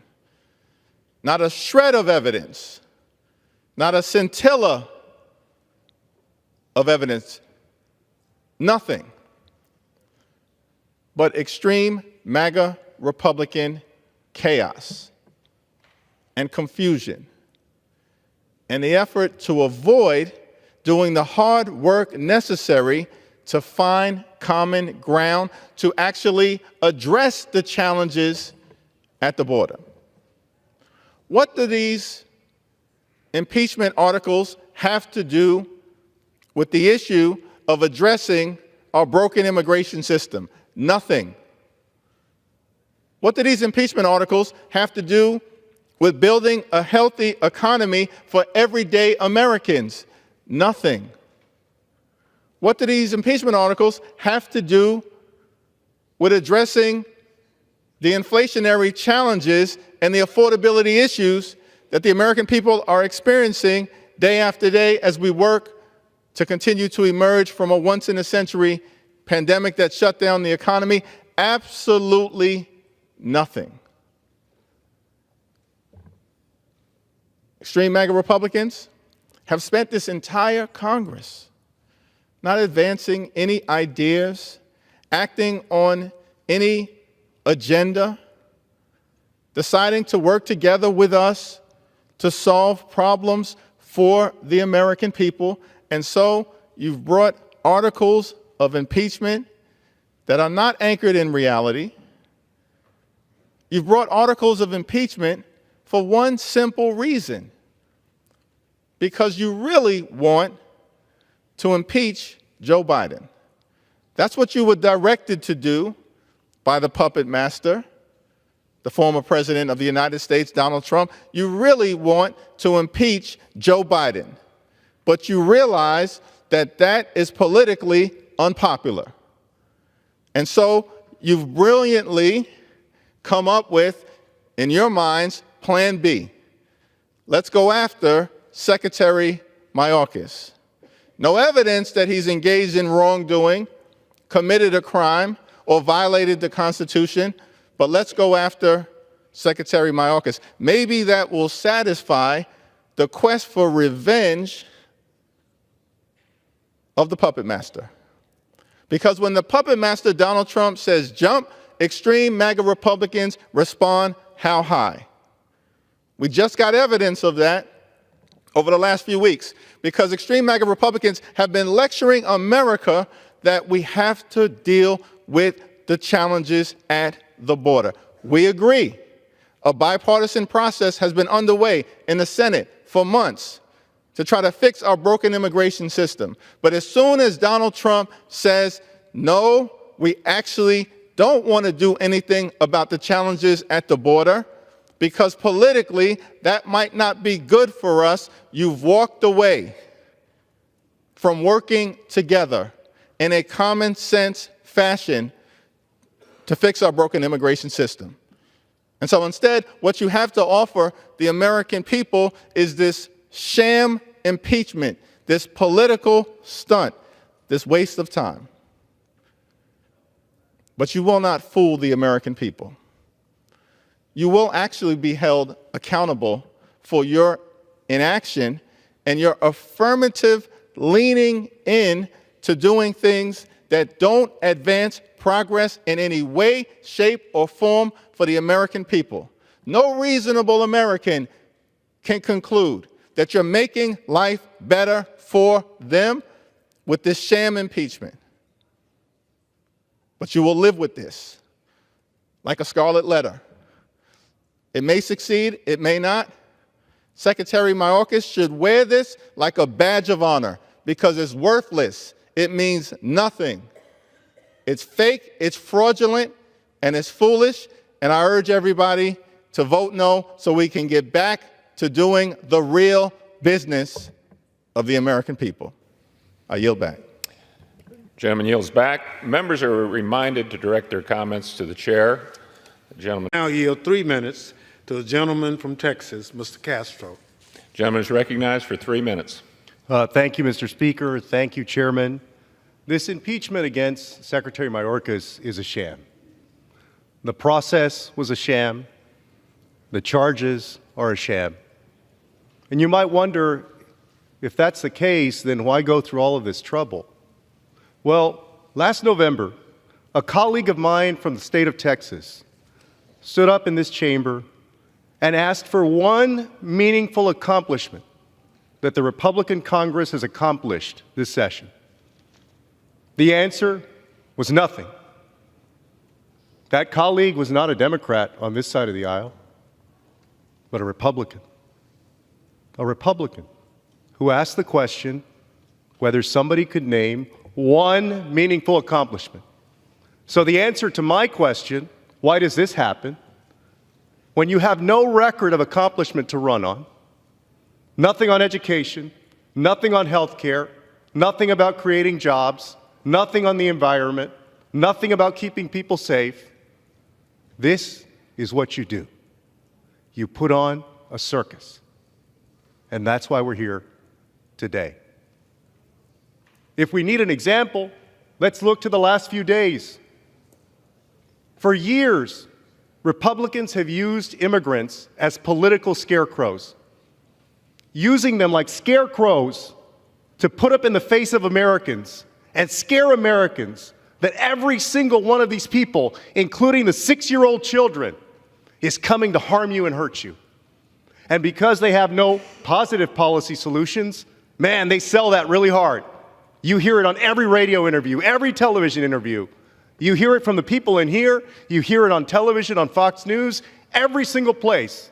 They use these people to scare Americans. That's how they want to win. And that's why we're here. Because there's nothing else left. And on the border, Gentleman, I would ask for Additional 30 seconds. Gentleman recognized for additional 30 seconds. They have claimed that we need to secure the border.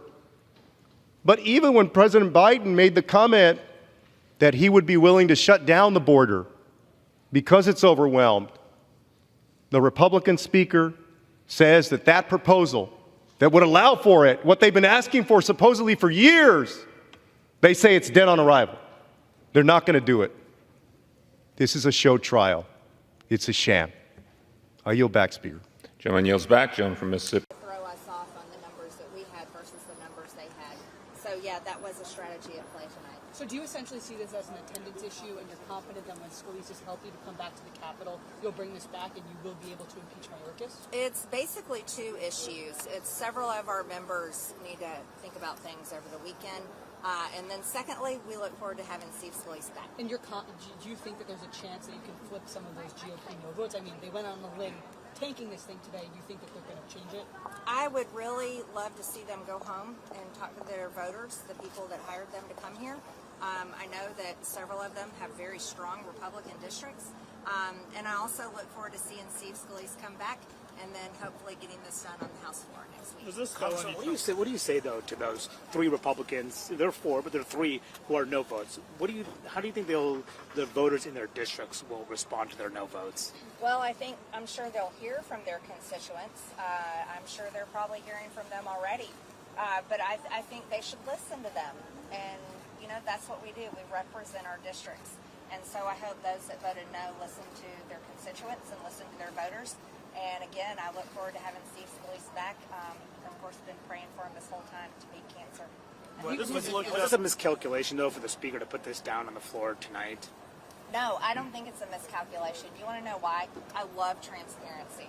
And I'm happy that the American people got to see the vote record tonight. I think it's a good thing for our country.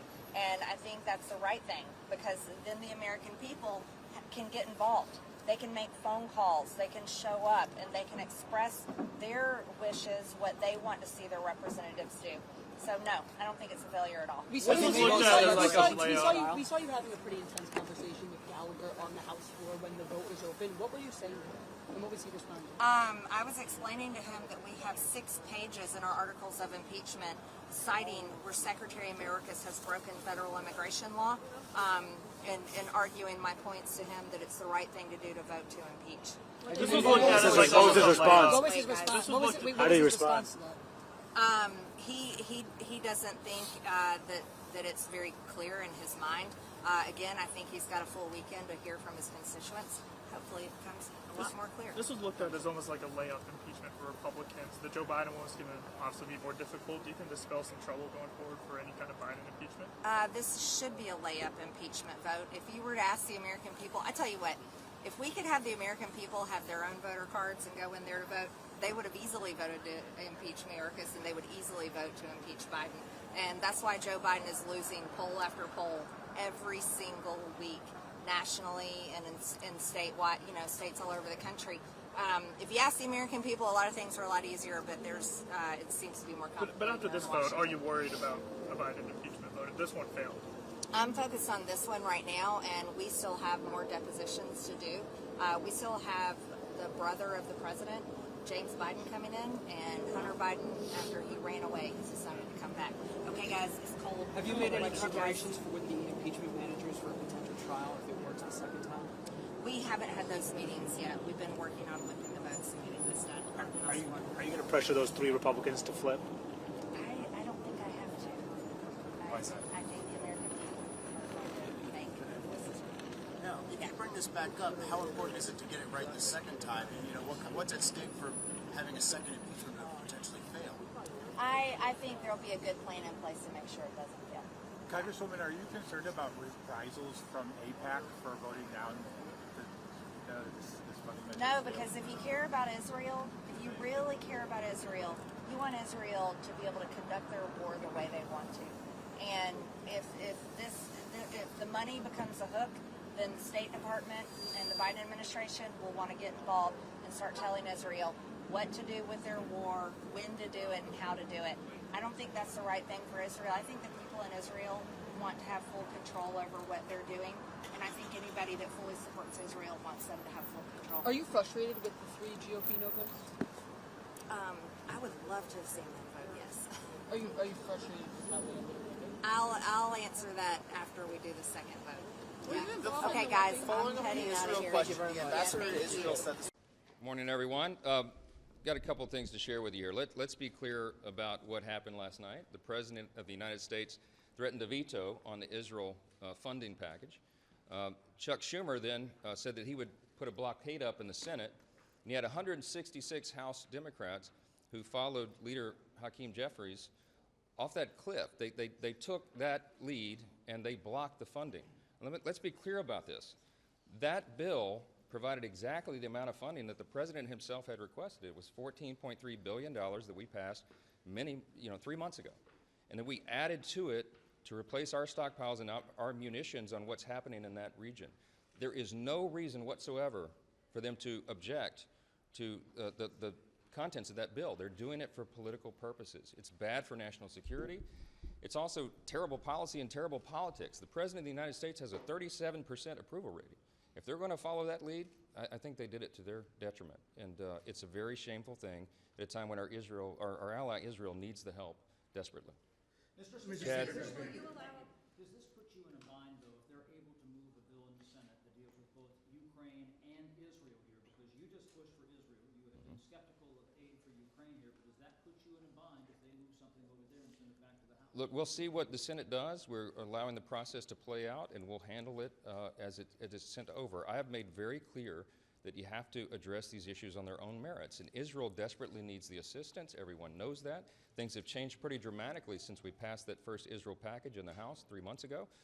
Everyone knows the tensions have escalated, and we need to support it there. So we'll address that. We'll see what the Senate does. We spend a lot of time on the House side awaiting the Senate's action, and it's frustrating sometimes, but that's the way the process plays out. On impeachment, I mean, what happened yesterday with the vote on Secretary Mayorkas? Why bring that to the floor if you didn't have the votes? And will you hold another vote to impeach him? Yeah, on impeachment, last night was a setback, but democracy is messy. We live in a time of divided government. We have a razor-thin margin here, and every vote counts. Sometimes when you're counting votes and people show up when they're not expected to be in the building, it changes the equation.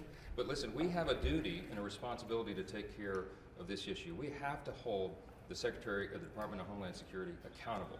Mayorkas needs to be held accountable. The Biden administration needs to be held accountable. And we will pass those articles of impeachment. We'll do it on the next round. Mr. Speaker, what would you say to Americans concerned that Congress isn't able to do basic functions? Well, it's just simply not true. We're governing here. Sometimes it's messy. The framers anticipated that you would have a system where people with very different philosophical viewpoints that come from different parts of the country and different constituencies would have different ideas on how to resolve their problems. But what they also anticipated is that we'd be able to get in a room and arm wrestle over public policy and come to consensus to move the ball forward for the most people. That is what's happening here. You're seeing the messy sausage making, the process of democracy play out. And it's not always clean, it's not always pretty, but the job will be done at the end of the day. Some of your critics will say this shows your inexperience, and Congressman Massey says getting rid of Kevin McCarthy was an unmitigated disaster for your party. What do you say to that? Well, look, it was a mess what happened here, but we're cleaning it up, and Massey's one of my dear friends and colleagues, and I don't think that this is a reflection on the leader, it's a reflection on the body itself and the place where we've come in this country. Look, the nation is divided. We lament that, right? The differences, the chasm between the two parties right now is wider than it's ever been. And there are lots of emotions, and we live in the age of social media and 24-hour news cycle. You know, there were previous Congresses where a gaggle like this would not even have been possible. So we're in a different time. But what we need to do in a time like this, in a time of great challenge, is lead on principle, and that's what we're doing. Again, the process is messy sometimes, but the job will be done. And we're going to govern this country. It's the greatest country in the history of the world. The entire world is counting upon us. We have steady hands at the wheel. We'll get through it. Everybody take a deep breath. It's a long game. We're going to get the job done. Report the amendment. An amendment to the amendment in the nature of a substitute to H-Res 863 offered by Ms. Jackson Lee of Texas, number 117. The gentlelady is recognized to speak on her amendment. Mr. Chairman, the Founding Fathers deliberated for a period of time to ensure that the American public for ages beyond would be protected. And so their interpretation of impeachment, which, by the way, to answer a question posed some many minutes and hours ago, yes, there is authority to do our job. Yes, impeachment does exist. As Professor Charles Black has indicated, it deals with other high crimes and misdemeanors. In particular, impeachment is focused on the idea of treason, bribery, high crimes and misdemeanors. Professor Black notes that in his influential handbook, impeachment is not permitted for mere inefficient administration or administration that does not accord with Congress' view of good policy. Simply put, the Constitution forbids impeachment based on policy disagreements between the House and the executive branch, no matter how intense or high stakes those differences of opinion are. I would venture to say that the disruption of a presidential election in 2020 was not a mere disagreement between Congress and the executive, a direct connection to disrupting the election and changing the election, nor was an outright insurrection on January 6th could be equal to the idea of a disagreement with Congress. And so what we have here today are two articles with no constitutional basis of charging a secretary or a public figure anything dealing with an unconstitutional violation. It has been 9 months since our committee's chair told his donors in Tennessee to, quote, get the popcorn, unquote, for his 5-phase predetermined plan to impeach a cabinet secretary over policy differences. Over 9 months, the hearings floundered. Not a shrivel of evidence of high crimes or misdemeanors. Why they wish to not read my amendment, which is to eliminate Article 1, because as our Secretary formerly of Homeland Security, of whom I worked with, has indicated, again, he emphasized, Secretary Chertoff, political and policy disagreements aren't impeachable offenses. To the American public, he made it as a simple statement of fact. The Constitution gives Congress the power to impeach federal officials for treason, bribery, and high crimes and misdemeanors. That is a high bar. And we do not have that. And now, after 2 impeachment hearings with no Republican-invited constitutional experts, my colleagues across the aisle have rushed to their pre-planned, predetermined conclusion to impeach Secretary Mayorkas. As I said earlier, this is revenge impeachment. I got you. That's despite Republicans not affording Secretary Mayorkas any rights to participate in the process, unlike the previous impeachments of former President Trump. They claim that the Secretary is playing a game of cat and mouse, but my Republican colleagues rejected the Secretary's offer to testify before the committee on a different day. He details that in a very effective, lengthy letter that, yes, we did receive in the early morning hours, but he did provide that with us, for us. A day where he was not already planning to host Mexican officials to do what our colleagues want him to do, the job of stopping fentanyl. The meeting was to collaborate on clamping down on fentanyl trafficking and reducing unlawful crossings. Isn't that interesting? Performing his constitutional duties, and he was rejected. And the chair of this committee did not act upon our properly entered Minority Day hearing request to call on constitutional experts to discuss this impeachment process. Republican attorneys general masquerading as constitutional experts don't provide an insightful view into the impeachment, just a partisan one, but more importantly, they are not constitutional experts. They deal with the laws of their state, not the laws that we are governed by in the United States, Congress, or this committee in particular. They should be guided by the Constitution, inasmuch as states are subject to the power of the federal government that seems to be missing in several of our states today. But I guess Republicans consider the 2 impeachment hearings methodical. In light of these observations, my amendment seeks to strike Article 1 of the Articles of Impeachment. The article is filled with unsubstantiated allegations and a general lack of understanding of both historic border policy and U.S. immigration law. My colleagues want to impeach the Secretary for allegedly not enforcing immigration law. Gentlelady's time has expired. And I hope to continue by one of my colleagues yielding. At this time, I reserve what I did not have to reserve. The gentlelady yields. Mr. Chairman? Mr. Chairman. I'd like to withdraw my point of order. Point of order is withdrawn. Does anyone want to speak on the amendment? No. Her amendment, Republicans go first. So is there a Republican? Nope. Okay. You're recognized, Mr. Magaziner, for 5 minutes to discuss the amendment. Thank you, Chairman. I'll begin by yielding back to Ms. Jackson Lee. You're very kind, sir. Thank you so very much. Let me say that, again, my colleagues want to impeach the Secretary for allegedly not enforcing the immigration law. Be reminded, my colleagues, that he was attempting to meet with Mexican officials to enforce laws to determine what laws we could work on together, and which he could not be at this particular hearing and was not given another option. They seem not to understand that Congress provides the funding for and sets the minimum threshold for detention levels, and Congress has never provided the resources to detain all undocumented migrants. DHS is currently detaining more people than required by this body, while Republicans refuse to consider the Secretary's request for more funds to further increase the bed space. Similarly, Congress has never provided the resources to remove all eligible non-citizens. No administration have ever requested funding for such a large deportation scheme. We have not even tried to participate in legal, if you will, immigration by providing the necessary tools. I didn't say that they would all be granted for asylum. And so we have an extensive backlog in all forms of assessing the migrants coming across the border.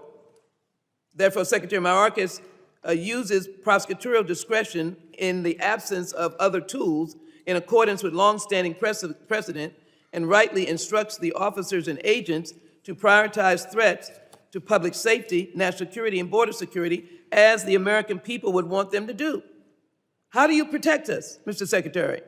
Well, I've been given zero by this Congress. They've done nothing for comprehensive immigration reform, so I'm going to, in my best judgment, as a public servant, following the Constitution, doing my duty, try to ensure that you will have the opportunity to be safe. The prioritization doesn't stop him from enforcing the law. He's already removed and expelled more people than the Trump administration. My colleagues also want to impeach the Secretary for executing his parole authority in a way that aligns with decades of precedent. Every administration since Eisenhower has used parole. Its first use was actually for 30,000 Hungarian nationals fleeing communism. President Trump used parole to expedite the reunification of Cuban families facing long waits for immigrant visas.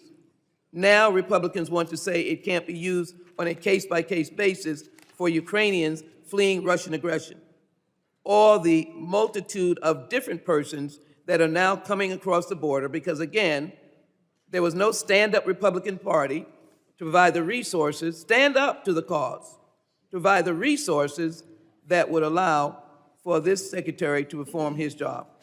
My amendment affords my Republican colleagues to go back to the table for an opportunity to do their job and to correct their baseless allegations, of which I would care for them to adopt their own instructions. Secretary Chertoff said, that is why Republicans aren't seeking to hold Mr. Mayorkas to the Constitution's high crimes and misdemeanors standard for impeachment. They make the unsupported argument that he is derelict in his duty, and they have no basis to be able to suggest that. And Secretary Chertoff goes on to say, the truth is that our national immigration system is outdated, and DHS leaders under both parties have done their best to manage our immigration system without adequate congressional support. But no Democrat, during the time that we were in the majority, attempted to impeach our Secretaries of Homeland Security when they respectively had challenges and difficulties sending or returning migrants that were coming to this country.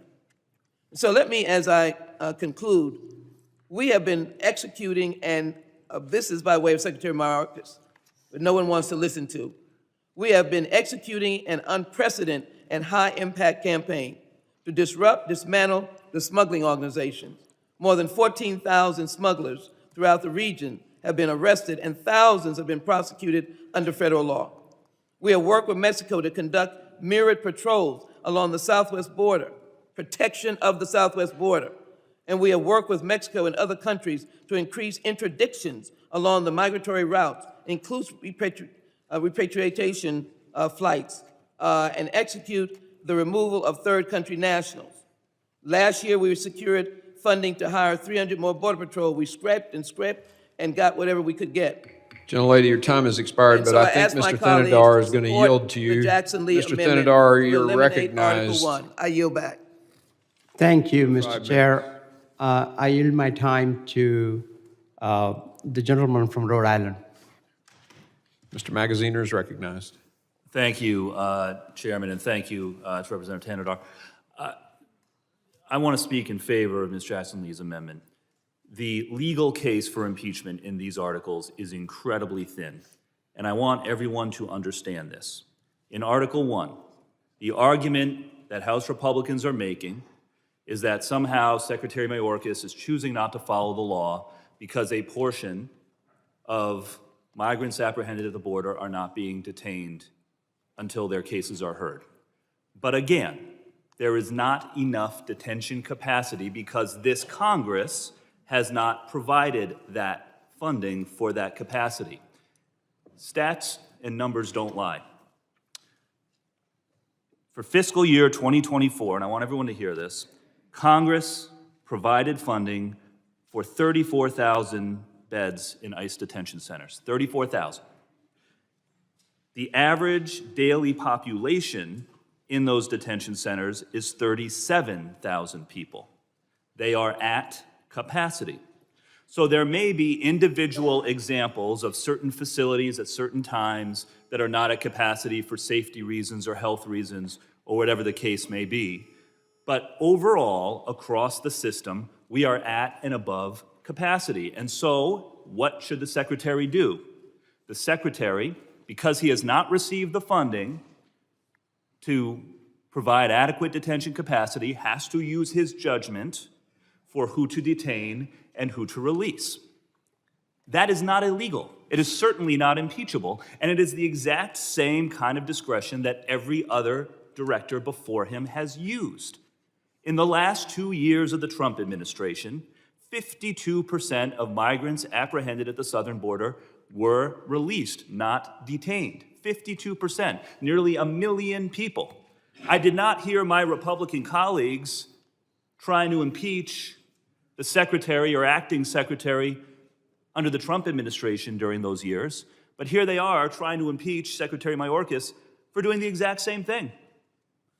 And in fact, the percentage of migrants who have been released under the Biden administration, 48%, is lower than the 52% rate under the last 2 years of the Trump administration.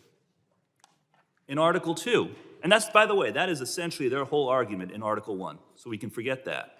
Article 2, they are arguing that somehow the Secretary has lied to Congress because at various times he said things like the border was secure or the border was closed. These are subjective terms. Again, certainly not impeachable. If he said, you know, we're holding an average daily count of 37,000 people a day when it was really 10,000 a day, well, that would be a lie. That would be misstating a fact. But characterizing the situation on the ground in a way that my Republican colleagues might disagree with is certainly not impeachable or a lie. If I say to you, it's hot outside and you think it's cold, I haven't lied to you. If I say to you it's 80 degrees and it's actually 40 degrees, well, that might be a lie. Would the gentleman yield? But I'll just say once again, you're talking about terms like closed, secure, that are inherently subjective terms. Oh, okay. I mean, there are certain terms like operationally secure that may have a legal definition, but again, the idea that this would be an impeachable offense is ludicrous. There is no law that my colleagues have pointed to that has been broken, and particularly when it comes to the Secretary using his discretion to decide how to manage the lack of capacity because Congress has not provided the resources that he has asked for, he's using the same discretion that every secretary before him has used. The gentleman yield quick for... Yield to Mr. Goldman. Just to follow up on Mr. Magaziner's point on the operational control of the border, as that term is defined in the Secure Fence Act of 2006, that, of course, requires zero immigrants from crossing the border in order to achieve that standard. And of course, that's unreasonable, unattainable. So in 2007, under the Bush administration, the department issued guidelines to redefine what operational control is.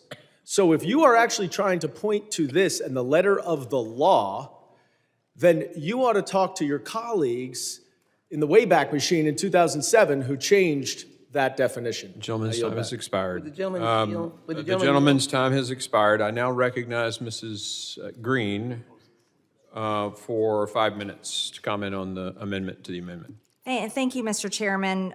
We're listening to Democrats today talk about Secretary Mayorkas requesting funding from Congress and talking about detention space. But the facts tell the truth. Secretary Mayorkas has requested less detention space. Fiscal year 2020, $2.7 billion for 54,000 beds, including 2,500 for family units. Fiscal year 2021, $3.1 billion for 60,000 beds, including 5,000 for family units. Fiscal year 2022, he requested $1.8 billion for 32,500 beds. Fiscal year 2023, he requested $1.4 billion for 25,000 beds.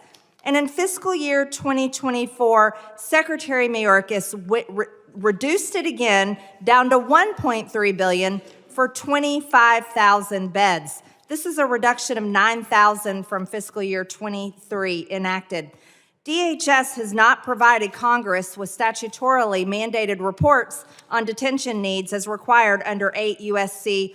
1368 and requested by the committee in a letter on January 4th, 2024. Also, DHS claims in fiscal year 22 and 23 budget requests that a reduction in detention capacity level will not impede ICE's ability to apprehend, detain, and remove non-citizens that present a threat to national security, border security, and public safety.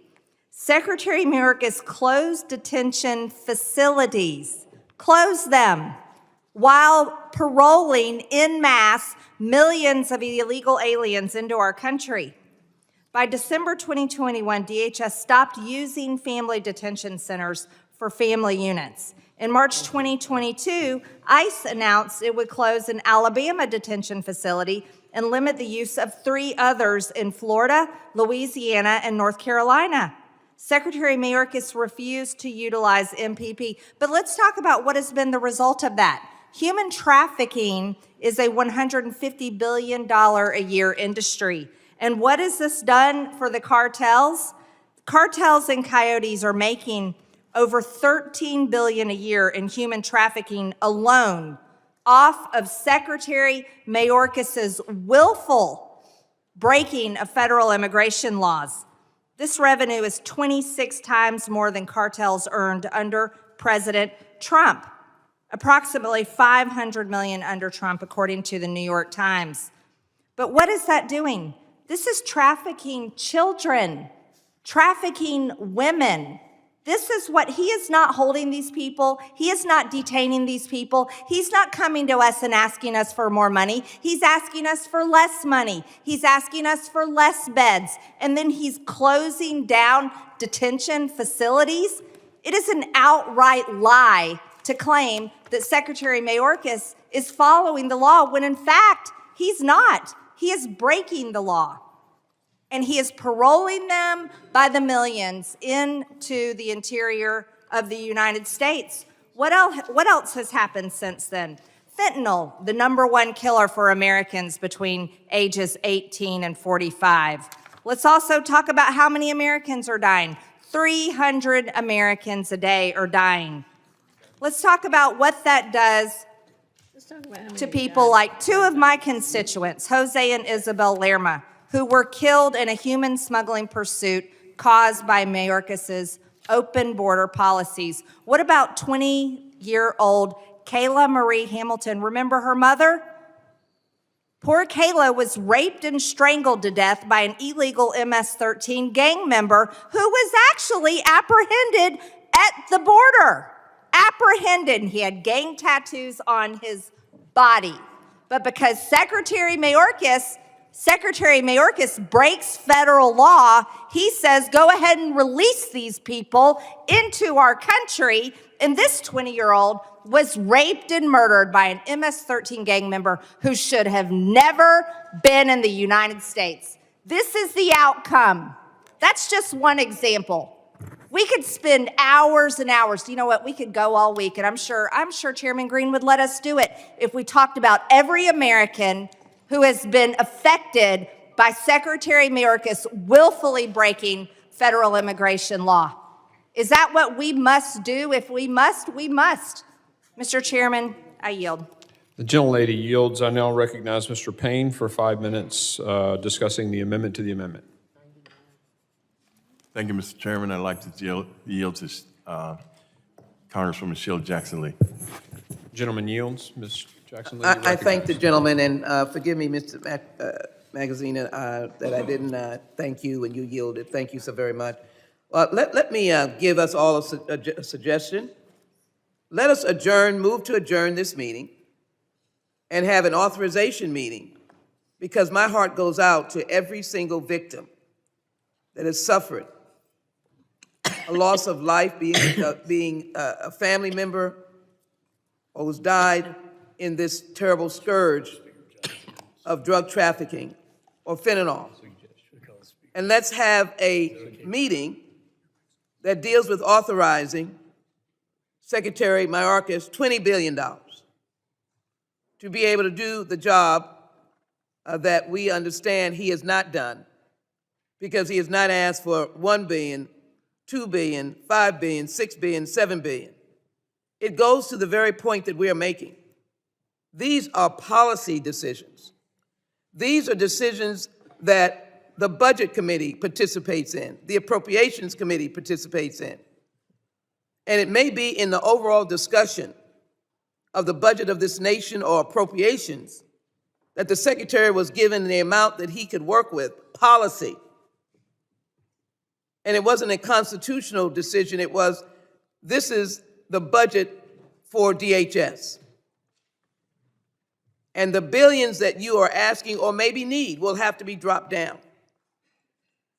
And so I can't for the life of me see why my colleagues cannot understand that you are dealing clearly with the issue of a policy decision and a very wise secretary that is trying to do his job by protecting us in the narrow way that he's allowed to do so. Here are my resources. Here is who I can detain.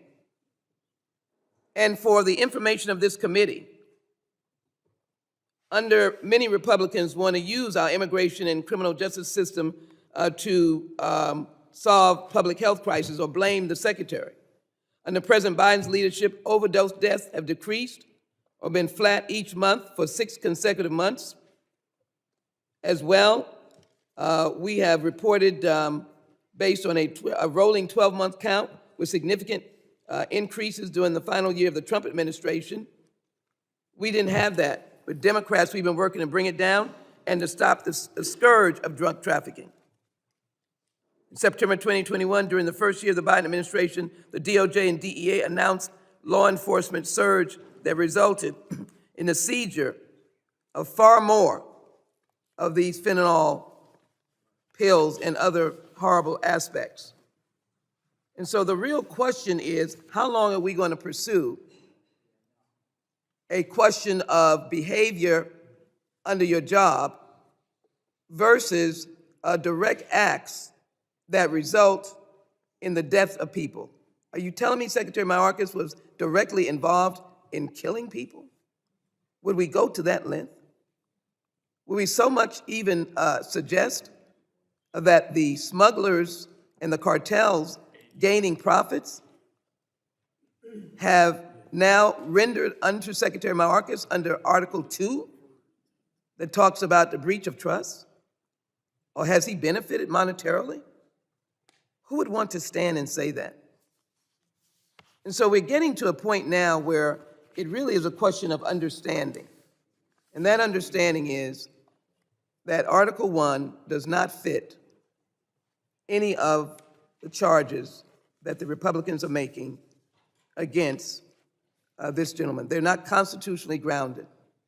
And we have not allowed the Secretary, who is now engaged in negotiations now for over a month, I believe, or more, with the Senate, a very table that the House Republicans have been invited to sit at, the very table that the Speaker of the House has been invited to sit at. And my understanding is that their seats are vacant. But yet our Secretary of Homeland Security, under the threat of impeachment, at every point has gotten up every day to participate in abiding by laws that he hopes will make this country safer. Is that the basis of impeachment? Is that the accusation that will hold under this Article 1? Mr. Chairman, it will not hold, and I ask my colleagues to support the Jackson-Lee Amendment and vote down Article 1. Gentlelady's time has expired. thank I you, now Mr. recognize Mr. Guest for 5 minutes to discuss the amendment. He's failed in his job and, misled Congress on a number of occasions. And the border is a major crisis that has to be addressed by this president, by Secretary Mayorkas, and he fails to do his job. Now, when do we send over the articles of impeachment? Yeah, I haven't talked to the Speaker, but obviously we want to move it quickly, so. I mean, the Senate's not here right now, so, Yeah. I mean, you don't anticipate this until next week or whenever the Senate comes back? Right, but I would imagine, it'll be passed over quickly to them, and they hopefully take it up quickly. What if the Senate dismisses this rather quickly? It's a Democratic Senate. Well, the Senate really ought to take seriously the message that was sent is that we're serious about securing the border, and the Secretary's failed to do his job. And the American people are disgusted by it. The American people don't like having a wide open border where people from on the terrorist watch list are coming over, human trafficking is going on, drugs are being brought in to the point where we're losing 150 people who are dying every single day from fentanyl. I mean, it's a major crisis. But will Republicans use that as a weapon against Democrats to say if they dismiss this trial really quickly, they don't take this seriously, they have to at least start? They ought to take it seriously because the American people think and recognize that it's a major crisis in our country that we have a wide open border and this Secretary's failed to do his job and has been derelict in his duty and has misled Congress on some very serious issues. And so we take it seriously. They need to as well. Definitely a historic day, impeaching Secretary Alejandro Mayorkas, and I'm very thankful to our Republican conference for finally working together and standing with the American people to send the message to the Biden administration that it's our border that matters, not other countries' borders. Our border matters. And finally, we've held Alejandro Mayorkas accountable for his willful and betrayal of the American people and breaking federal immigration laws. And I'm very grateful that we were able to get this done with a razor-thin majority. I think this also sends a message to America that Republicans can get our job done when we work together and do what's important and what the American people want us to do. What's your message to the Senate? You're going to be one of the impeachment managers as you go over there, and there's talk of them trying to short-circuit a trial with a motion to dismiss or something like that. What's your reaction? My message to the Senate is they should look at the polling, and they know that our border security is the #1 issue in every single campaign, in every single state, every single city, and every single community. And whether it's New York City, Chicago, Atlanta, whether it's California, or any other state in the country, it's the fact that millions and millions of migrants have been brought illegally into our country, and the American people are being forced to pay for them. They better pay attention to the American people and how they feel, and then they need to read our articles of impeachment. We have 6 pages of Alejandro breaking federal immigration laws. I would advise them to get well-versed in the laws that he broke and understand that the people that voted them into office and the oath of office that they took to swearing an oath to the American people and to our country is the oath that they need to remember, and then they need to take this very seriously. And what are your thoughts on the aid bill passed out of Senate this morning, and would Speaker Johnson be potentially facing a motion to vacate if he ends up putting something for Ukraine or this bill on the floor? We have our conference meeting tomorrow. I haven't spoken with Speaker Johnson on what he plans to do on that Senate bill. It's $95 billion for foreign wars. None of it is for our border. H.R. 2 is what we passed out of the House for our border security bill. The Senate refuses to touch it, and then they called some kind of a joke of a border deal that they tried to produce in the last few weeks that would legalize bringing in thousands of immigrants or illegal immigrants every single day. That's a non-starter, and I think this $95 billion foreign aid bill or foreign war bill with $60 billion to Ukraine should be a non-starter too, because the American people don't support the war in Ukraine. We should be doing everything we can to stop the invasion at the southern border. Do you think Speaker Johnson should negotiate with the White House? On what? On a border security deal? No, I think Joe Biden should do his damn job, and he can shut down the border. That's the problem. All the executive orders that he wrote when he first went into office is the whole reason this mess is happening, and the fact that Alejandro Mayorkas abused his power of Secretary of Homeland Security to create his own policies, not Congress. He didn't ask us. He created his own policies of catch and release and didn't hold people in detention. Those are the issues. No, we don't need to negotiate with Joe Biden. Joe Biden needs to serve our country, even though he can't get straight between Egypt and Mexico. That's What the does real this issue. vote We have to accomplish? use the Where do you 25th stand on the Amendment. bill? What does this impeachment vote accomplish, considering it's likely to go nowhere in the Senate? It shows that our conference is willing to hold the Biden administration accountable, especially when the Secretary of Homeland Security is violating our federal immigration laws. We did exactly what we should be doing. Now it's up to the Senate to do their job. Mr. Speaker. Mr. Speaker, here we go again. Not even a week after my Republican colleagues failed to advance their unconstitutional impeachment of Secretary Mayorkas, House Republicans again put critical House business on hold while they wasted precious time on another meaningless impeachment vote. Mr. Speaker, the list of things this House majority has ignored is long and only getting longer. House Republicans have failed to pass the key bills needed to avoid a government shutdown on March. Congress still needs to reauthorize the FAA bill to improve air travel and safety. We need to reauthorize FISA to bolster our national security. House Republicans need to provide critical military aid to our allies in Ukraine and Israel. And the civilians in Gaza and Ukraine need life-saving humanitarian aid as soon as possible. House Republicans can't pass or haven't passed any of these critical bills. I'm calling on my House Republican colleagues to get serious and to let us get back to doing the work the American people need us to get done. Thank you, and I yield back. For what purpose does the gentleman from California seek recognition? Thank you, Mark. The American people elected our House Republican majority to undo the damage the Democrats have done and to hold the Biden administration accountable. Thanks to our members and the diligent work of Chairman Green and his Homeland Security Committee, we are once again living up to that mandate this week. Under Secretary Mayorkas' leadership, Americans have experienced the worst border crisis we've ever seen. And yesterday, House Republicans said enough. We did not take our impeachment vote lightly. It was the product of a very thoughtful, fair, and deliberate investigation lasting nearly a year. The evidence was clear. As you've heard the chairman say this morning, Secretary Mayorkas willfully refused to enforce federal law, repeatedly lied to Congress, and breached the American people's trust. Because he failed to do the honorable thing by resigning, House Republicans fulfilled our constitutional duty by voting to impeach. I can only hope my colleagues in the Senate will step up and do the same on behalf of the American people.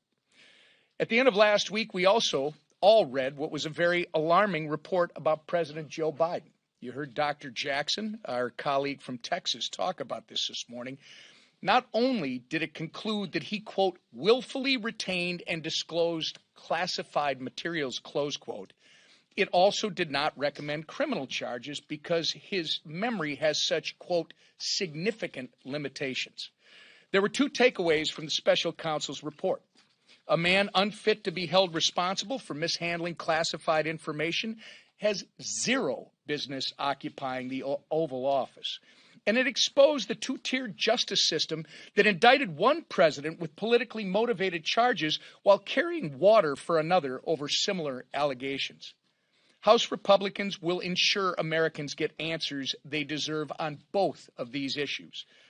Lastly, I want to give a special welcome back to our fearless majority leader, Steve Scalise, maybe the toughest man in Washington, D.C. Steve, we are so grateful to have you back here with us today in complete remission from cancer. And right in time for Mardi Gras in true Steve Scalise fashion. Your grit, determination, and resilience have been an inspiration to each and every one of us, and it's good to be fighting in the trenches with you again. So with that, I proudly turn it over to the toughest man in Congress, Steve Scalise. Thank you, Mr. President. Mr. President, I'd like to begin with a quotation. Let me tell you something, New Yorkers. Never in my life have I had a problem that I did not see an ending to. But I don't see an ending to this. This issue will destroy New York City. This issue will destroy New York City. That's New York Mayor Eric Adams, Mr. President. He was responding to the crisis at our border. Mayor Adams is the mayor of our country's largest city.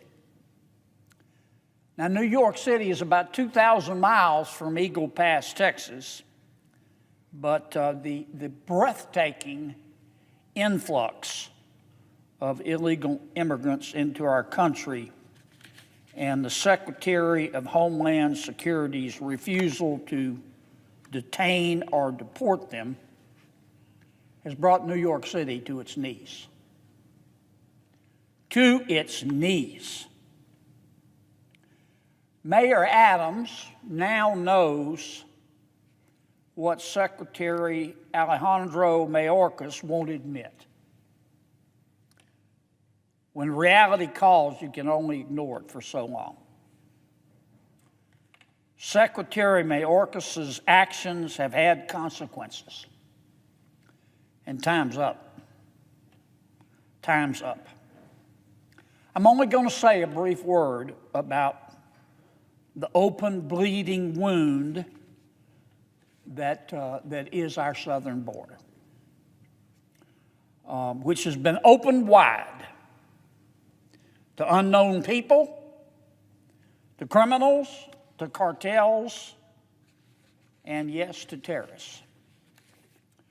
Number one, I know you know, Mr. President, that fentanyl is now the #1 killer of Americans between the ages of 18 and 45. And that fentanyl is coming across our open southern border. Number two, we know that under Secretary Mayorkas' watch, human traffickers have built a $13 billion, not $13 million, $13 billion business trafficking human beings across our border. Number three, we also know that roughly 450,000 children, unaccompanied, have shown up at the border. And most of them have been released into our country. Many of them, we don't know how many. Many of them have ended up in dangerous places with dangerous, evil people. And finally, as best we can tell, since President Biden has been president and Secretary Mayorkas has been Secretary of the Department of Homeland Security, we have had 8.6 million people. 8.6 million people come into our country illegally. That's 4 Nebraskas. That's 4 Nebraskas. And we don't have the slightest idea who they are. Now, the United States House of Representatives has investigated this crisis. And it has found that some of the blame for this crisis lies with Secretary Mayorkas. And the United States House of Representatives has impeached Secretary Mayorkas for it. In its first article of impeachment, the House alleges that Secretary Mayorkas has, quote, willfully and systematically refused to comply with federal immigration law. The House says that Secretary Mayorkas has refused to detain some illegal immigrants as the law requires him to do,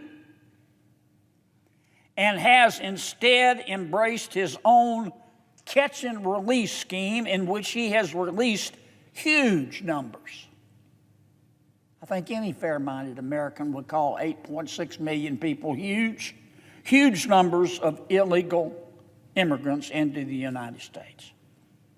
The House says that Secretary Mayorkas has refused to follow unambiguous and clear federal laws that require him to detain illegal immigrants who are subject to deportation for engaging in criminal or terrorism-related behavior. The House says that Secretary Mayorkas has failed to make case-by-case parole determinations, which the law clearly requires. Clearly. And instead, he has, on his own, he has paroled millions of people illegally into the United States en masse. In its second article of impeachment, the House alleges that Secretary Mayorkas has breached the public trust in two respects: by knowingly making false statements to Congress that the border is, quote, secure, and that the Department of Homeland Security has, quote, operational control of the border, and by failing to comply with subpoenas issued by congressional committees seeking to exercise oversight over DHS activities. Any fair-minded person can see that these are serious charges, and they demand a full trial. Let me say that again, Mr. President. They demand a full trial. The Senate must let the House present its case. And then we must do our job and give that case careful consideration. If the Senate dismisses these charges without a trial,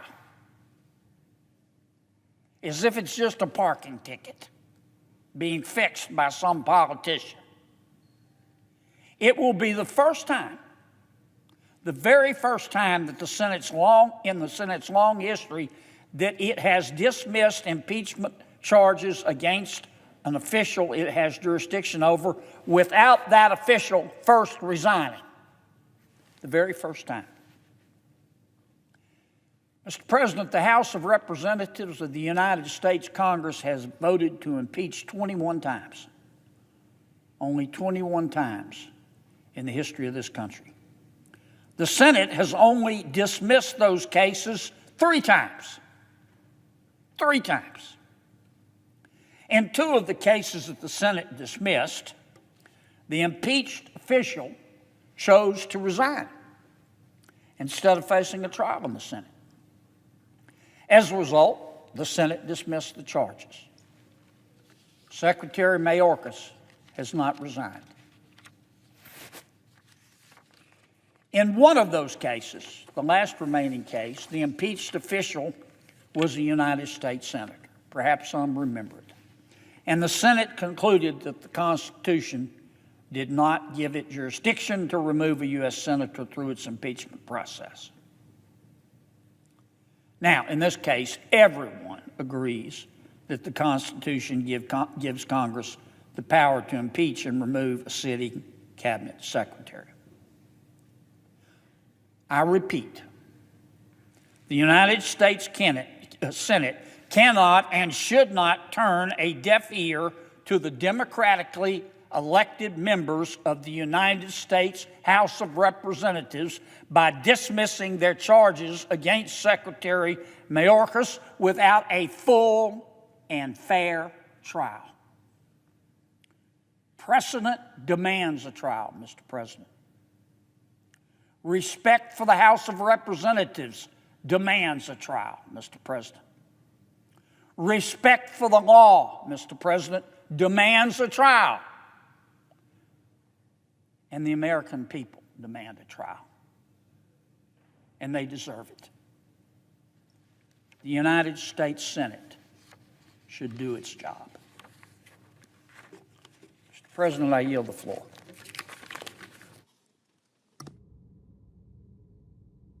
Your attempt to brush Secretary Mayorkas' impeachment trial under the rug is disgusting and unacceptable.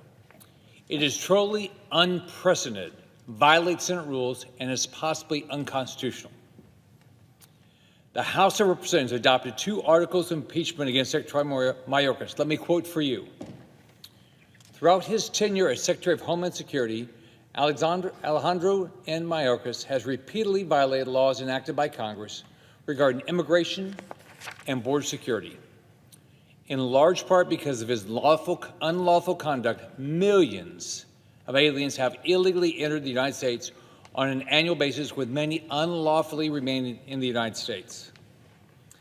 Alejandro N. Mayorkas has knowingly made false statements and knowingly obstructed lawful oversight of the Department of Homeland Security, principally to obfuscate the result of his willful and systemic refusal to comply with the law. Now, it is the constitutional duty of the U.S. Senate to conduct an impeachment trial to determine if Secretary Mayorkas should be removed from office based on those articles of impeachment. I want to stress this again. Never in the history of the U.S. Senate has such a procedural move been attempted to completely avoid an impeachment trial. Senate Democrats' efforts to avoid fulfilling their constitutional duty to conduct this trial are just the latest attack by the left against our democratic process and institution. Senate Democrats want to eliminate the filibuster. They want to radically change the U.S. Supreme Court, and now they want to trash the impeachment process. This is a disturbing series of direct attacks on our democratic institutions. My colleagues and I have called on Senate leadership to conduct a thorough trial. I've also personally called on Vice President Kamala Harris, urging her to fulfill her constitutional duty to serve as the presiding officer of Secretary Mayorkas' trial. Her appointment as President Biden's, quote, border czar only makes her role in the Mayorkas impeachment trial more critical. President Biden and his administration have created a crisis at our southern border. Secretary Mayorkas, a complete puppet for this lawless administration, has the audacity to come falsely testify before Senate and House committees that the border is secure. Not just once, but multiple times. Mayorkas has lied under oath in committee that our border is secure. He's lying to the American public. He's not taking the action needed to defend the homeland by securing the border or upholding the law. That's his job, and he's simply not doing it. Our nation is reeling from the consequences of Mayorkas' failures. Our nation is a more dangerous place because of Secretary Mayorkas' failures. He's allowing criminals, drugs, terrorists, others into our communities. These are real consequences, and each victim has a name.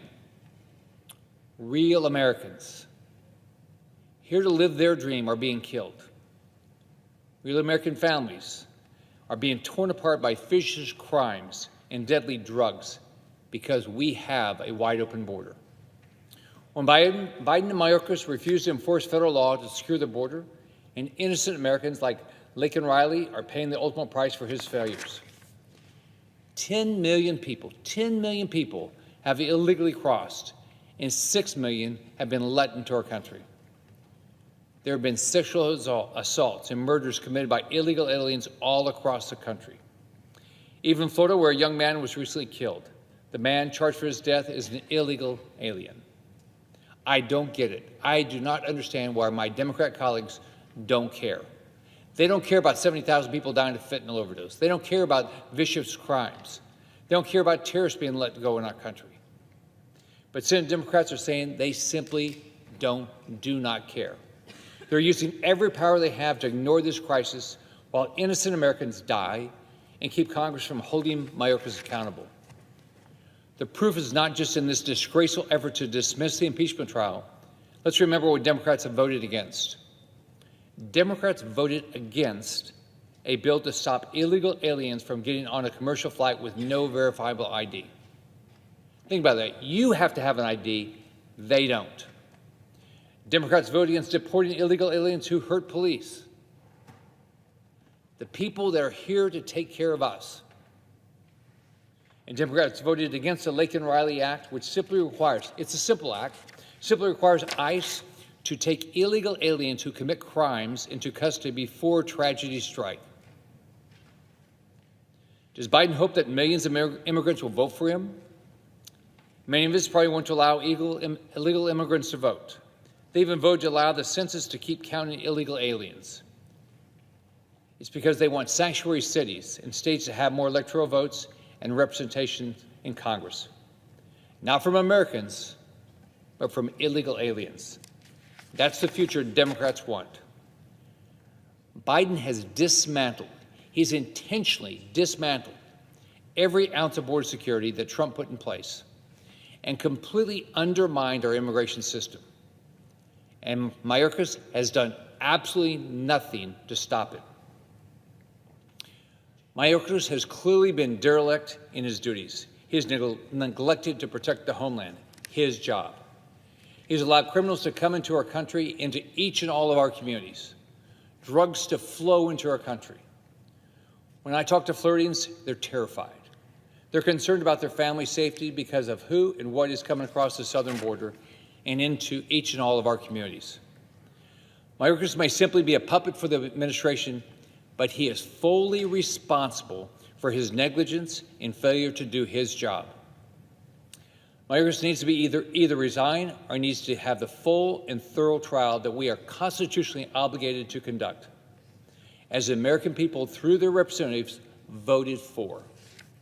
We must have an administration and DH secretary that is willing to secure the border, not ignore failure that is killing our citizens. Madam President, I yield the floor. But just to make sure, you guys haven't spoken to anyone who is voting differently on tabling or not tabling based on if this happens on a Thursday or a Monday, right? Wait, what? Like, by pushing this to Monday as opposed to doing this on Thursday, you haven't spoken to anyone within the Republican or Democratic side that says, I'm gonna vote to not table because this is happening a few days later.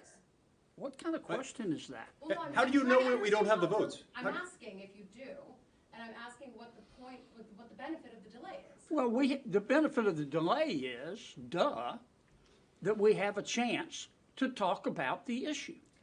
I mean, if you guys want to go back and write an article about whether your LinkedIn page is holding you back, you can do that, or you can write about this issue. And short of getting rid of the filibuster, this goes to the heart of the United States Senate. I happen to think, and I think my colleagues agree with me, that maybe talking about it for a few days might, before we take the Constitution and turn it upside down, just might be a wise thing to do. Well, and Now, I can't tell you that every Republican is going to vote for this. I can't tell you that. And nor do you know as well as I do that we have some free-range chickens, and they wander off, and sometimes we can't catch them. They're healthy though. And they have the right to be free-range chickens. I'm just telling you, all these questions that are being asked, you're falling into Senator Schumer's trap, because he's going to try to muddy up this water to make it look deep. There's nothing complicated about this. You either believe in the Constitution or you don't. I will say there was strong consensus in the Senate lunch today to delay this delivery of impeachment so we can have this discussion, because we feel this is an important discussion to have. So again, that was almost unanimous consensus. Nobody, people asked, anybody dissent? Nobody did. Yeah, and even worse, Chuck Schumer and the Democrats want to defy their constitutional responsibility.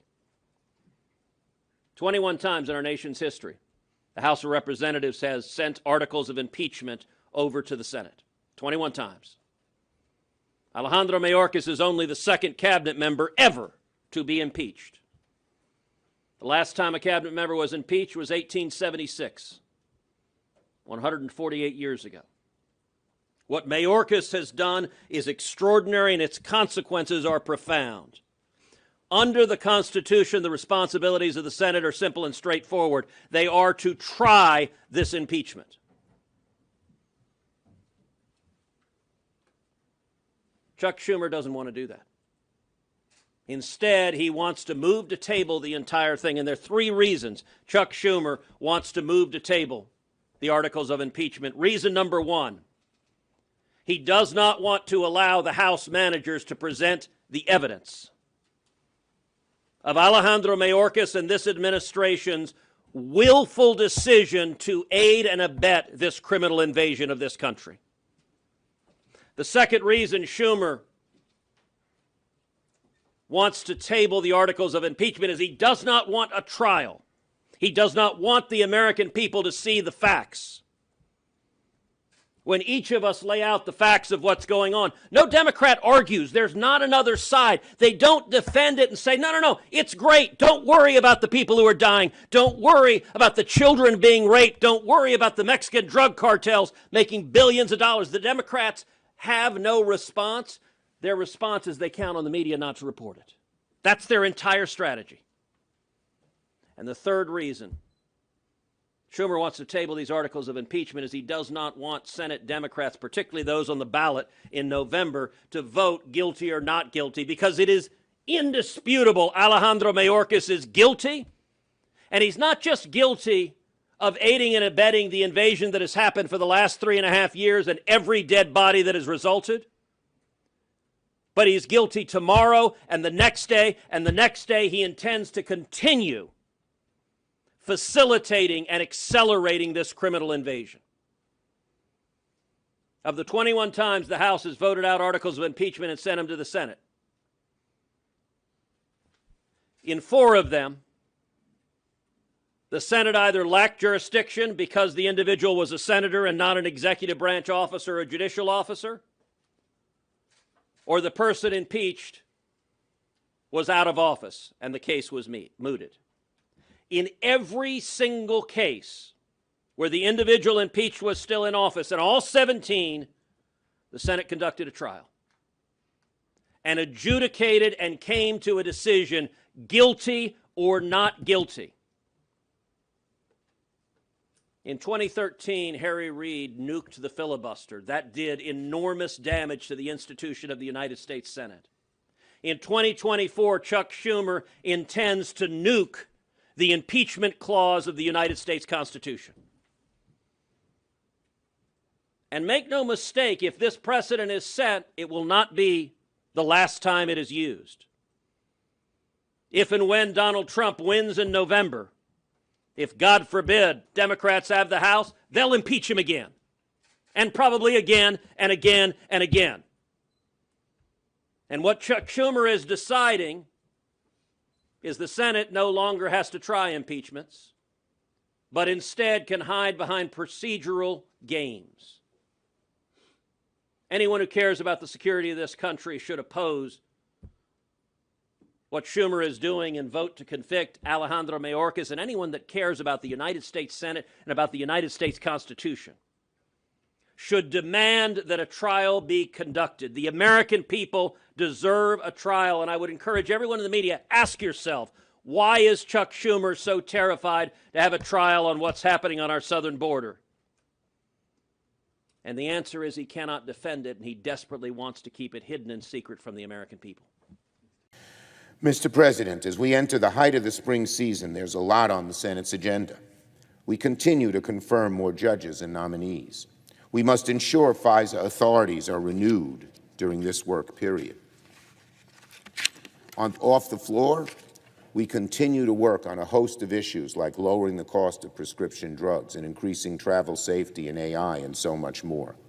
As busy as we are, One issue the Senate will soon have to address is the House vote to impeach Homeland Security Secretary Alejandro Mayorkas. As everyone knows, yesterday Speaker Johnson announced he's delaying transmitting the articles to the Senate until sometime next week. Our plan over here has not changed. The Senate is ready to go whenever the House is. We want to address this issue as expeditiously as possible. And as I said yesterday, impeachment should never be used to settle policy disagreements. That sets an awful precedent. So when the time comes for the Senate to receive the articles of impeachment from the House, we'll be ready. In the meantime, we're going to keep working on legislation that matters to the American people and do it in a bipartisan way whenever we can. The American people demand, expect, and deserve nothing less. President. The Senator from West Virginia. Madam President, I did not intend to speak on Secretary Mayorkas, but I want to say a few words before I get to the content of my speech. And what I would say is this. I respectfully disagree with my colleagues, my friends on the Republican side of the aisle, and the politics is being played. I was governor of the state of West Virginia, and I made an awful lot of appointments as far as what we call will and pleasure. I asked the state Senate to confirm people I thought would work and do a great job for the people of West Virginia. It was my responsibility. If it went wrong or did not basically fulfill their duties, that was my responsibility. If they had criminal charges brought against them, whether they're civil or criminal, then the courts would take it. Then they have a right to remove. I would have been respectfully obligated to remove. And if not, they had a right to impeach. We're not there. Everyone seems to be upset that the Secretary Mayorkas, which I know to be a good man, is being ostracized for doing the job he was done, that he's been basically directed to do by his boss, the President of the United States. If you're unhappy, go to the polls. It's the boss, okay? That's where it is. I think it's been a disaster. The first 2 or 3 years right now have been a disaster. And I have asked, I have begged the President to change, secure our border. It has to be secured. It's the most dangerous thing we face. And when I've said that, I said, declare a national emergency. Well, the mistakes the President has made, basically, was try to be corrected when he supported the piece of legislation we had before us about 2 or 3 weeks ago that was negotiated, a lead negotiator, which I think is one of the most honorable people we have in the Senate, is Republican, our friend James Lankford from Oklahoma, Senator Lankford. And I think it was a tremendous piece of legislation. It would give us more security at our border. It would have stopped all the illegal flow. But it was still politicized, and it didn't happen. And I think Ali Mayorkas is being blamed for that, too. I'm sorry. It was not him. And for us to go through a trial with what precious time we have left and all the challenges we have, let's just vote on securing the border. Once and for all, secure the border. Let's vote on taking care of our responsibilities around the world and at home, securing our border and helping our allies defend their own. That's what we should be doing, but everything is politicized to the point now we can't get beyond whose fault it is rather than, hey, we're Americans. If I'm a Democrat, you're a Republican, vice versa, you're not my enemy. You're my colleague who I might have differences with. We can work it out. No one wants to find that sensible middle anymore. It's a bad word, compromise. You never hear it anymore. But to blame Secretary Mayorkas for you thinking he didn't do the job or what he said, the violation of the Constitution, is ridiculous. It is basically something that I can't wait to vote against and get it out as soon as it comes here. Why did they wait till next week? We could have voted on today or tomorrow. Why? They wanted to let it fester a little bit? It doesn't make any sense to me whatsoever. So with that being said, I would hope that we'd come to our senses and get to the real problems we have in America, and let's try to help the people who are living through some very high pricing. As far as food, the basic necessities of life are very difficult for an awful lot of people in my state of West Virginia. I'm going to do all I can to help them. But with that, this is not one way to get our job done, to waste more time on something that's so senseless. Madam President, I'd like to talk for a few moments about, and then I'm going to have a motion, about the impeachment of Secretary Mayorkas. As you know, Madam President, our government is one of laws, not people. Laws, not people. And as you also know, Madam President, the United States Senate is built on precedent and custom. and history and the law, not political expedience. We in the Senate are supposed to listen to the American people, not ignore them. And one of the ways we do that, Madam President, is by playing by the rules that we have all agreed to. All of the rules. All of the time. Now, my Senate Democratic colleagues today, or at least very shortly, however, may be willing to jeopardize centuries of this stability, the stability that this body has brought and lives by for short-term political advantage. We all know what's going on here. We all know exactly what's going on here.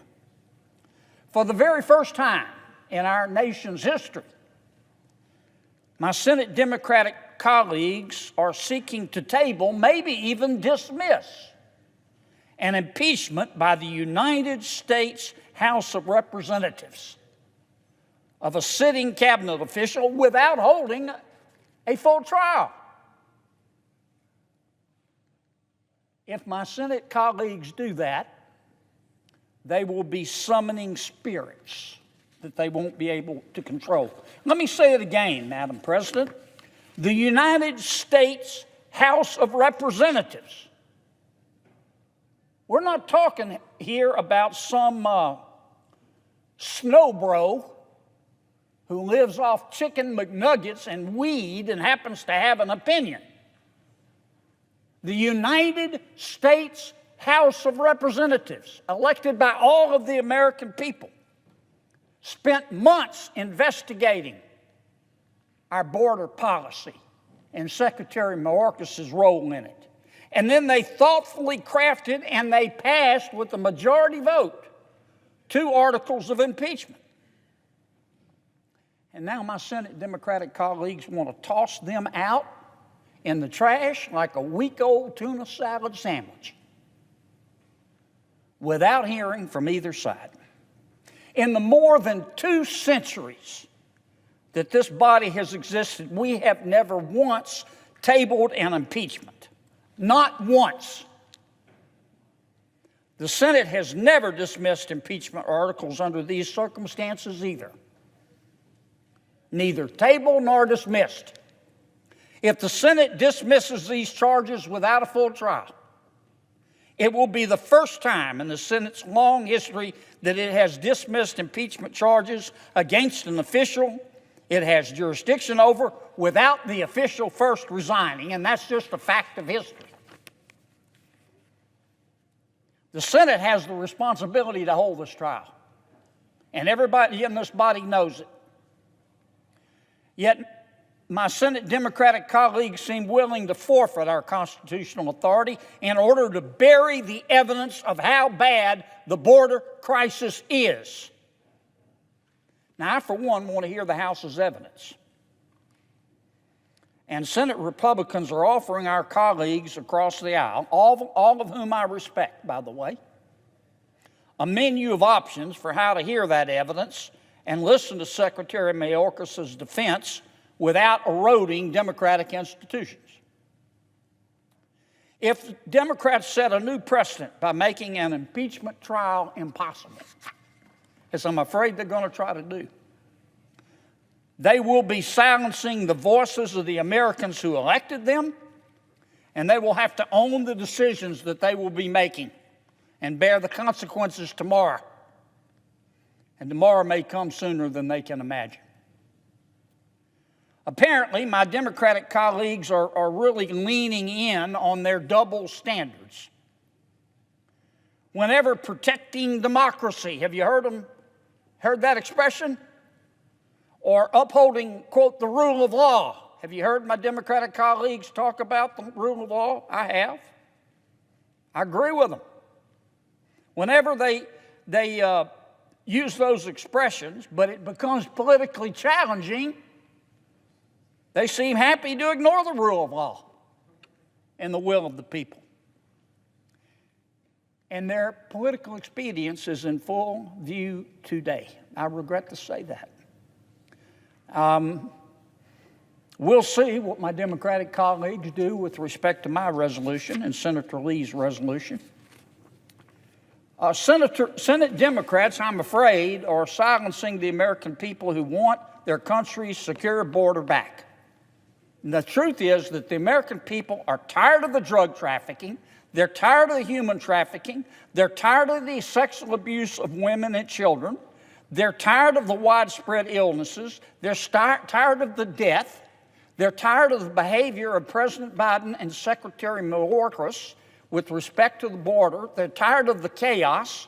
They believe it's chaotic by design, and they believe it is undermining their national security. And they're right. Now, the American people may be poorer under President Biden and Secretary Mayorkas, but they're not stupid. They're not stupid.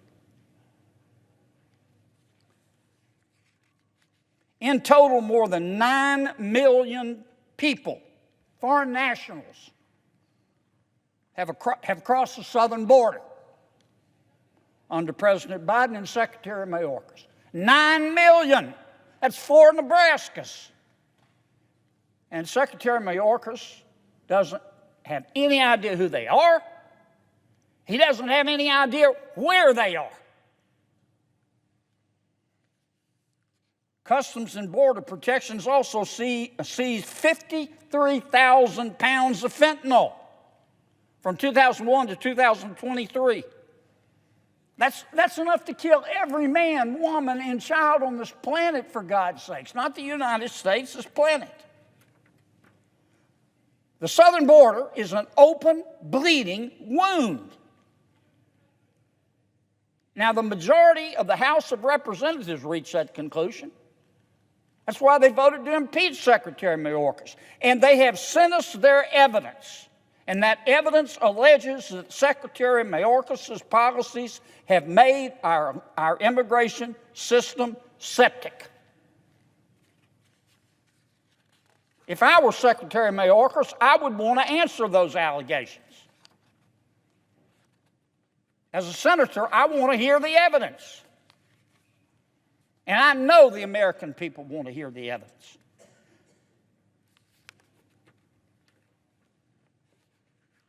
These are serious charges, Madam President. By tabling or dismissing the articles of impeachment without so much as a trial, like it was just spam in their inbox, my Senate Democratic colleagues are endorsing the Biden administration's lawless approach to the southern border. They're setting a precedent that the next administration can ignore the laws of Congress and the will of the American people as long as it advances the majority party's agenda. That's what they're saying. Now, my resolution will give the procedures we need, set up the procedures we need to conduct this trial fairly and efficiently. My resolution is modeled on the procedures that this body used during the second impeachment trial of President Trump. When President Trump's first impeachment came to the United States Senate Republicans were in the majority. You didn't see us trying to table that impeachment. You didn't see us trying to dismiss that impeachment because we believe in the rule of law all the time, not just when it's politically expedient. We heard the evidence. We did our job. And that's what we ought to do right now. The proceedings set forth in my resolution are efficient, they're fair, they're honest. They will not uproot the long-standing precedent that we have given to articles of impeachment in the past. It will give the articles of impeachment serious consideration, as we have always done. And here's my final point. If my Senate Democratic colleagues, let me say it again, each and every one of whom I respect, if they choose to ignore this impeachment, they will have placed their seal of approval on the lawlessness at the border and the chaos it has brought to so many American communities. And they will have ignored 200 years of Senate precedent. 200 years. A charitable interpretation based on policy does not exist for what my Democratic colleagues are going to try to do. It is all based on raw, gut politics. And they know it, and I know it. And everybody in this room knows it. Please don't do it. Please, my friends, don't do it. Please don't allow the Senate to rot from within. The American people deserve better. I ask unanimous consent, Madam President, that the Committee on Rules and Administration be discharged from further consideration, and the Senate now proceed to S-Res 623, my resolution that I just talked about. Further, that the resolution be agreed to, and that the motion to reconsider be considered made and laid upon the table with no intervening action or debate. Is there objection?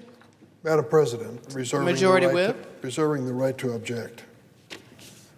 Madam President, the senator from Louisiana is my friend. We throw that term around here in the Senate, but it's true. I think he would say the same. We both serve on the Senate Judiciary Committee. We've worked on issues together. We've been adversaries, but we've done it respectfully, and I will continue that, I hope, this day. But the gentleman, the senator from Louisiana, brings to the floor of the Senate and to this debate special qualities. He sounds many times like a homespun, backwoods lawyer. Don't be fooled. He's a graduate of a famous university in England. I've forgotten which one, Oxford, Cambridge, one of those. They're not in the Big Ten, I'm sure of that, but I know they're in England, and I congratulate you. I was never even considered for a university of that stature. He's a brilliant lawyer and senator and raises important questions, not just for the moment, but for history. The question before us today that he's raising is about the purported impeachment, I should say actual impeachment, of a member of President Biden's cabinet, Mr. Mayorkas, head of the Homeland Security Department. And that is about to be reported to the Senate, and we have constitutional responsibilities when it is reported. In this situation, we are waiting for the actual report to arrive. I think it will be momentary, perhaps this week or next, and we will take up this matter as we are required to do. The House Homeland Committee engaged in a year-long investigation of Secretary Mayorkas and his alleged maladministration of the border of the United States. This committee in the House held 12 hearings, testimony from more than 24 witnesses, producing nearly 400 pages of reports. The Senate, when sitting as a court of impeachment, is not responsible for making the case on behalf of the impeachment managers. We are the jury. We are the ones who will decide the impeachment. Our duty is to make the determination based on the articles of impeachment and the facts at hand. We are not a fact-finding operation. My friend from Utah is also on the floor. During the first Trump impeachment said, and I quote, "The Senate, here sitting as a court of impeachment, has both the authority and the obligation to decline to hold a full trial where the material facts of the case are not in dispute," end of quote. The facts are not in dispute here. This is the first time that the House has successfully impeached a sitting cabinet-level official without providing any evidence of a high crime or misdemeanor. None. All those hearings, all those pages, all those witnesses, no evidence of high crimes or misdemeanor, and that is a requirement under the Constitution. The articles of impeachment that will be before us contain zero evidence that Secretary Mayorkas has committed high crimes and misdemeanors. Instead, they can be read as a summary of Republican grievances with this administration's approach to border policy, immigration, detention, and methods of removal and parole, all of which is conduct that falls squarely within the executive branch's constitutional prerogatives. Fortunately, the Constitution was designed to prevent this type of partisan politics driving this effort from contaminating the extraordinary process of impeachment. The delegates to the Constitutional Convention considered and rejected the concept of maladministration as an impeachable offense, in part because they feared the misuse of impeachment for purely political retribution. The Constitution empowers the Senate to have the sole power to try all impeachments and to determine the rules of its proceedings, but the Senate only has the power to convict, remove, and disqualify officers whose conduct meets the constitutional standard. That standard is well known to all members of Congress, and the Senate particularly.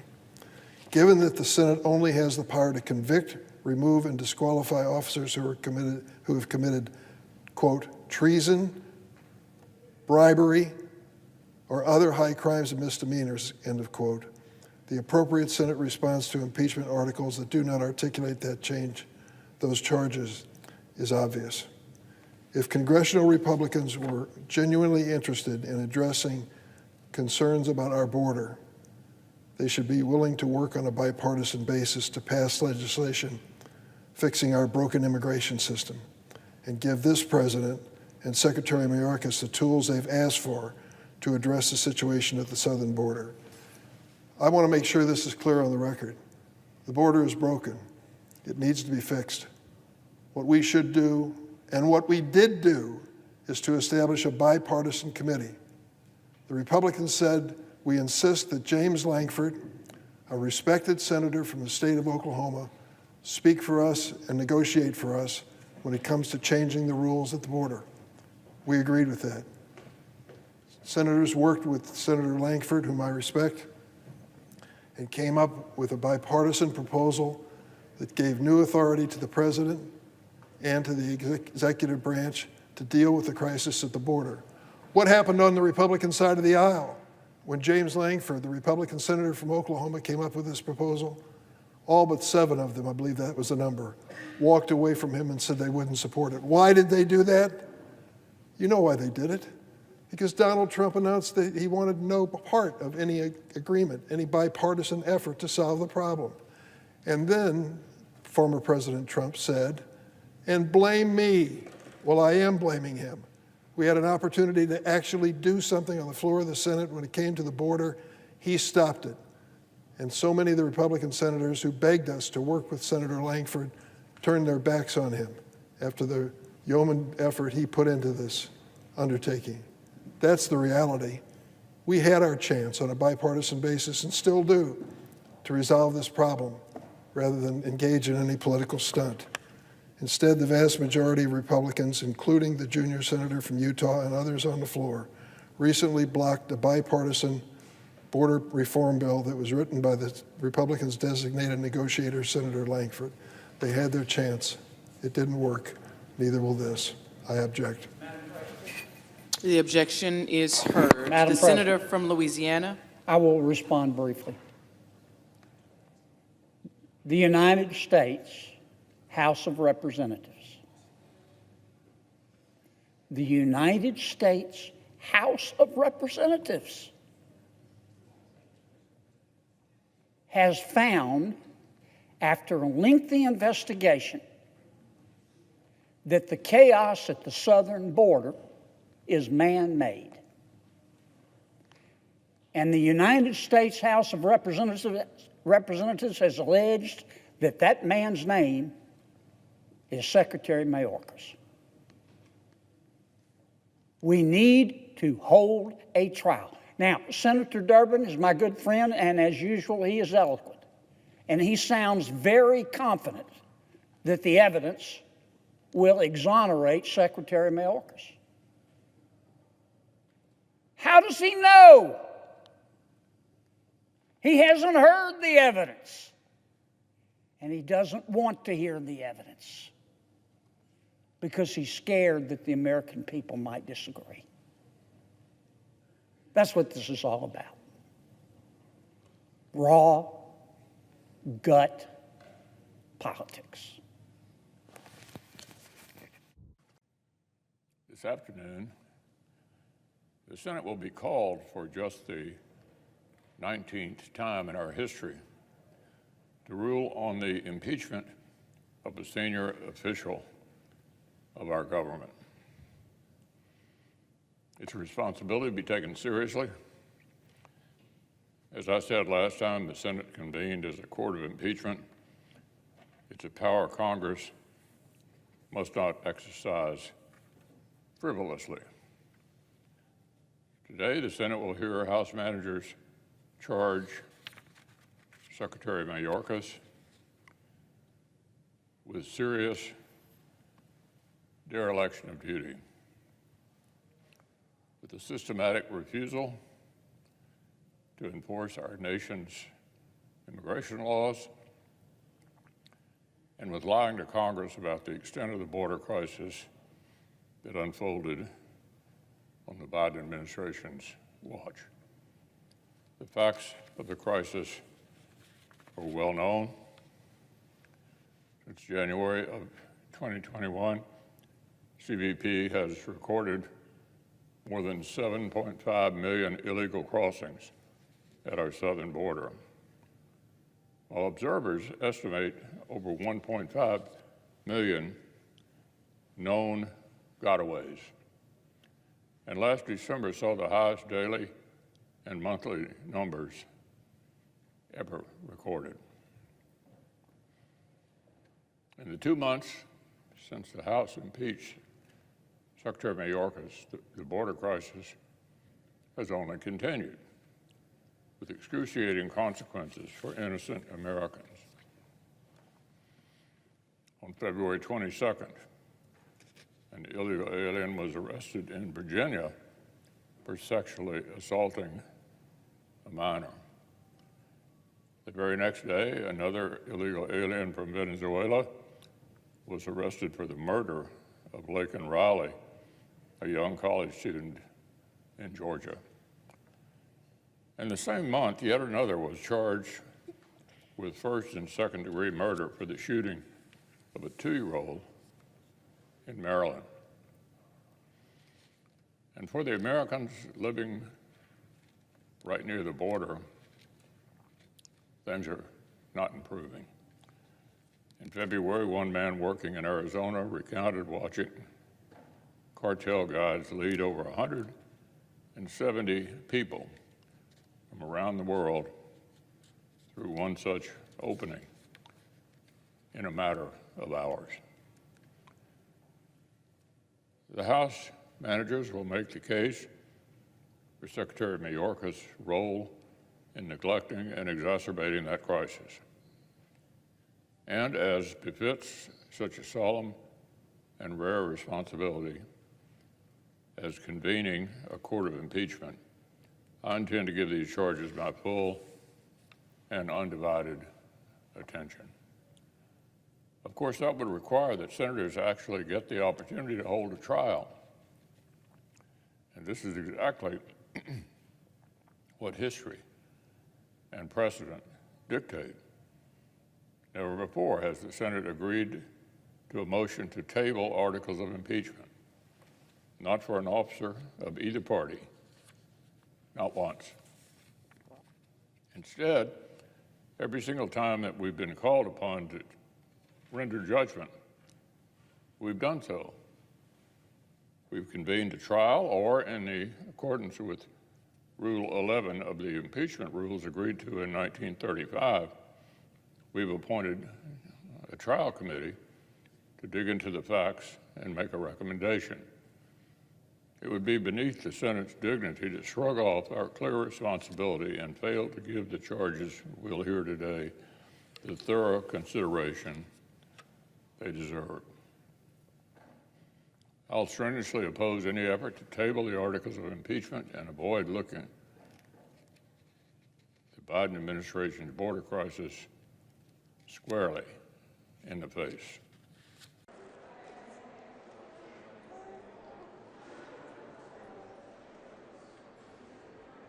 That's the procession, yeah.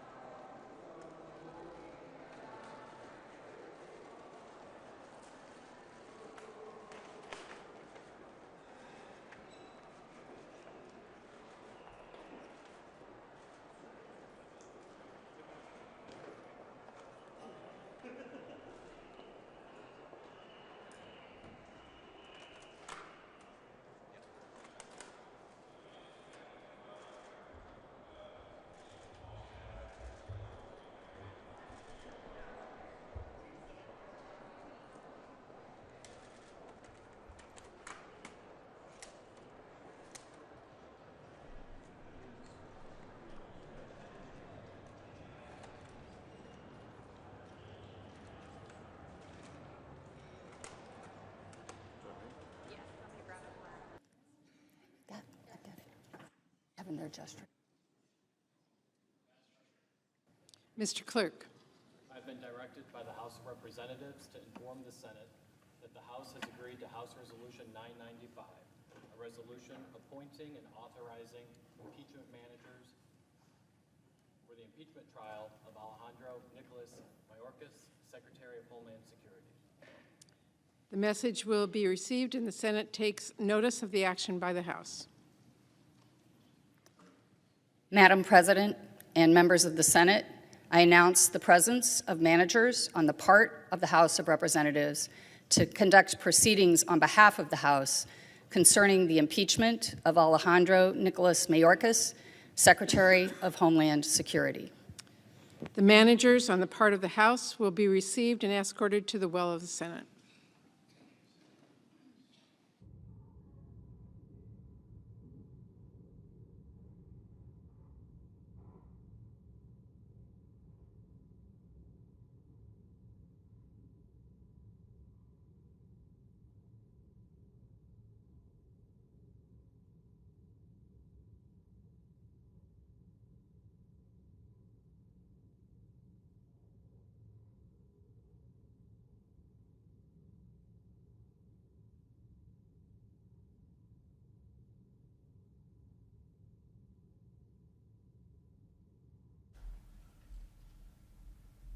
The Sergeant at Arms will make the proclamation. Hear ye, hear ye, hear ye. All persons are commanded to keep silent on pain of imprisonment while the House of Representatives is exhibiting to the Senate of the United States articles of impeachment against Alejandro Mayorkas, Secretary of Homeland Security. The managers on the part of the House will proceed. Mr. President. Mr. President, with me today is one of my colleagues from my office, Mr. Matt Turner. I want to talk about the woolly mammoth in the room, impeachment. And I want my colleagues to just put aside for a second the legal aspect of this. Just stop thinking for a second about how many lawyers can dance on the head of a pin. And let's just think for a moment what's about to happen over the next 2 days.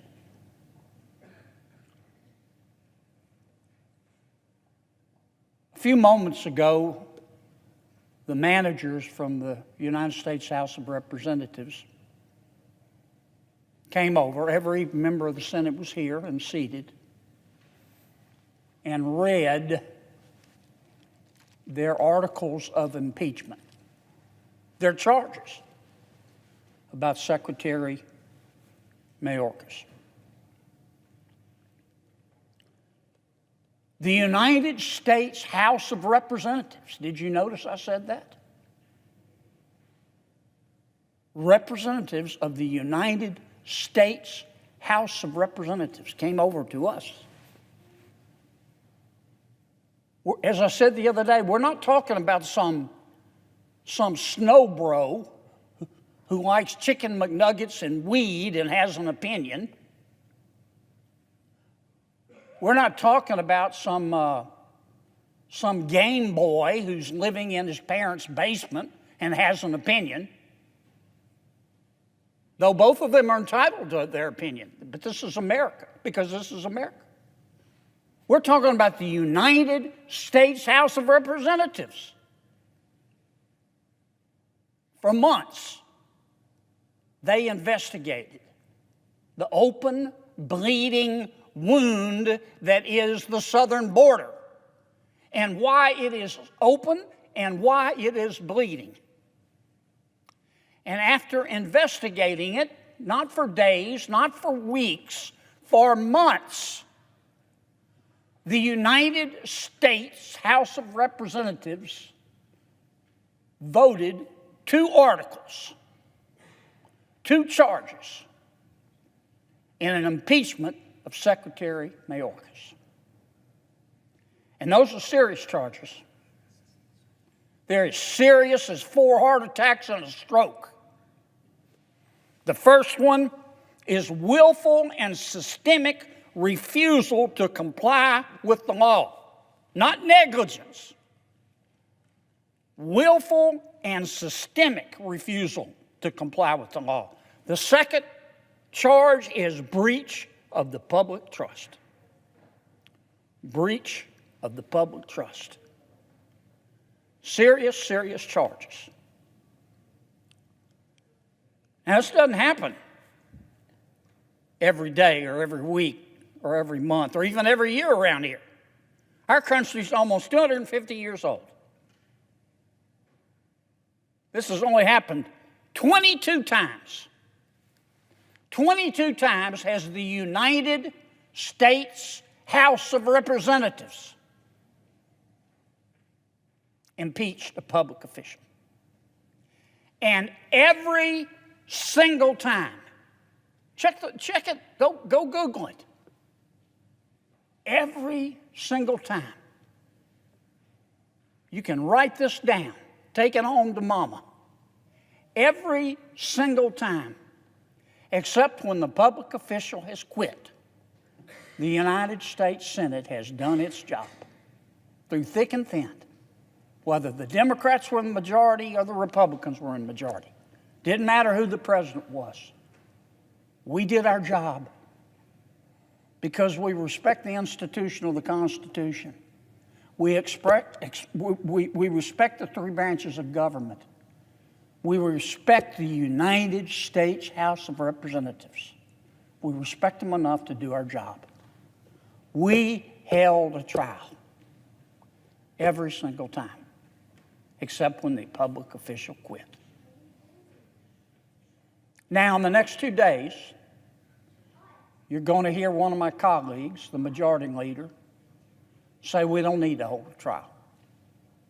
He's going to say the evidence is insufficient. It's not worth our time. I want you to think for a moment. Just ask yourself this question. How does he know the evidence isn't sufficient? How does he know? He hadn't heard the evidence. What you're about to see, folks, it breaks my heart to say this. Over the next 2 days, what you're going to see is not about the evidence. It's not about the law. It's not about the process.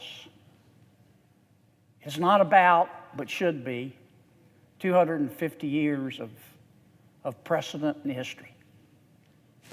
It's about raw, gut politics.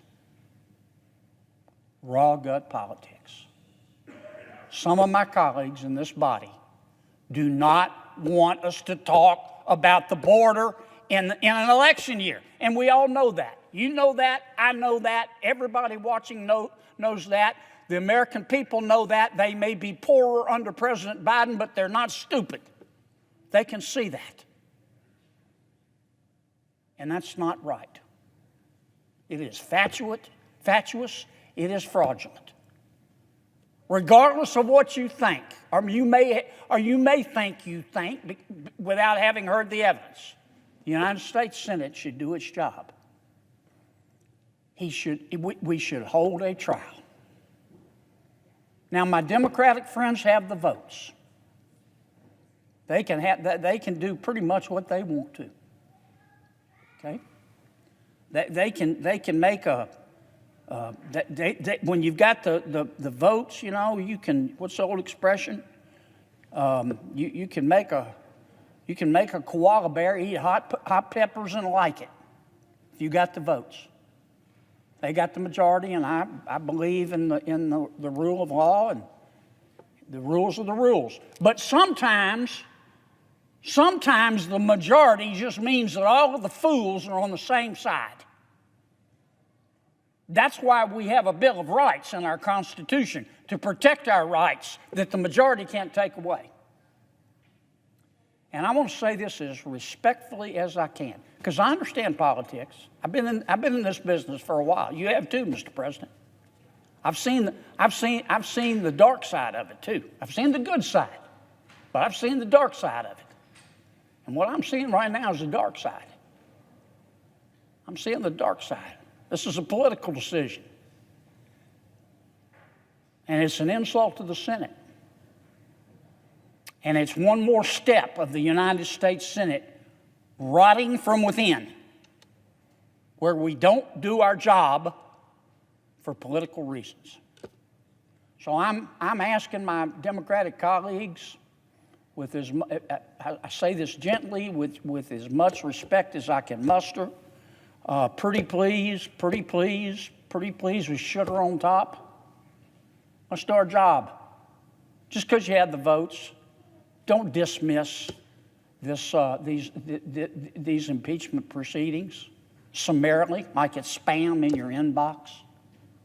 The United States Senate needs to do its job. Mr. President, I suggest the absence of a quorum. Clerk will call a roll. Ms. Baldwin. Mr. President, this afternoon, senators will come to the floor and be sworn in as jurors in the impeachment trial of Secretary Alejandro Mayorkas. Yesterday, the Senate received the impeachment House managers who read the 2 articles against the Secretary. Today, the trial will commence, and we will be in our seats as jurors for the 3rd time in 4 years.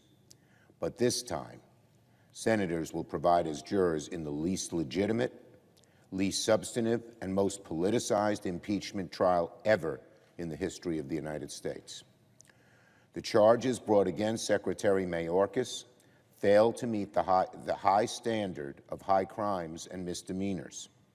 To validate this gross abuse by the House would be a grave mistake and could set a dangerous precedent for the future. For the sake of the Senate's integrity and to protect impeachment for those rare cases we truly need it, senators should dismiss today's charges. So when we convene in trial today, to accommodate the wishes of our Republican Senate colleagues, I will seek an agreement for a period of debate time that would allow Republicans to offer a vote on trial resolutions, allow for Republicans to offer points of order, and then move to dismiss. Let's not kid ourselves about what's going on today. The impeachment of Alejandro Mayorkas has nothing to do with high crimes and misdemeanors, and everything to do with helping Donald Trump on the campaign trail. Secretary Mayorkas has not been accused of treason or accepting bribes or unlawfully attacking our elections or anything of the sort. He has not been accused of criminal wrongdoing. He did not blackmail a foreign power to dig dirt on a political opponent, nor did he incite a violent mob to wage an insurrection against the peaceful transfer of power. Instead, the hard right wants to exploit the supremely serious matter of impeachment for the sake of cable news hits and content for social media. This is an illegitimate and profane abuse of the U.S. Constitution. The framers were clear. Impeachment should never be used to settle policy disagreements. Legal scholars from across the ideological spectrum have agreed to the same for decades. Even the Wall Street Journal editorial board, the darling of the conservative intelligentsia, argued a few months ago that, quote, a policy dispute doesn't qualify as a high crime and misdemeanor, unquote. If our House Republicans want to have a debate about the border, Democrats are glad to have it. But instead of wasting time on impeachment, we should debate bipartisan legislation to secure our border once and for all. In fact, that is precisely what we tried to do in this chamber just a few months ago. I worked with a handful of Democrats and Republicans to draft the strongest border security bill to come before the Congress in decades, before Donald Trump and the hard right killed it in its tracks. It was everything that what Republicans could have wanted and more. A bill to hire more Border Patrol agents, reform asylum, fight the fentanyl crisis, and create brand new powers for the president to close the border. It was strong, strong stuff. And the National Border Council, the National Border Patrol Council, the Chamber of Commerce, and the ultimate conservative Wall Street Journal editorial board all threw their support behind our bipartisan bill. If both chambers would have voted on it, I am certain it would have passed and be signed by the president. But that's precisely why Donald Trump and the hard right were afraid of it. Instead of providing a solution to the border, Donald Trump and his MAGA radicals want to exploit the border for political gain. And today, with this trial, MAGA radicals want to likewise exploit our Constitution and try to gain an edge on the campaign trail. It is beneath the dignity of the Senate to entertain this nakedly partisan exercise, one that both conservative and liberal legal scholars agree fails to meet the high standard demanded by impeachment. So I will say it again. Impeachment should never, never be used to settle policy disagreements. That would set a disastrous precedent for the Congress and could throw our system of checks and balances into endless cycles of chaos. A quorum is present pursuant to Rule 3 of the Rules of Procedure and Practice in the Senate. When sitting on impeachment trials, the hour of 1:00 p.m. having arrived and a quorum having been established, the Senate will proceed to consideration of the articles of impeachment against Alejandro N. Mayorkas, Secretary of Homeland Security. Madam President. Majority Leader is recognized. At this time, pursuant to Rule 3 of the Senate Rules on Impeachment in the United States Constitution, the President pro tem emeritus, the Senator from Iowa, will now administer the oath to the President pro tem, Patty Murray.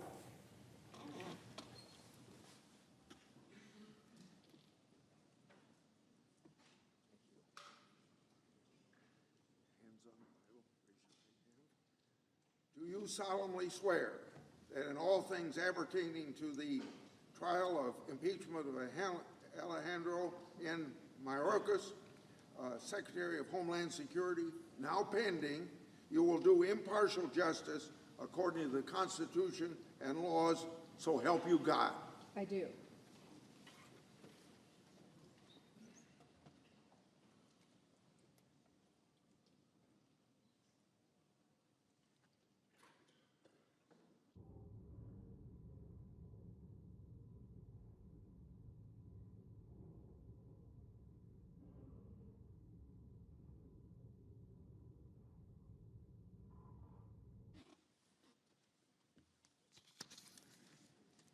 At this time, I will administer the oath to all senators in the chamber in conformance with the Article 1, Section 3, Clause 6 of the Constitution and the Senate's impeachment rules. Will all senators now stand and raise their right hands? Do you solemnly swear that in all things appertaining to the trial of the impeachment of Alejandro N. Mayorkas, Secretary of Homeland Security, now pending, you will do impartial justice according to the Constitution and laws, so help you God?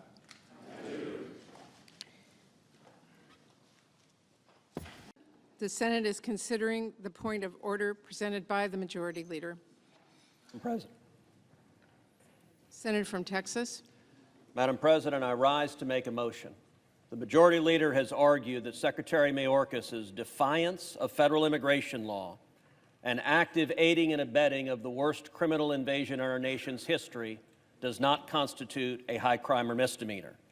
He has presented no argument on that question. He has presented no briefing on that question, and the position is directly contrary to the Constitution, to the original understanding of the Constitution at the time it was ratified, and to the explicit position of the Biden Department of Justice as argued before the Supreme Court of the United States. The Majority Leader's position is asking members of this Senate to vote on political expediency to avoid listening to arguments. The only rational way to resolve this question is actually to debate it, to consider the Constitution and consider the law. The Senator will recognize that the Senate is in a non-debatable position. The Senator has a right to offer his point of order, or his motion, but we are in a non-debatable position. And my motion is to change that, so that we can actually debate the law if senators care what the Constitution and law says. I therefore move that the Senate proceed to closed session to allow for deliberation on the question as required by Impeachment Rule 24. Madam President. Majority Leader. In our previous consent request, we gave your side a chance for debate in public, where it should be, and your side objected. We are moving forward. Question is on the point of order raised by the Majority Leader. Madam President. The Senator from Louisiana. Thank you, Madam President. I have a motion, and it takes precedence. As I appreciate the Majority Leader's allegation, lying to the United States Congress is not a high crime and misdemeanor. You don't have to be Mensa material to know that it's not only a high crime and misdemeanor, it is a felony. Would the Senator please state his motion? I will. Since we're not allowed to talk among ourselves about the absurdity of this, and my Democratic colleagues will not allow us to go into closed session to talk about the absurdity of this, the Senate is I move that we adjourn until 12 o'clock noon on May the 1st, 2004, and I ask for the yeas and nays. Is there a sufficient second?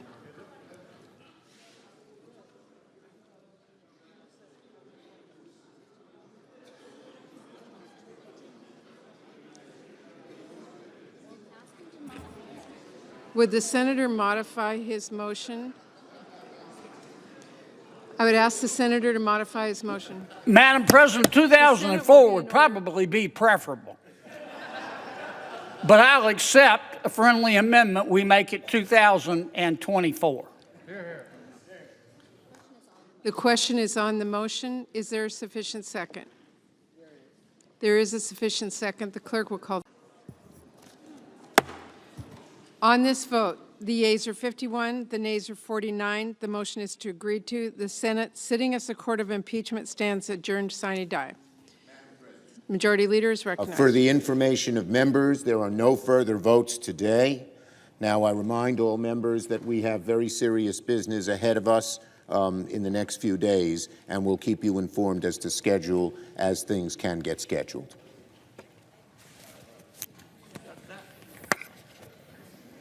Republican leader is recognized.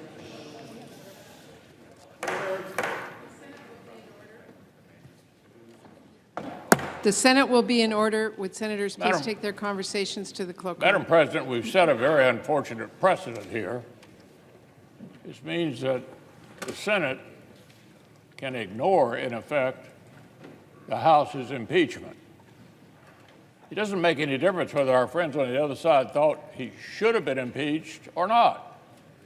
He was. And by doing what we just did, we have, in effect, ignored the directions of the House, which were to have a trial. We had no evidence, no procedure. This is a day that's not a proud day in the history of the Senate. If you want to find her, that would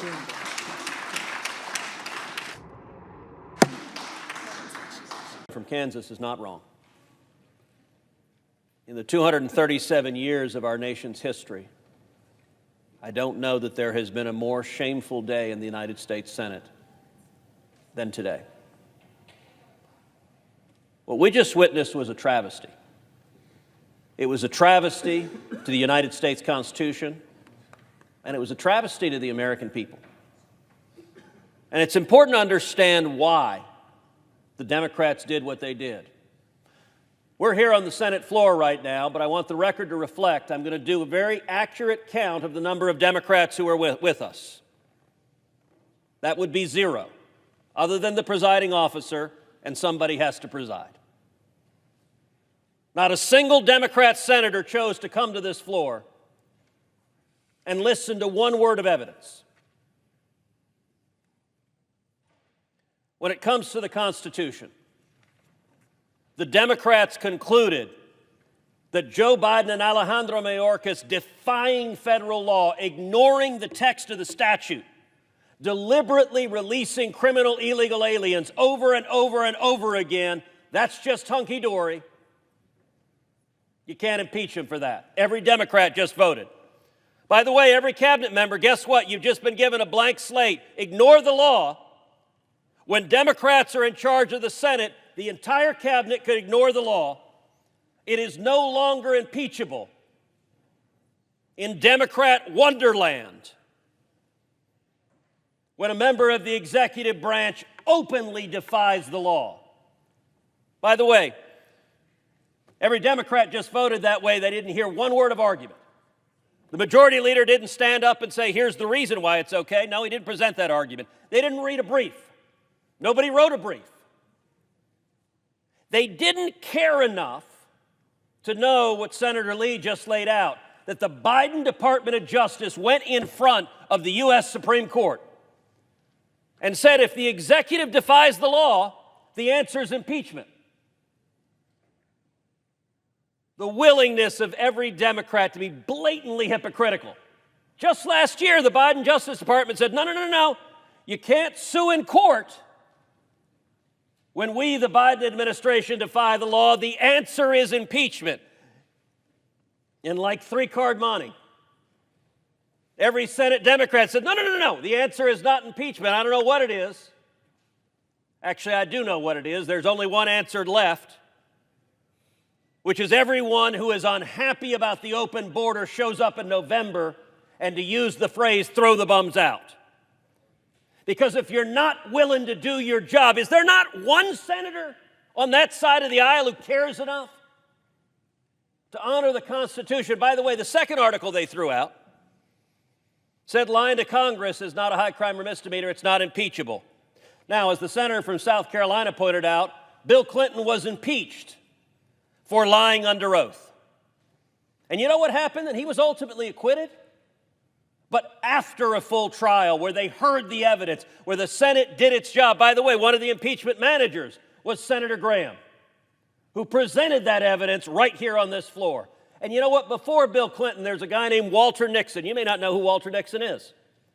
Walter Nixon was a federal judge. who was convicted of perjury. He was from Mississippi. He was convicted of perjury in front of a grand jury. And he was impeached. And it went to the Senate, and the Senate convicted him and removed him from the bench. So you want to know what the precedents were prior to today? You commit a crime, lying under oath, perjury, it is a high crime or misdemeanor that is impeachable. No more. Because understand the Democrats' rule here. This is not about the Constitution. None of them care. By the way, we repeatedly moved. Let's go into debate. Hear the other side of the argument. Nope. Look, the famous three monkeys, hear no evil, see no evil, speak no evil. That's just evil, what they did. They don't want to know because they don't care, because it's not about the Constitution. It's not about the law. It is about political expediency. But every bit as violent as what they did to the Constitution was,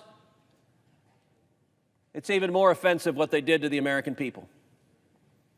Last year, 853 migrants died crossing illegally into this country. That's almost 3 a day. You go down to the southern border, you go down to Texas, which the Democrats don't bother to do because they don't care about the people dying. And you see photograph after photograph that Texas farmers and ranchers are finding of dead bodies on their property.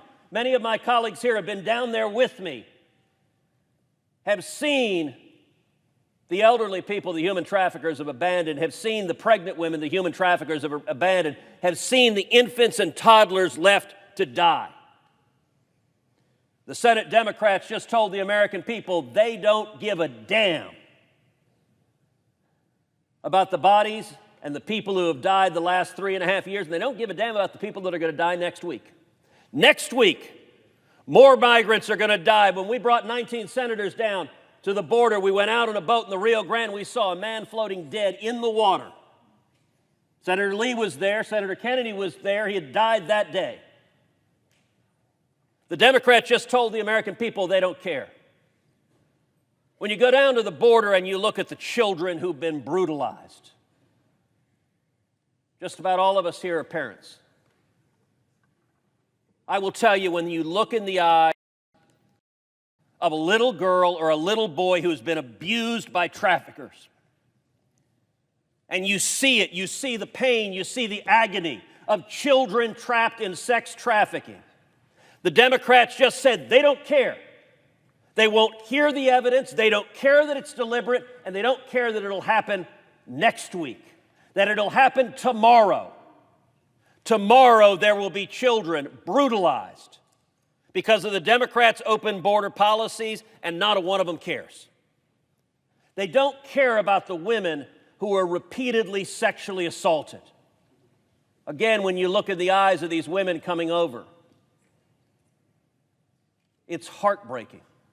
And the Democrats just said, we don't care. And they don't care about the more than 100,000 Americans that died last year from drug overdoses. The highest in our nation's history. 70% of that is from Chinese fentanyl coming across our southern border. And the Democrats said, we don't want to hear about it. We're not interested in the Americans dying. You know what they also don't care about? They don't care about the criminals that are being released day after day after day. The Biden administration is releasing murderers and rapists and child molesters, and every week we see another story of somebody being killed, somebody being raped, another child being assaulted by illegal immigrants released by Alejandro Mayorkas and Joe Biden. How shocking is it that there wasn't one Democrat who says, you know, massive human suffering matters? We ought to hear the evidence. How shocking is it that there wasn't one Democrat? One! There are 51 of them on that side. Not a single one could screw up the courage to say, let's do our job, let's hear the evidence. How shocking is it that not a Democrat cares about the terrorists who are streaming across our southern border? The nation of Iran has called for jihad. against America. Hamas has called for jihad against America. Hezbollah has called for jihad against America. And Joe Biden and the Democrats have put out a red carpet and said, if you want to murder Americans, come across our southern border, and we, the Democrats, will welcome you. Like many of us on this floor, I was in Washington, D.C. on September 11th, 2001. I remember the horror. I lost a good friend, Barbara Olson, who was in the plane that crashed into the Pentagon. I remember the smell of smoke and sulfur and burning. I remember the agony, and I remember the national unity that came after 9/11. As Democrats and Republicans came together, I don't know that I've ever been more proud of a president than when President George W. Bush stood on a pile of rubble with a bullhorn, talking to firefighters and New Yorkers, and one of the men in the crowd called out and said, "We can't hear you," and he responded, "Well, I can hear you, and soon the whole world is going to hear you as well." We were as one. Today, not a single Democrat was able to mount up the courage to tell the majority leader, you know what, I don't want another 9/11 to happen. The House impeached Alejandro Mayorkas for, among other things, releasing terrorist after terrorist after terrorist. We ought to hear the evidence. I believe today we have a greater risk of a major terrorist attack on U.S. soil than at any point since September 11th.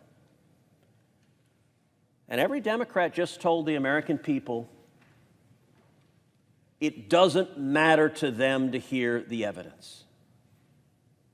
I appreciate my Republican colleagues who are here, who are willing to hear the evidence, willing to engage, willing to stand up and defend the American people.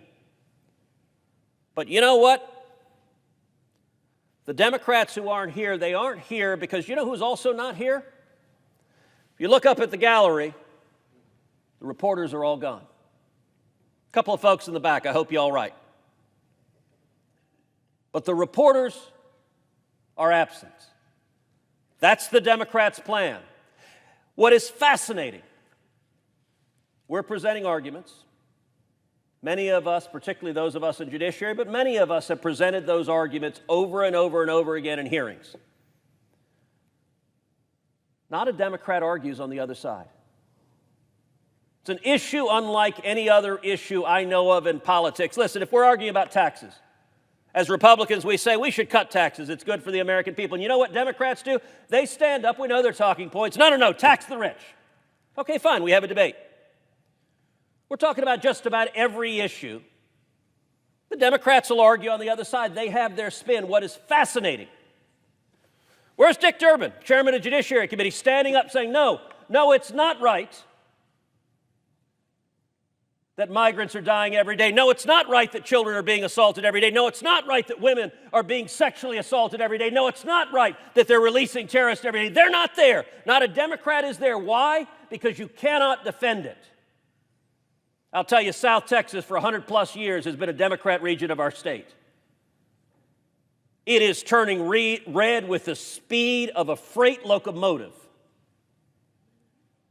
because nobody can see the suffering that is unfolding and defend it. And the Democrats, by their silence and by the complicity of the press corps, they are counting on the press corps to write story. Victory for the Democrats, yay! They got rid of the impeachment trial. That's the headline they want. Understand they don't have a substantive defense. None of them disputes a word we are saying. Not a single Democrat has stood up and said, you know, it's wrong that Laken Riley would still be alive if Joe Biden hadn't let her murderer go. They know it's right. The reason they didn't want a trial is they don't want the American people to hear about it. And it's our obligation to make sure the American people do.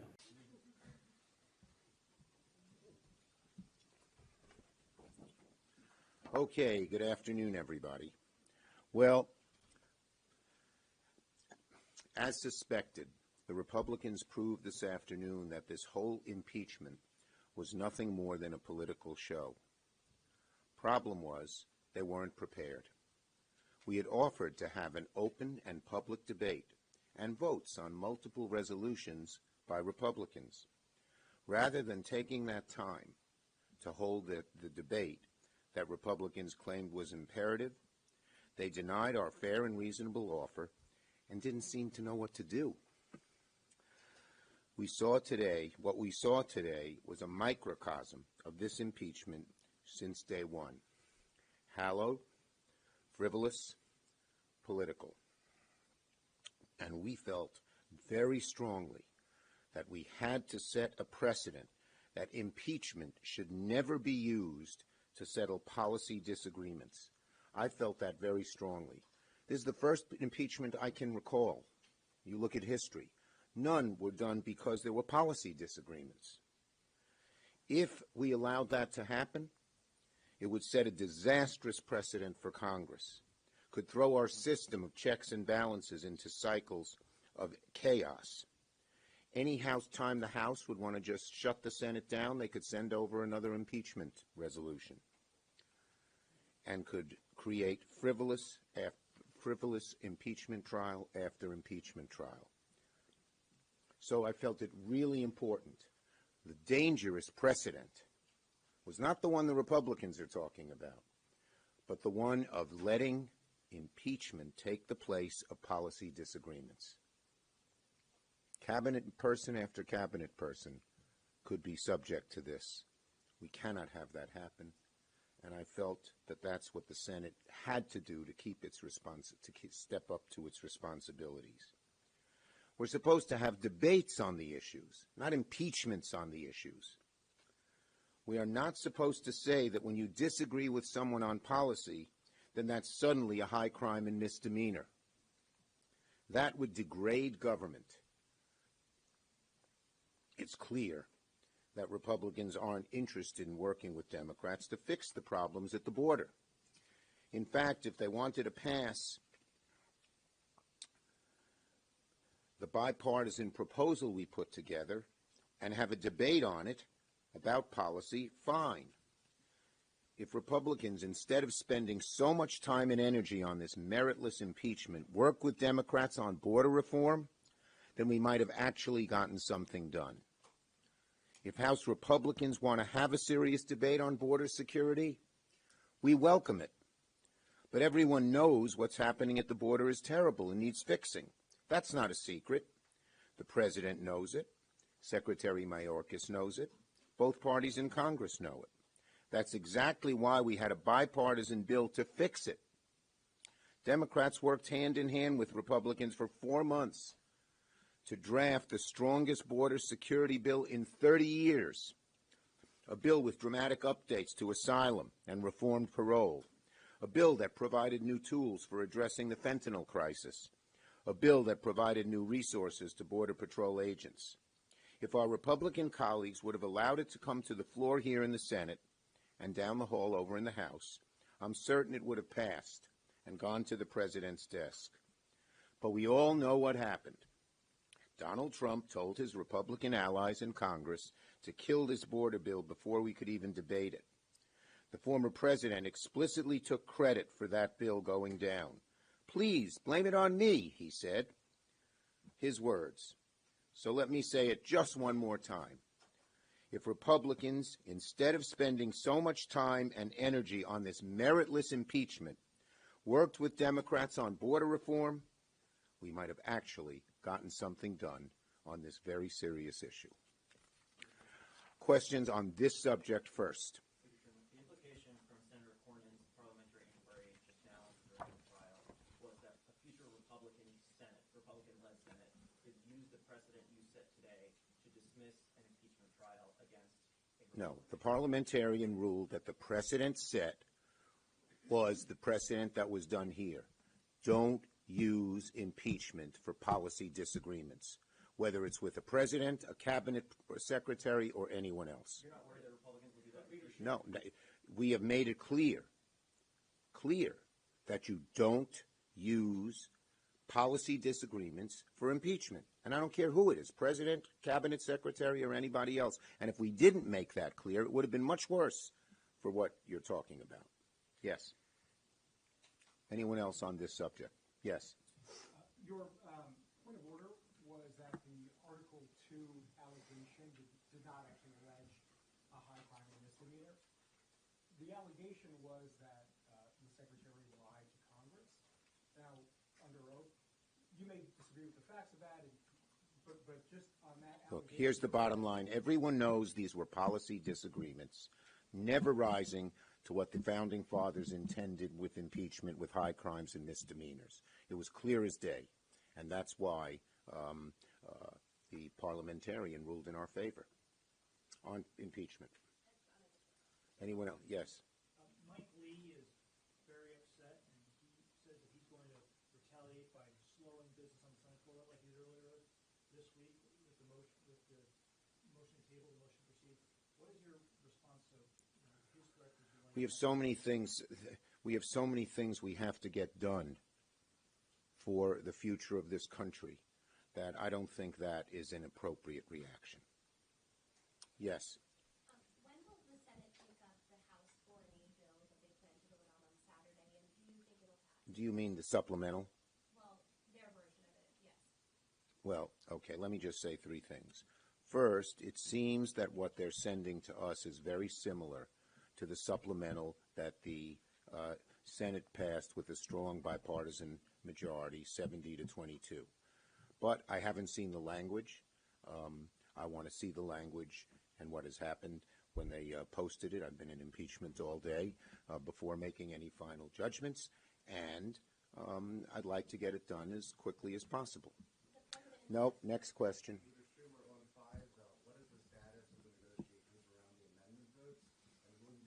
Yeah, I'm filing cloture tomorrow to move forward on FISA. We still don't know the amendments on either side, so we can't specifically lay out what's going to happen until we see what those amendments are. I think right now that the impeachment trial has been concluded, each side is going to look at what amendments different members want.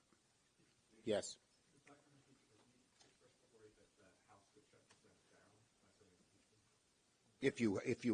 If the precedent were any time there's a policy disagreement in the House impeached and sent it to the Senate and you had to have a long and consuming trial, that would have been a bad precedent.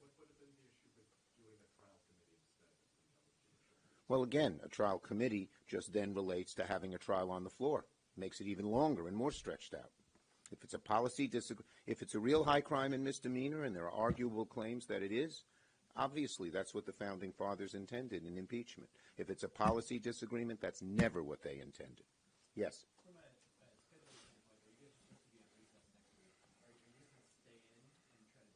Well, look, we don't know when the House is sending it to us, and once they do, we'll be able to plot out where we'll go, and we have to do it, as I said, as expeditiously as possible. Burgess. Yeah, I was going to ask you want members to be on standby to make sure that... Same answer as I gave to your friend from NBC. Last one. The TikTok bill is part of the discussions on the House side in the supplemental. Is that something you support, and would that be a problem? Okay. The House put it in. I haven't seen the language. I'm going to study the language. Okay? Thank you, everybody.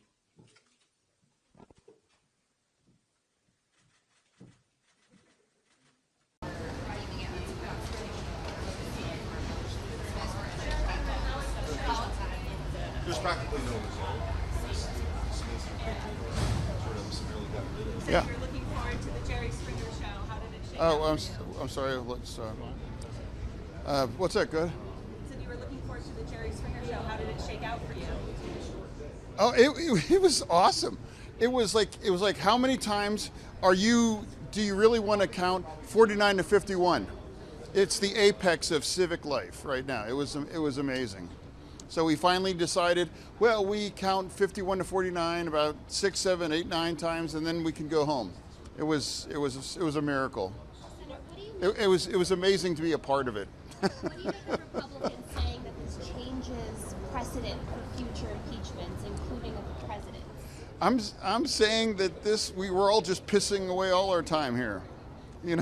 This is what I'm saying. This is, again, this was just like a really bad show that I was forced to watch and vote here and then for 51 out of 49. Are you worried that Republicans will do the same thing in the future with legitimate It doesn't matter. It was just really, all this was just a really shitty movie, and it just involved people voting 51 and 49. Nothing more than that. Nothing. All right.